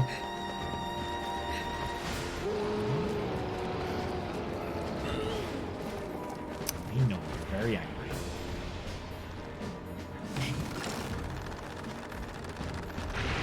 How many times have people done a jump like that and they're flying down and they're like, oh, I will just use the glider and I will take no fall damage and everything will be fine.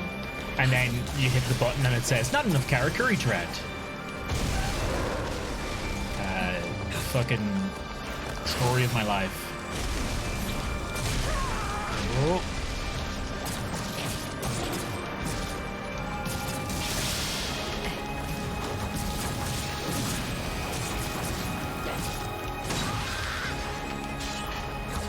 Are you?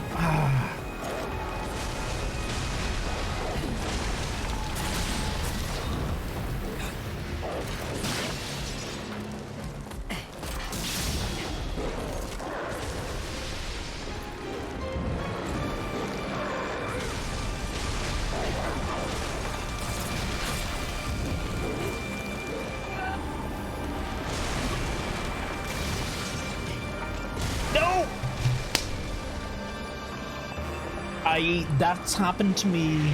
That's happened to me quite a bit, and I'm not sure why, but in those situations, I'm like, oh, enemy's doing a big attack, and oftentimes I'm running away, and what I do is I put down a spring, but because I'm walking away, you see the problem? When you're walking away and your camera's pointed one direction and you press L, you snap back to the other direction. I actually genuinely might want to check if there is a setting for that, because that's kind of a bit of an issue.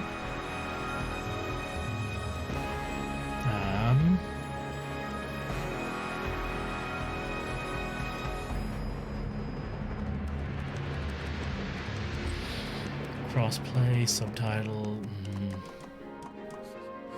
No.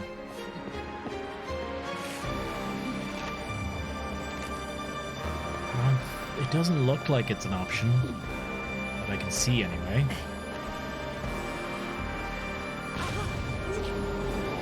Oh, I do. That's fine. Oop.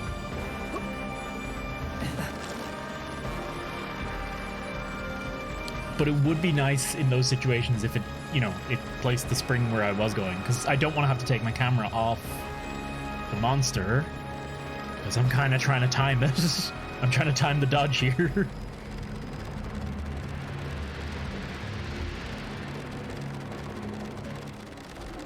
There we go.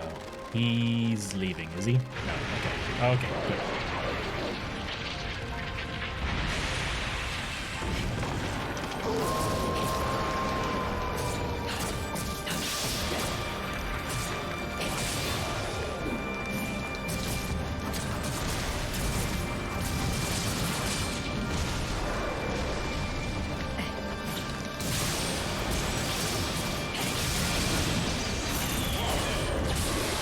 Gotcha.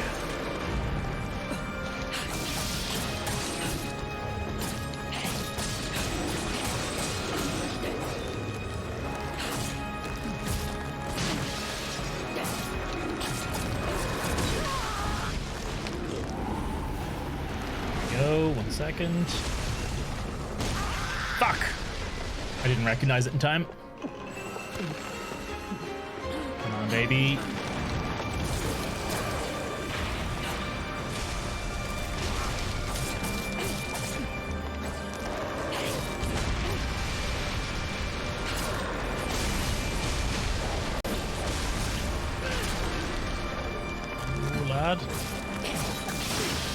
I can refresh heals in a minute. That's not too much worry. Oh, he's running?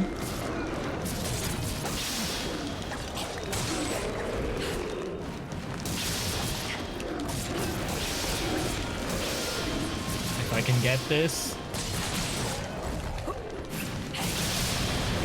Phoenix, let's go! Oh, he missed! Ah, you son of a bitch. That's actually, I think that's the first time I've ever missed that.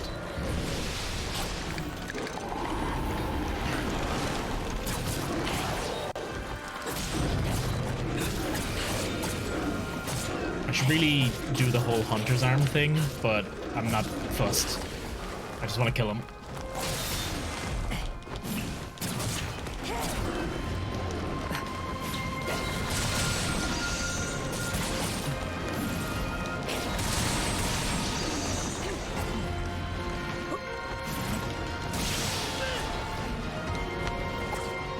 Okay. Will he do it now?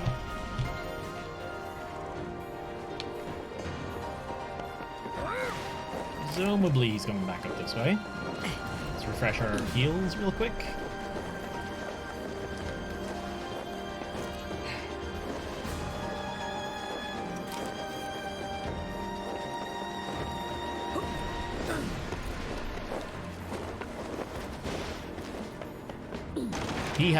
He has fucked off to the other side of the world. Okay, never mind.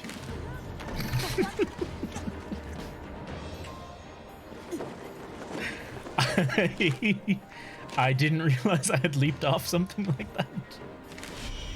Okay, that's fine. Okay. Where are we at? Oh, wait.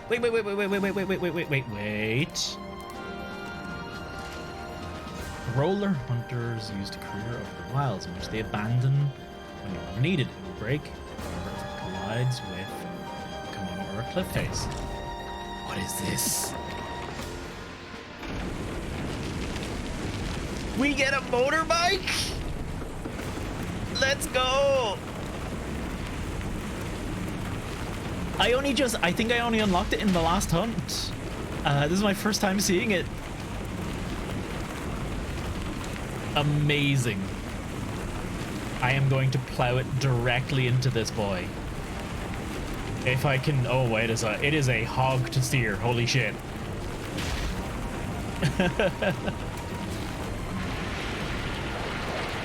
Ah! Oh, you can actually, it actually does damage as well. That did like, it was only like 30 damage, but that did damage.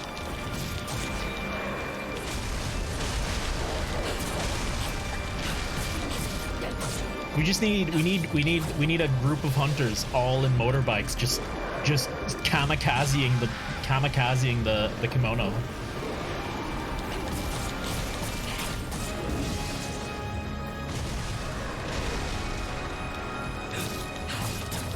Hold break. Oh, hang on.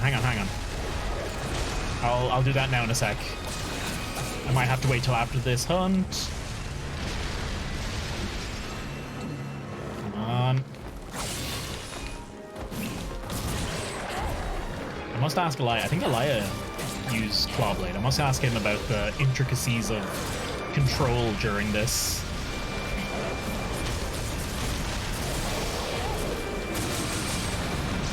Phoenix! Yes! Nailed it.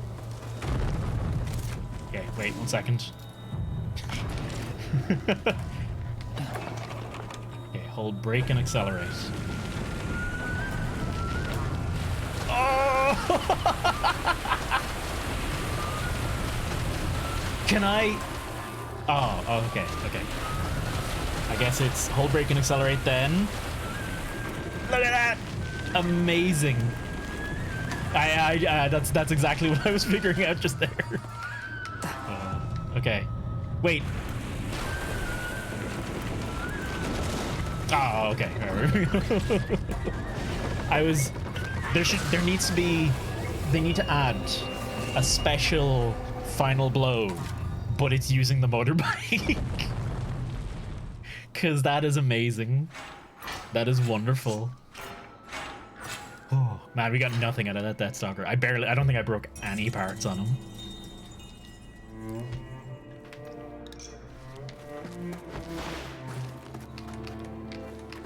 There we go.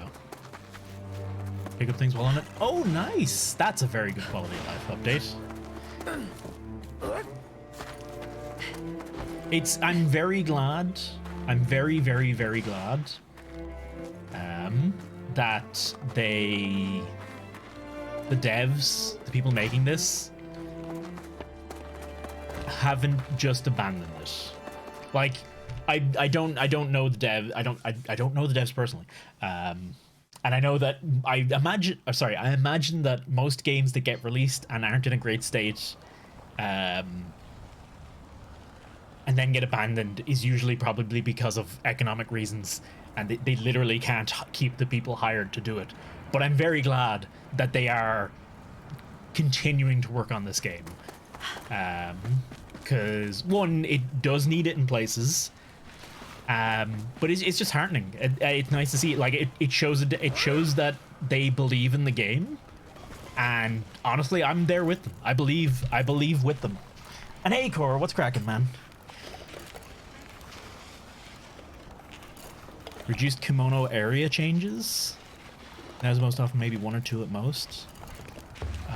Oh, right, them shifting. Yeah, actually, you're right. I didn't comp that, but I do remember them doing that a lot more before, and now it's definitely not as prevalent.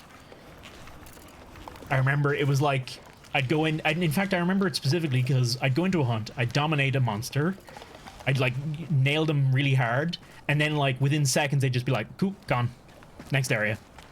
And it felt very like, oh, I have hit my health threshold, I will now move to the next area, as opposed to it being kind of a, you know, a more organic, I don't know, organic's not the right, it didn't feel natural. It felt very much like flag triggered, go. Whereas it definitely doesn't feel like that now.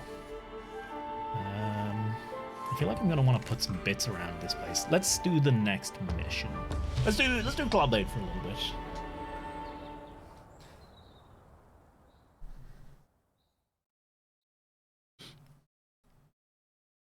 I like Club Blade. I wanted to make.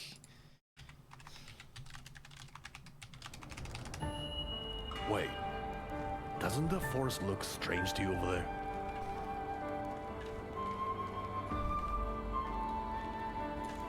That must be what the sensei was talking about. I'll look around and see if anything else looks unusual. Shout if you run into trouble.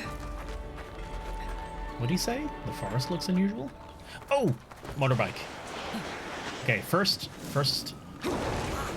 we put it in a better spot. Oh! Oh. Right, I destroyed the motorbike, not the other bit.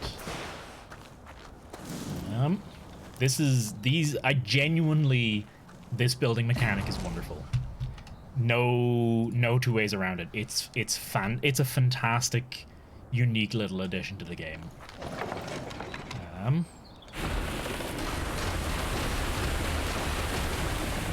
There we go. Beep beep.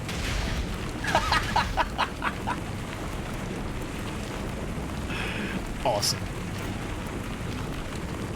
Absolutely wonderful. Let me see if I can get this bird. Ah, damn it. Okay. I wonder does that actually kill the small monster? That'd be great if it did. And you can collect the materials. Get. I got him. Whoa! Hello!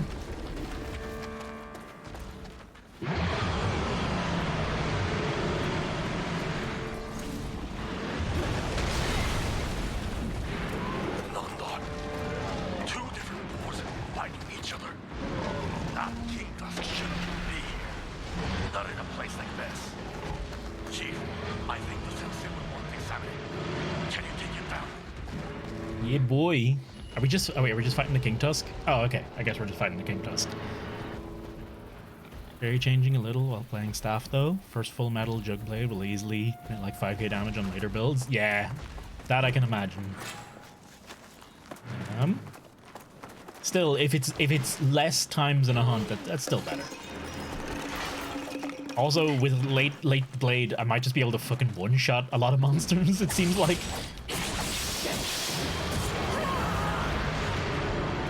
Ooh, red stars. Is that high rank? Is that a high rank King Tusk? Is that what I'm seeing? I think it might be. Oh, Mighty. Oh, he's actually named differently as well.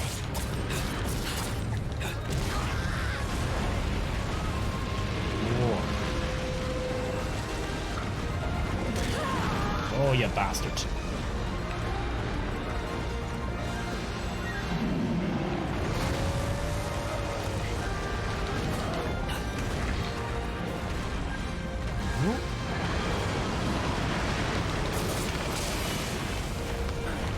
Okay, I'm expecting this to be excellent versus King Tusk. Because he's so big.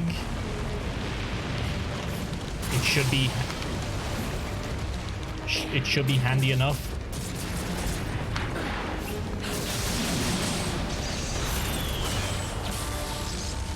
$571, not bad, not bad. I have not eaten food. It's fine, it's fine, it's fine. I'm fine.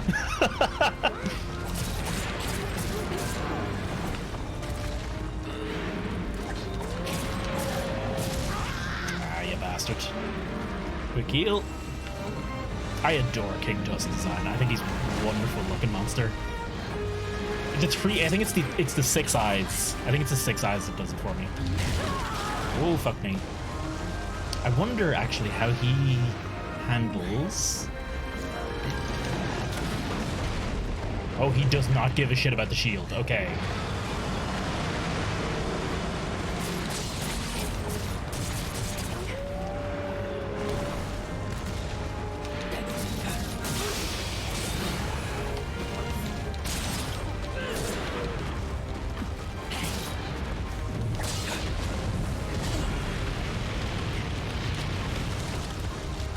Oh, I lost my... Fuck. No, he did give a shit about the shield. Okay. Just didn't seem to do much. Okay, now this is the big test. I fucked it. Oh, you bastards. Can these cats fuck off?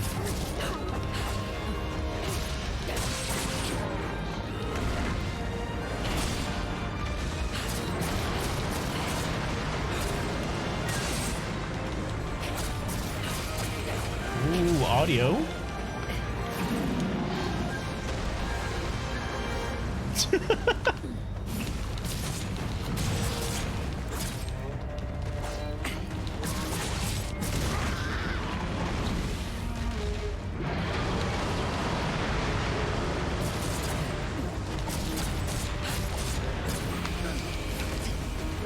Fuck, no! Ah, come on. Ah.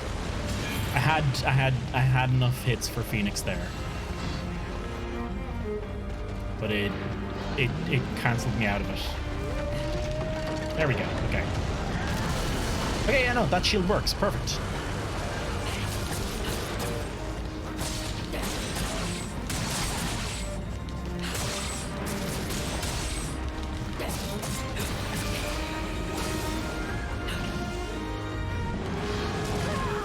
Oh, you shitbag.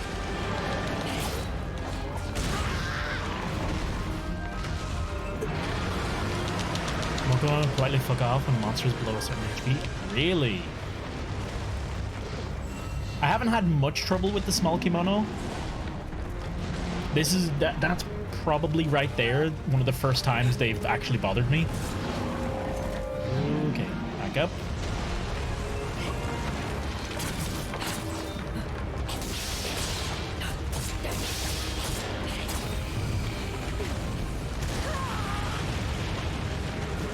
lad.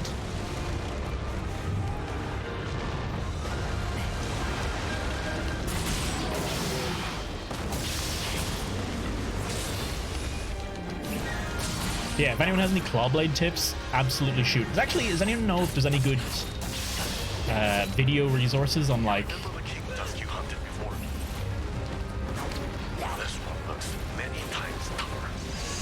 Another effect of this territorial chaos, perhaps. Any good videos on stuff and learning, you know, combos and best way to use web, you know, that kind of stuff. Just shout.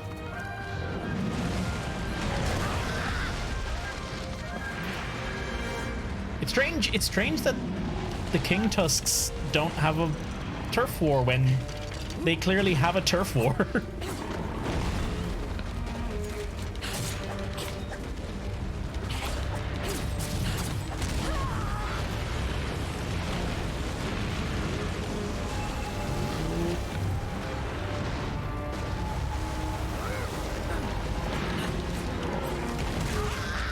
Oh, fuck.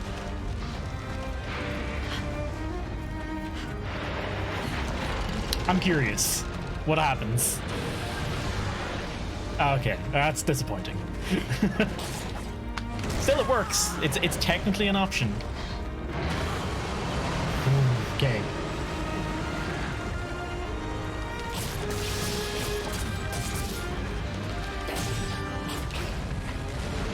The monkey, it only played once as well? That's a shame. Man, it seems like such an easy opportunity for cool points. It's kind of weird that they don't make more use of them.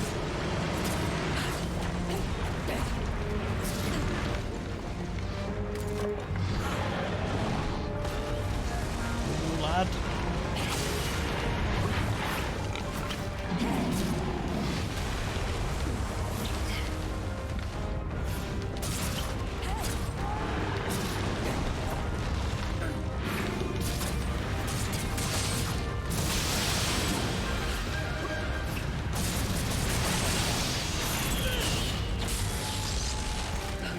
Foot's not the best place for that. I have no idea how to aim that attack. Yes.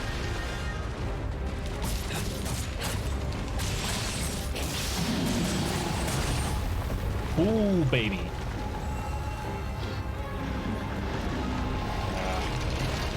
That's too bad.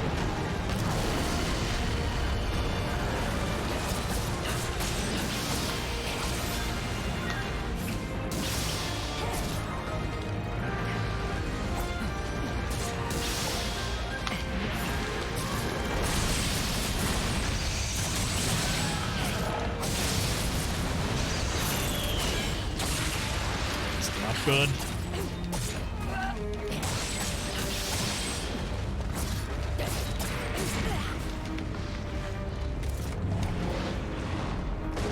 It's just the turf wars like they were in World. Not so much in. They're not as big in. They're not. I don't. It feels like there's less of them in Rise compared to what there was in World.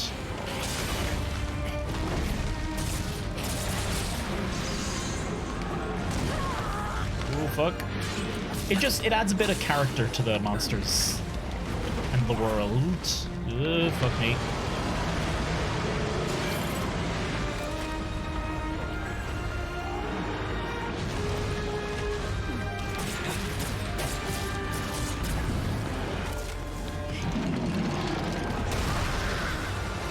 Another flipper. I was curious if I could bomb his drop.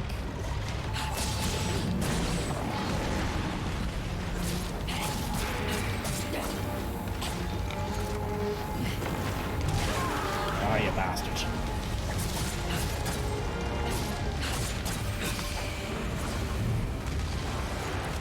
Get me.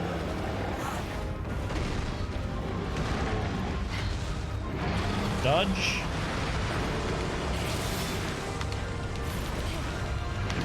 Again, why did I dash off of him that time? Why did my character just stop? Like, I was trying to attack, but my character just backflips off the monster. It's very frustrating when that happens.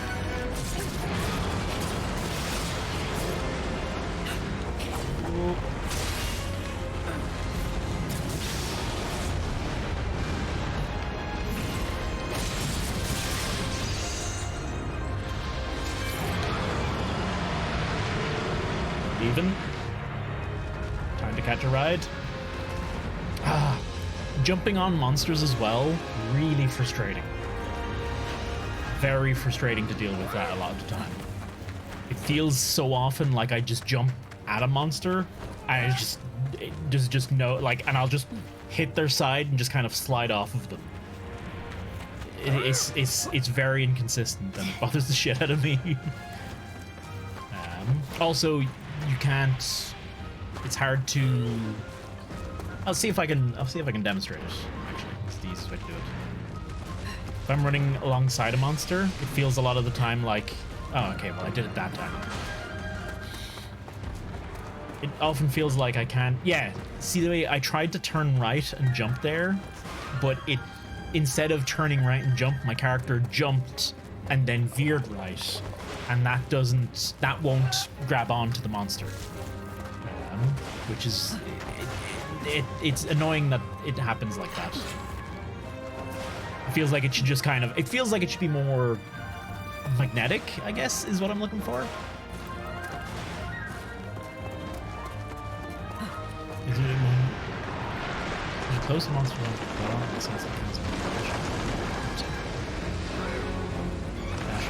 That's the thing, though. When I'm close to the monster and I'm pressing R2 to dash, I'm generally pressing X immediately. Like I'll see if I can demonstrate it here.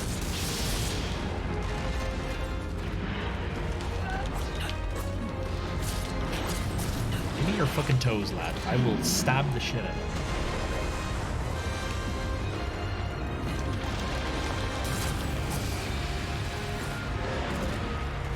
Okay.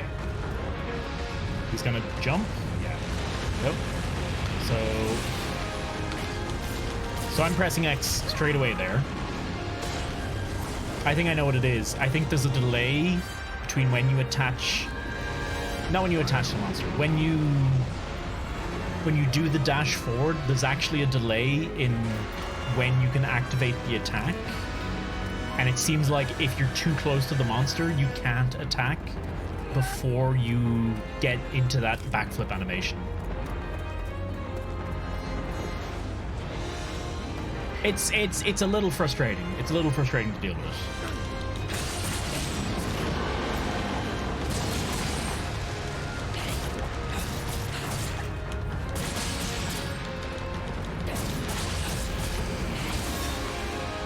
Like this? Yeah, see, I'm pressing X literally straight away there.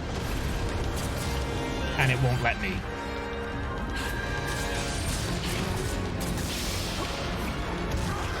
I'm also...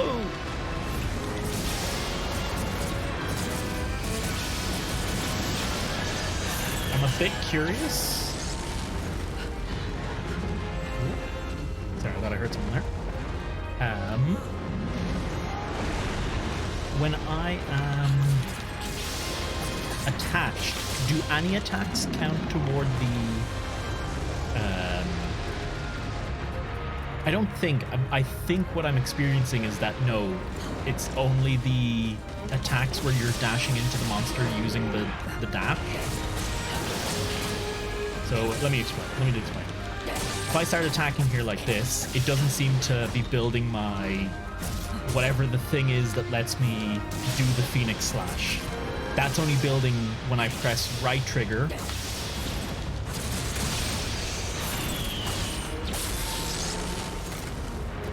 Oh, come on. Yes! Got him. That's only... That whatever allows me to do the Phoenix. Maybe the Phoenix is just part of a combo and I'm not realizing it. I feel like it's a... You have to hit him X amount of times before you can do the Phoenix. But I might be wrong. But what I think is you have to be doing one of the dashes to do it. Hopped out the buildings, the monsters back to back. Oh no. Okay, where's he going? Lad. Pray thee tell. Get thine shit back here. Ooh. Where's he? Genuinely, where is he going? I don't think there's an area big enough to hold him. Ooh, I do want this lightstone though. I need a lot of that. No upgrades at the moment.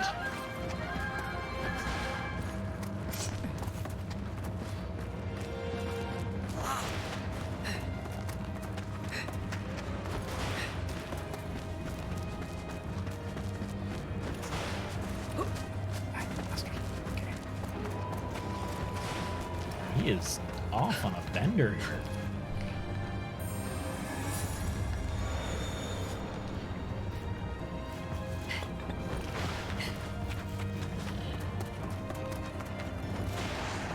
He is just going. Couldn't he have gone around the other way? Maybe it was too... I don't know. Maybe something was blocking his pathing. Levels, the attacks after R2 just build it the most. Okay.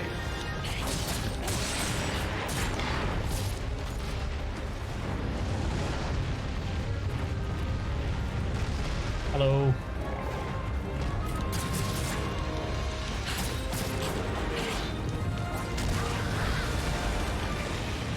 Okay.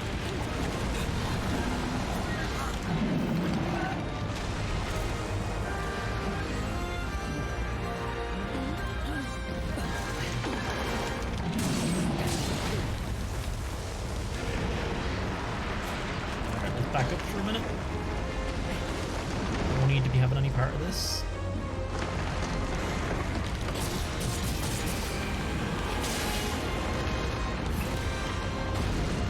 Again.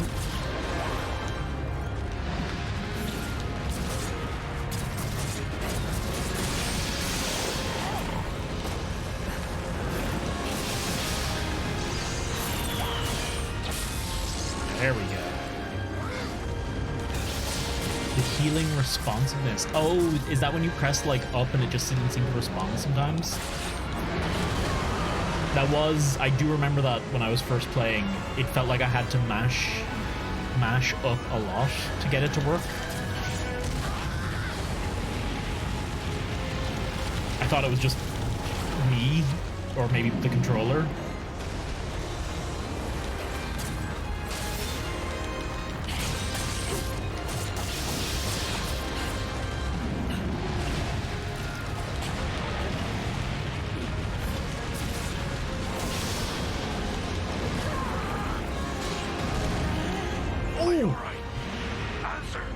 Fuck. I did not realize that was killing me at that moment in time. Okay. You can change for the bid card. Whatever. Ah, my thingies are still up here. I feel like that's that's a minor problem. Being bought a new DualShock 4 now just in case. Oh man.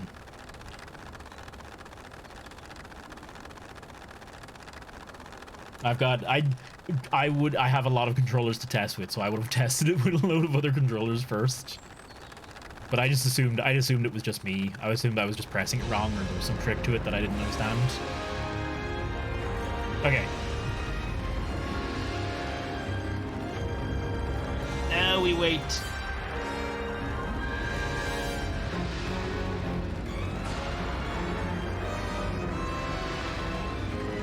Okay. Oh, we still have to wait for him to get angry.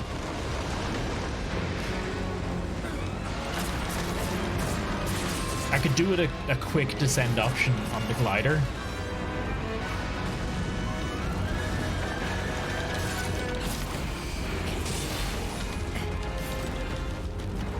There it is again.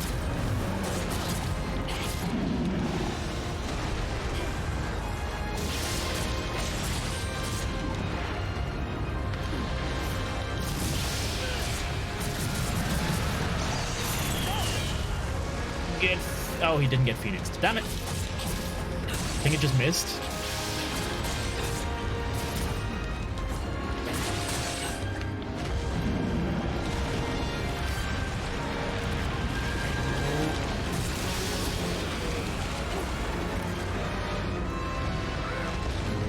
Back up. Gotcha. Okay, nice. One thing I will say, not using the bladed Wagasa for a bit really improved my use of things like the springs and boxes for evasion and stuff like that, because I was with the bladed Wagasa, it's so tempting to just focus on counters 100%. I had a feeling you wouldn't take much longer dispatching that thing. And it definitely opened my eyes to the other possibilities. But look at this place. Clouds of spring blossoms here in the snowy peaks.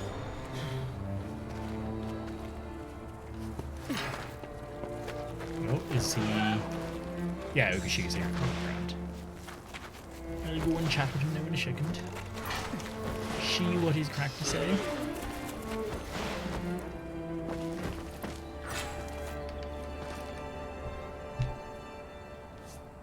Spring definitely feels like the intended dodge, because like there's even skills that upgrade its iframes, so like it feels like it's the intended way to dodge things. And you would have to be tough to make that journey. But how could one King Dusk be so different from another? And why is it so hot here? There shouldn't be flowers blooming in the snow like this. We should get back. It's because we killed the fucking icy boy. Either of you. If you can hear, then answer. Natsue, Dosa, are you in trouble? A huge kimono. Here in Minato. Express your... Oi, Natsue. I have to say the subtitles gave it away, whereas the actual audio was a lot harder to understand there. I've got a very bad feeling about this. Big Nodachi. Oh yeah, that's for sure. I remember when I played the Nodachi bit, the spring was like the thing to use with the Nodachi. It seemed like an incredibly powerful tool for it.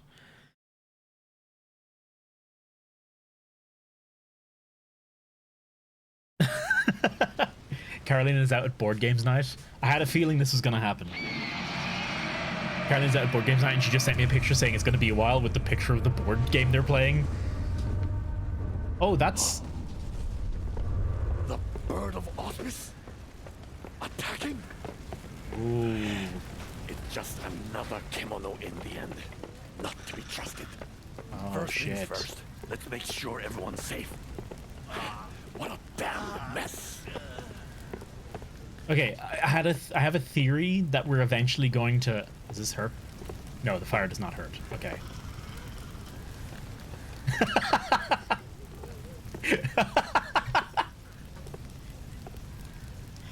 Hang on, is there a... Is there a way to turn off the HUD for a second? HUD. Disable, disable, disable. Disable, disable.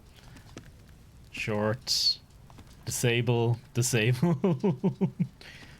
HUD transparency. Can I set this 100%?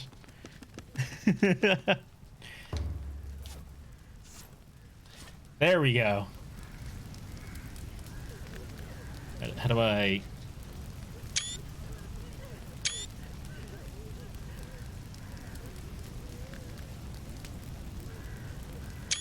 There we go. I feel like I almost want to put down a bench in like a better location to get a better shot. Hello, puppy. How you doing? Pixel has awoken. If only I could get Ukashiga to go away. Oh, I might actually have a better location. Hang on. I put a couple benches down. Jesus. This is the end. I was genuinely feeling something there for a second, but as soon as I seen the prompt for sitting, as soon as the fire didn't hurt me and I seen the prompt for sitting on the bench, all my immersion just flew out the fucking on the window.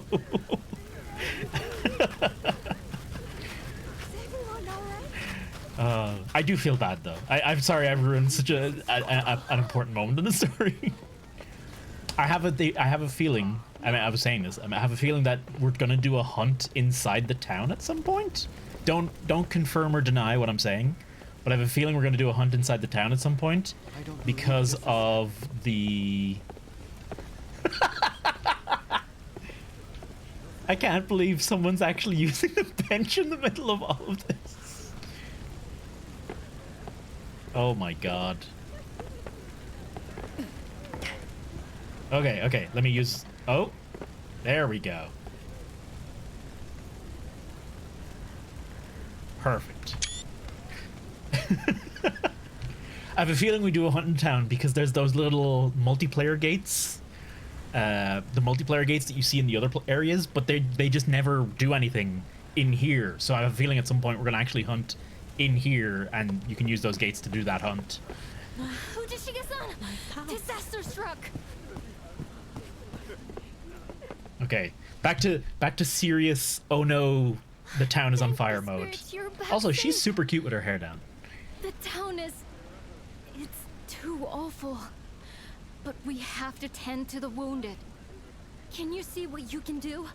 We need help. All the help we can get.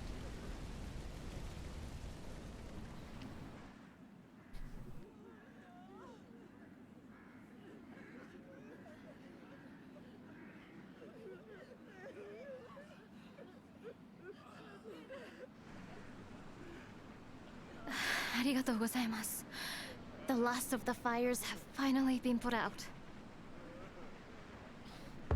It was the bird of auspice. Amaterasu attacked us.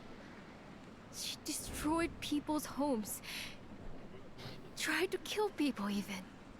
We did our best to defend ourselves, but it was so sudden. The hunters had their hands full just trying to get people to refuge. Karakuri all over Minato are in ruins. Even the spirit wheel. The situation is dire on the seaward side of town. Every residence lies in ruin. We were powerless to do anything. All we could do was run for cover. It was pitiful. The bird of...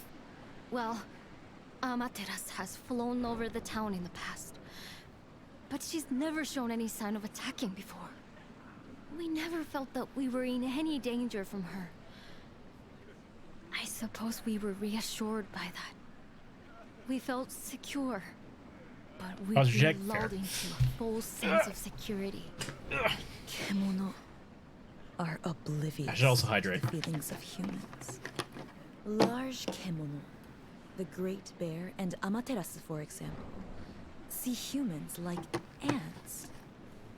A nuisance easily brushed aside. But we treat kemono as they treat us. If they are a nuisance, we too strive to eliminate them. What in times of peace you call the bird of auspice, in times of war, you will simply call the enemy. You're so right. What is lost is lost. We must turn our faces from the past and gaze into the future. But... what can we... Actually, yes. You're right again. There is something I can do. Develop a big Perhaps fuck off a gun. perusal of my wares would be as good a place to start as any. Excuse me, lady. And That's what not have what we you were getting at. found? Everything's destroyed. You want to buy some shit? Capitalism always prevails. A fucking An hunt. essential task, I have little doubt. But perhaps not one to prioritize over an assessment of the town? Haste Fine. hurts progress, as they say. I believe your place should be here in Minato's greatest hour of need.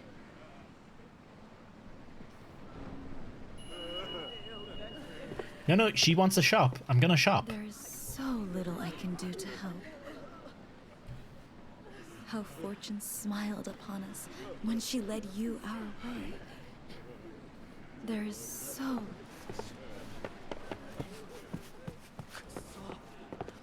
Oh. Apparently this is where I left Ujishige. Seen the town? It's a wreck. Homes in tatters. People wounded everywhere. Some worse than that. Damn that kimono. This is Otsuki Castle all over again. Ripped apart. Not a soul left. cold. Dead. I was powerless even then. All I got was an eye. One measly eye of one measly wolf. So,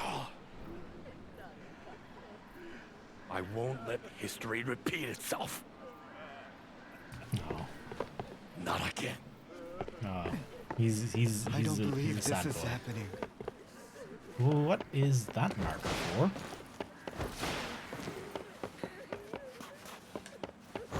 Ah, If we all pitch in and work together, we can overcome this. I really believe that. If we all... what is he doing here? I don't think he's ever appeared. I have a theory about the masked lad. How's the baths doing? How's oh, he's not even here. That's fair. I have a theory. Did we meet him before or after? I actually can't remember if we meet him before or after we pick up the Katakuri seed. But I have a theory that he's like a spirit of it or something. We should never have assumed it wouldn't attack us. We were That's my theory. That's my theory. Again, no confirmy, unconfirmy. No say nothing. Allow me to be a fool if I needs be. Oh man, maybe. Oh fuck. Say Amaterasu comes back. Would Minato get wiped out? Get bonked by Ice Wolf into this interesting. Oh yeah. But I think you pick up the Katakuri seed before then. I'm not 100% sure. Don't bother trying to be a hero. Right, My that's father literally said what I'm the gonna same do. thing to me once, only to have a samurai cut him down without a second thought. If Minato's flattened, I don't have anywhere else to go. No home, no family. No point thinking about the future. We don't even know if we have one. What if everything we see and touch turns to dust eventually? Objects. People. Fox McCloud from the hit series Star Fox. Joe Barrel. That's actually Peppy. It's Peppy that says do a barrel roll, have isn't it? an end. Like everyone else, I've seen my fair share of ends. More than my fair share, perhaps. The village I grew up in burned to the ground overnight. The thieves who torched it. A pile of rotting corpses. Daimyo Ishido. Destroyed by war. Then finished by Kemono. Star Fox Adventures. Everyone I know that fights game. it. That was But when the time GameCube for your end comes, It was an nothing adventure can game. save It was you. on the ground. It wasn't a flying game like I the learned others. that a long time ago. But even after this horrible And I have a story attack, for this. I see He's a just- he's still flicker of talking. hope in your eyes. I see defiance. I know someone else with eyes like yours. But I don't understand where your strength comes from.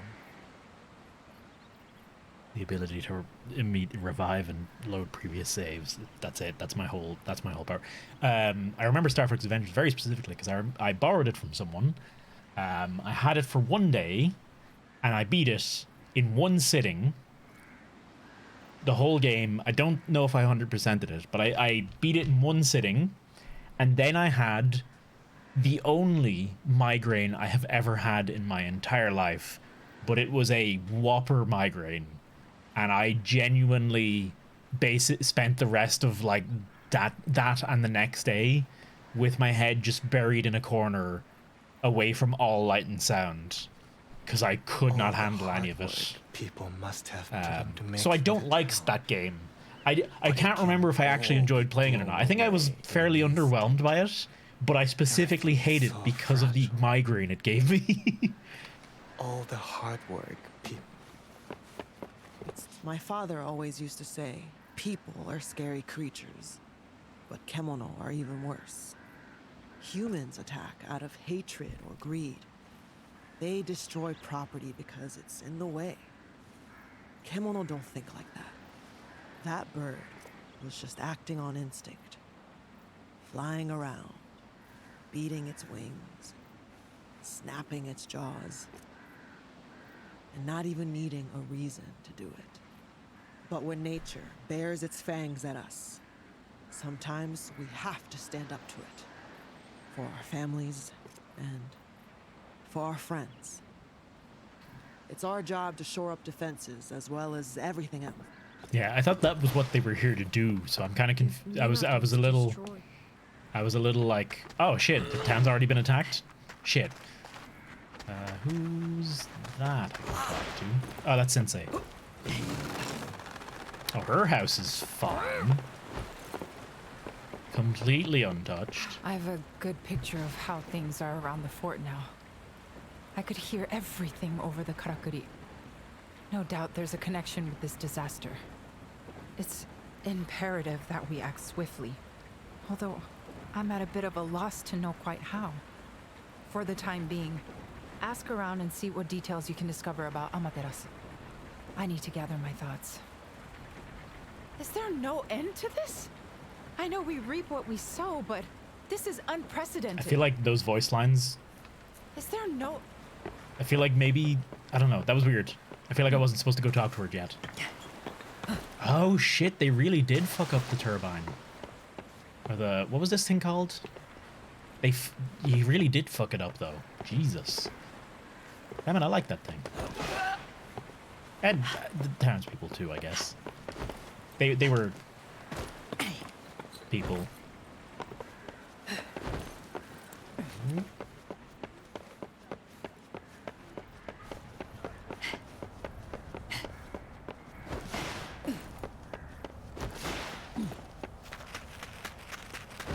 Wonder is Tomei... No, she's not here. Oh, I can't open the map at the moment. Okay. Can I use the elevator? I can. Okay. Let's see. I want to have a quick look over this way. I wonder, since these... I wonder, because I started the reconstruction efforts, I wonder if these are the buildings that are being reconstructed.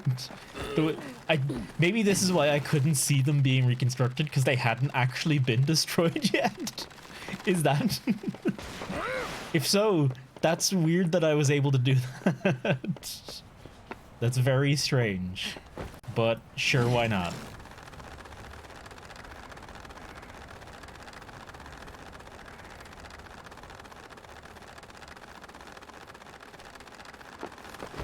Wonder, man, imagine one thing I was thinking there for a second, like, you know the way I have these little bits and pieces built around the place? It'd actually be kind of interesting if Amaterasu just fucking destroyed them as well. And the game was like, oh, all your stuff got destroyed. Fucking deal with it. Just to make you go, ah, you fuck. Bird traveling into the future, the fuck with your plans. Exactly.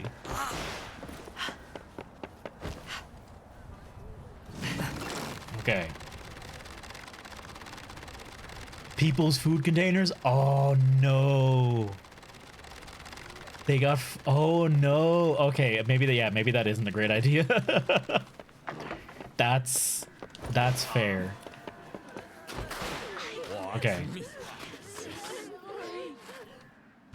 That losing food is not cool. What a miserable sight.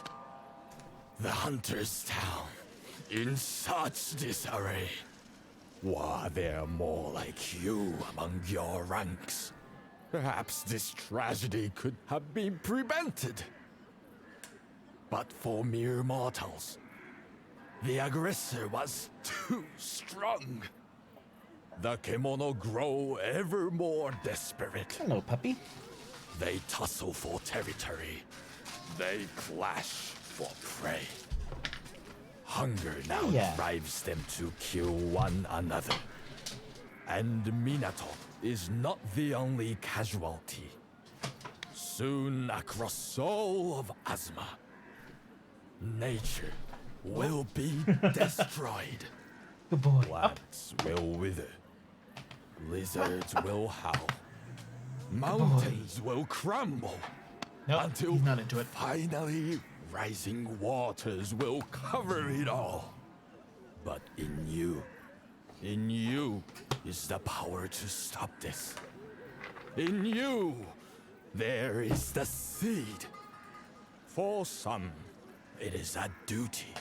Up. For others, destiny. And for you have the on, strength to hunt these gargantuan He's- kemono. But do you have the will? What compels you to hunt now?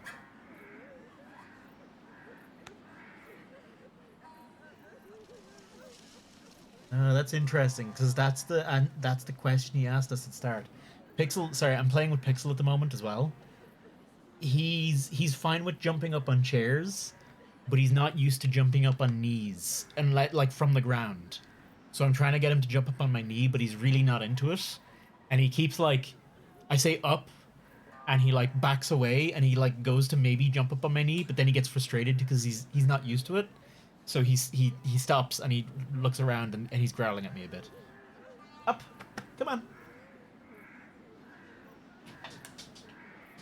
Up.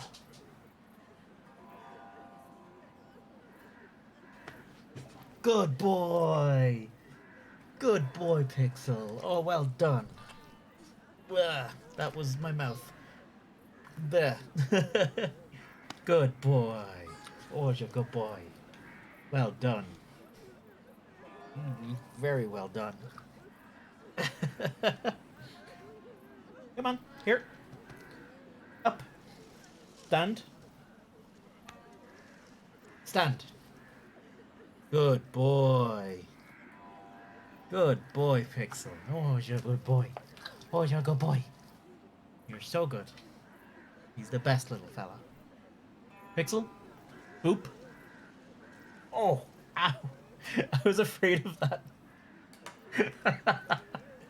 I was afraid that was going to start happening one day. Boop. Pixel? Boop. Good boy. Boop. Good boy. Oh, you're so good. You're such a good boy. Everybody loves you. You're the best fella. You're the best little fella. He that first time he booped me, he did it really hard and it actually really hurt. I was always afraid when I taught him that was going to happen at some point. Good boy. You want to look at the camera? You got anything to say to the people? Here, come on. You got something to say. Okay. Pixel? Pixel, speak. This way. Pixel, speak. Speak. Oof. Speak. There you go. Good boy. Oh, you're a good boy. Oh, he's the best fella. Soon we're going to have a big house and you can run around and you can have all the good times. Oh, so good. Sorry. I know if you're here for video games, it's over. It's over. It's Pixel time. It's puppy boy time. Shake. Pixel, shake. Shake. Good boy. Hold. Good boy. Well done. That's by the way, that is a legitimate command. Hold. When he puts his mouth or his jaw on my hand, that's hold. Pixel, hold. Hold. Good boy. I mean, not as good as it should be, but close enough. He's supposed to put his whole jaw on, not just like the tip of it, like you just did there. Okay, what else you got? Okay, wait. Pixel? Wait. Grab. No. Pixel? Here. Grab. No, don't you start doing things. Grab. Nearly. Grab. Good. Oh, close enough. Okay, Pixel. Grab. Ah. Okay. Grab. No. Grab. Grab. He's not getting it. He's not getting it. He does this. This is one of the harder ones for him to get. But the idea is for him to just grab it in his mouth and hold it. He's usually pretty good at grabbing it, but he's not good at holding on to it for any amount of time. Grab. But you see at the moment he's just kind of booping it. Boop. Good boy. That'll do. Oh, by the way, I don't know if I showed you guys this, but I got. Come on.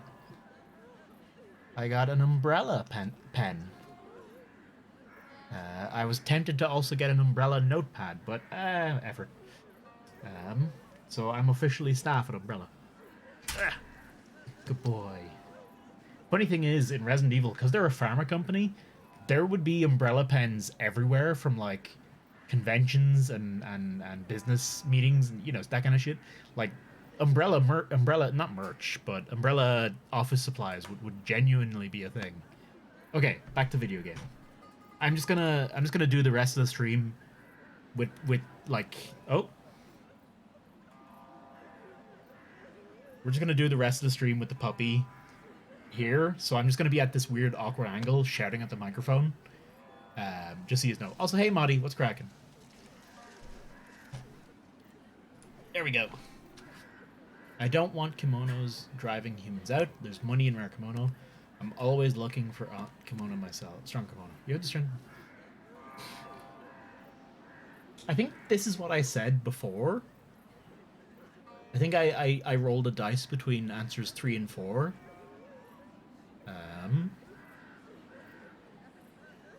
But I'm gonna say this again.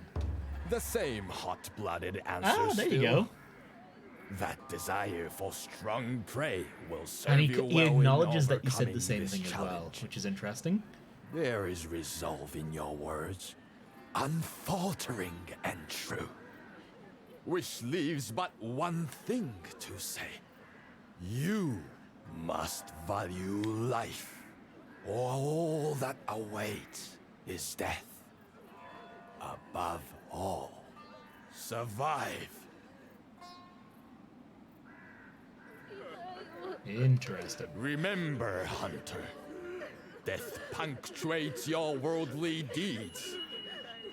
So live, you must. I wish I could. Oh no! Puppy, oh, he's looking for. He's trying to get comfy, so he's like, he often he'll bury himself in the nook of my arm. So I think he's trying to get my hand to like, he was trying to get the position there. Horrible. Is everyone all right? Ah, okay, we do have another target now.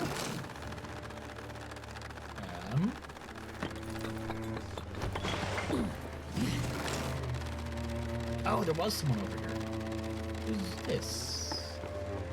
Oh, Uchishige. Okay. I haven't seen Tomehime? Tomahime? I think it's Tomahime. Which is a shame. There's so little I wanted to chat with her as well, but she is not anywhere. It would seem. Or at least I haven't noticed her marker anyway.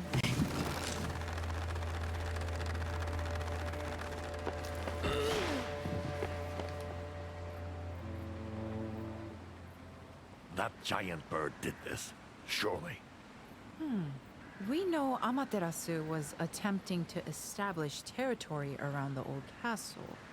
That resulted in the ousted Rasetsu's failed attempt at taking the Spirit Isle. Yes. We're seeing more and more kimono leaving their usual stomping grounds. It was me. And there can I'm the only logical be cause. one logical cause, of course. Of course. Maybe this is one time we should just jump to the conclusion, Sensei. All across Azuma, and perhaps beyond, the celestial thread that sustains Kemono is drying up. That explains why Amaterasu targeted the town. Celestial thread is now in abundant supply here. Are you trying to say... Exactly. It's trying to absorb Minato into its territory. Reviving the Karakuri on the Spirit Isle was... cavalier. But that was done for Minato's survival. The Hime-sama, the elders, everyone agreed it was the right thing to do. Anyway, what's done is done. Now we have to eliminate this bird before it gets too damn comfortable in our town. We need your skills here. Find out where Amaterasu is now. No. The burden's too great for a lone hunter. And besides, rather than blindly searching, waiting here would be far more practical. We can be sure it will return. I knew will it. be Ah, okay, able we're to definitely conclude we its are actually gonna territorial fight it claim. here. Then we have to bolster our defenses. And fast. Can we ready the karakuri we used against the Earthbreaker? This is akin to siege warfare, though the investment is a single foe. We need to prepare and deploy carefully. I'll take command. Goodness, Ujishige! Such motivation and not a sake cup in sight! Who do you think I am? I was a samurai general once. Now, I've got 100 things to do. I'll leave the karakuri with you. Oh. Pixel's lying Well, down. his military expertise will certainly be useful. But There you go. we Look at him. can't ignore He's on the my arm. I overwhelming can't use strength my arm of now. our enemy. We need a secret weapon. In fact, I was just talking to Natsume about that. It's probably better if she explains herself. You should find her assessing the damage to the spirit wheel. Good boy. Good puppy. Good little puppy. Huh? You having a good time?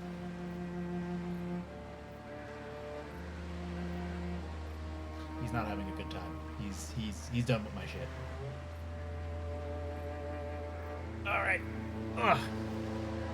There you go.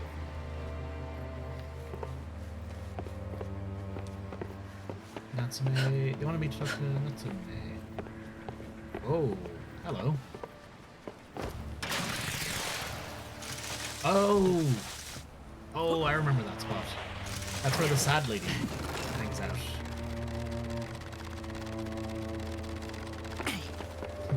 We need a bigger gun. Lord knows every situation is improved by the addition of yet more guns.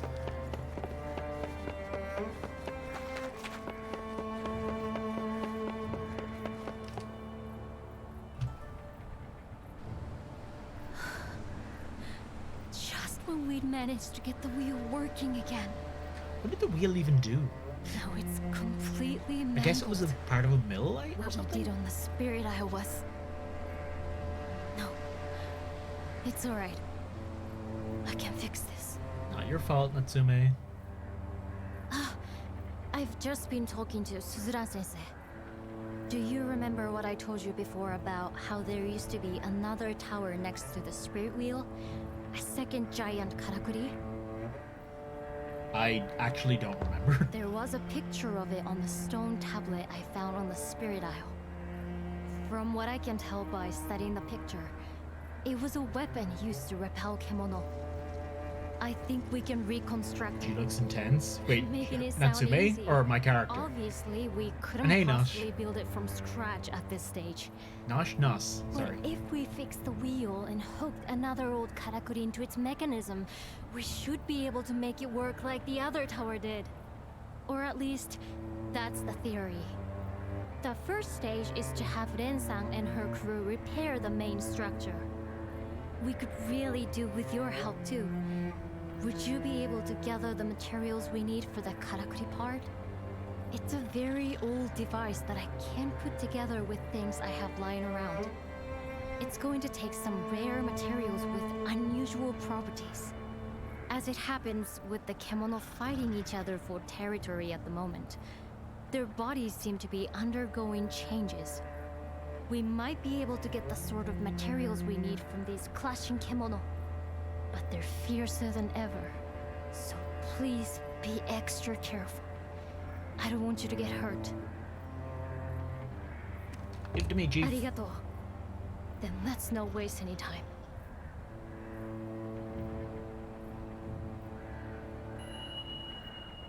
Okay, buddy. Alright. New hunts are available in various parts. Oh, wow. Okay, hello.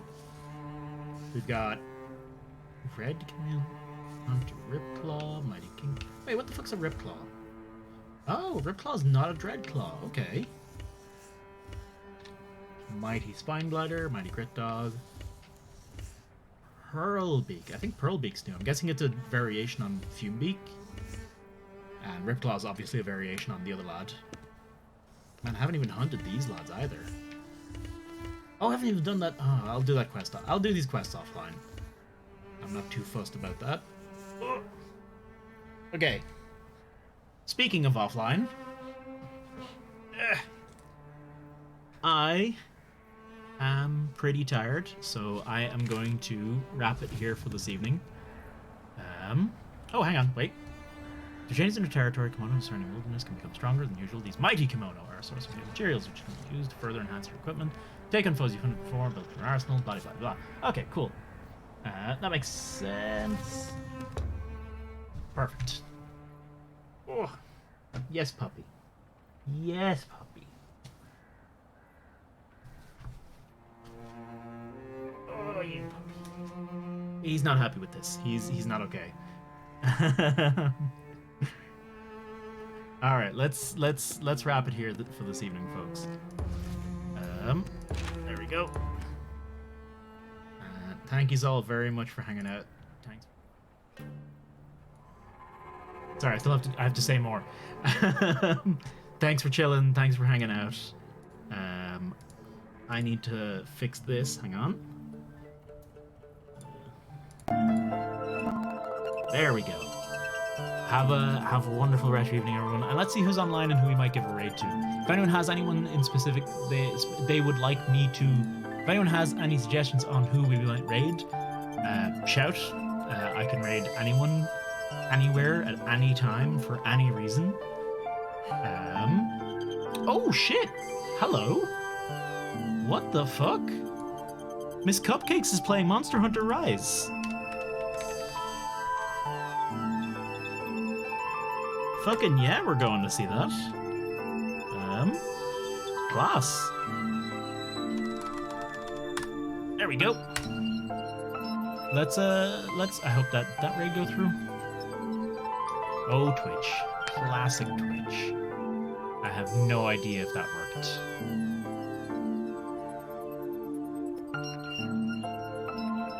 It worked. Okay, we're good. Anyway, thank you all very much for hanging out, everyone. It's been a pleasure as always. I hope you have had a good evening. I hope you have had a bit of crack. I hope you will join me next time when we play a bit more Monster Hunter Rise again. Or not Monster Hunter Rise. We play more Wild Hearts again at a later date. We also have Resident Evil 4 to start, which I'm very much looking forward to. I'm a huge fan of the original Resident Evil 4, so it's a big deal to me.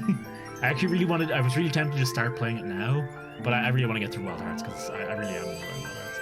But anyway, thank you all very much for hanging out. Thanks for the follows. Thank you for the subs, the bits, big old raids, and thanks just for hanging out and being here and making a bit of crack to stream. So yeah, have a wonderful rest of your evening, folks. Good night.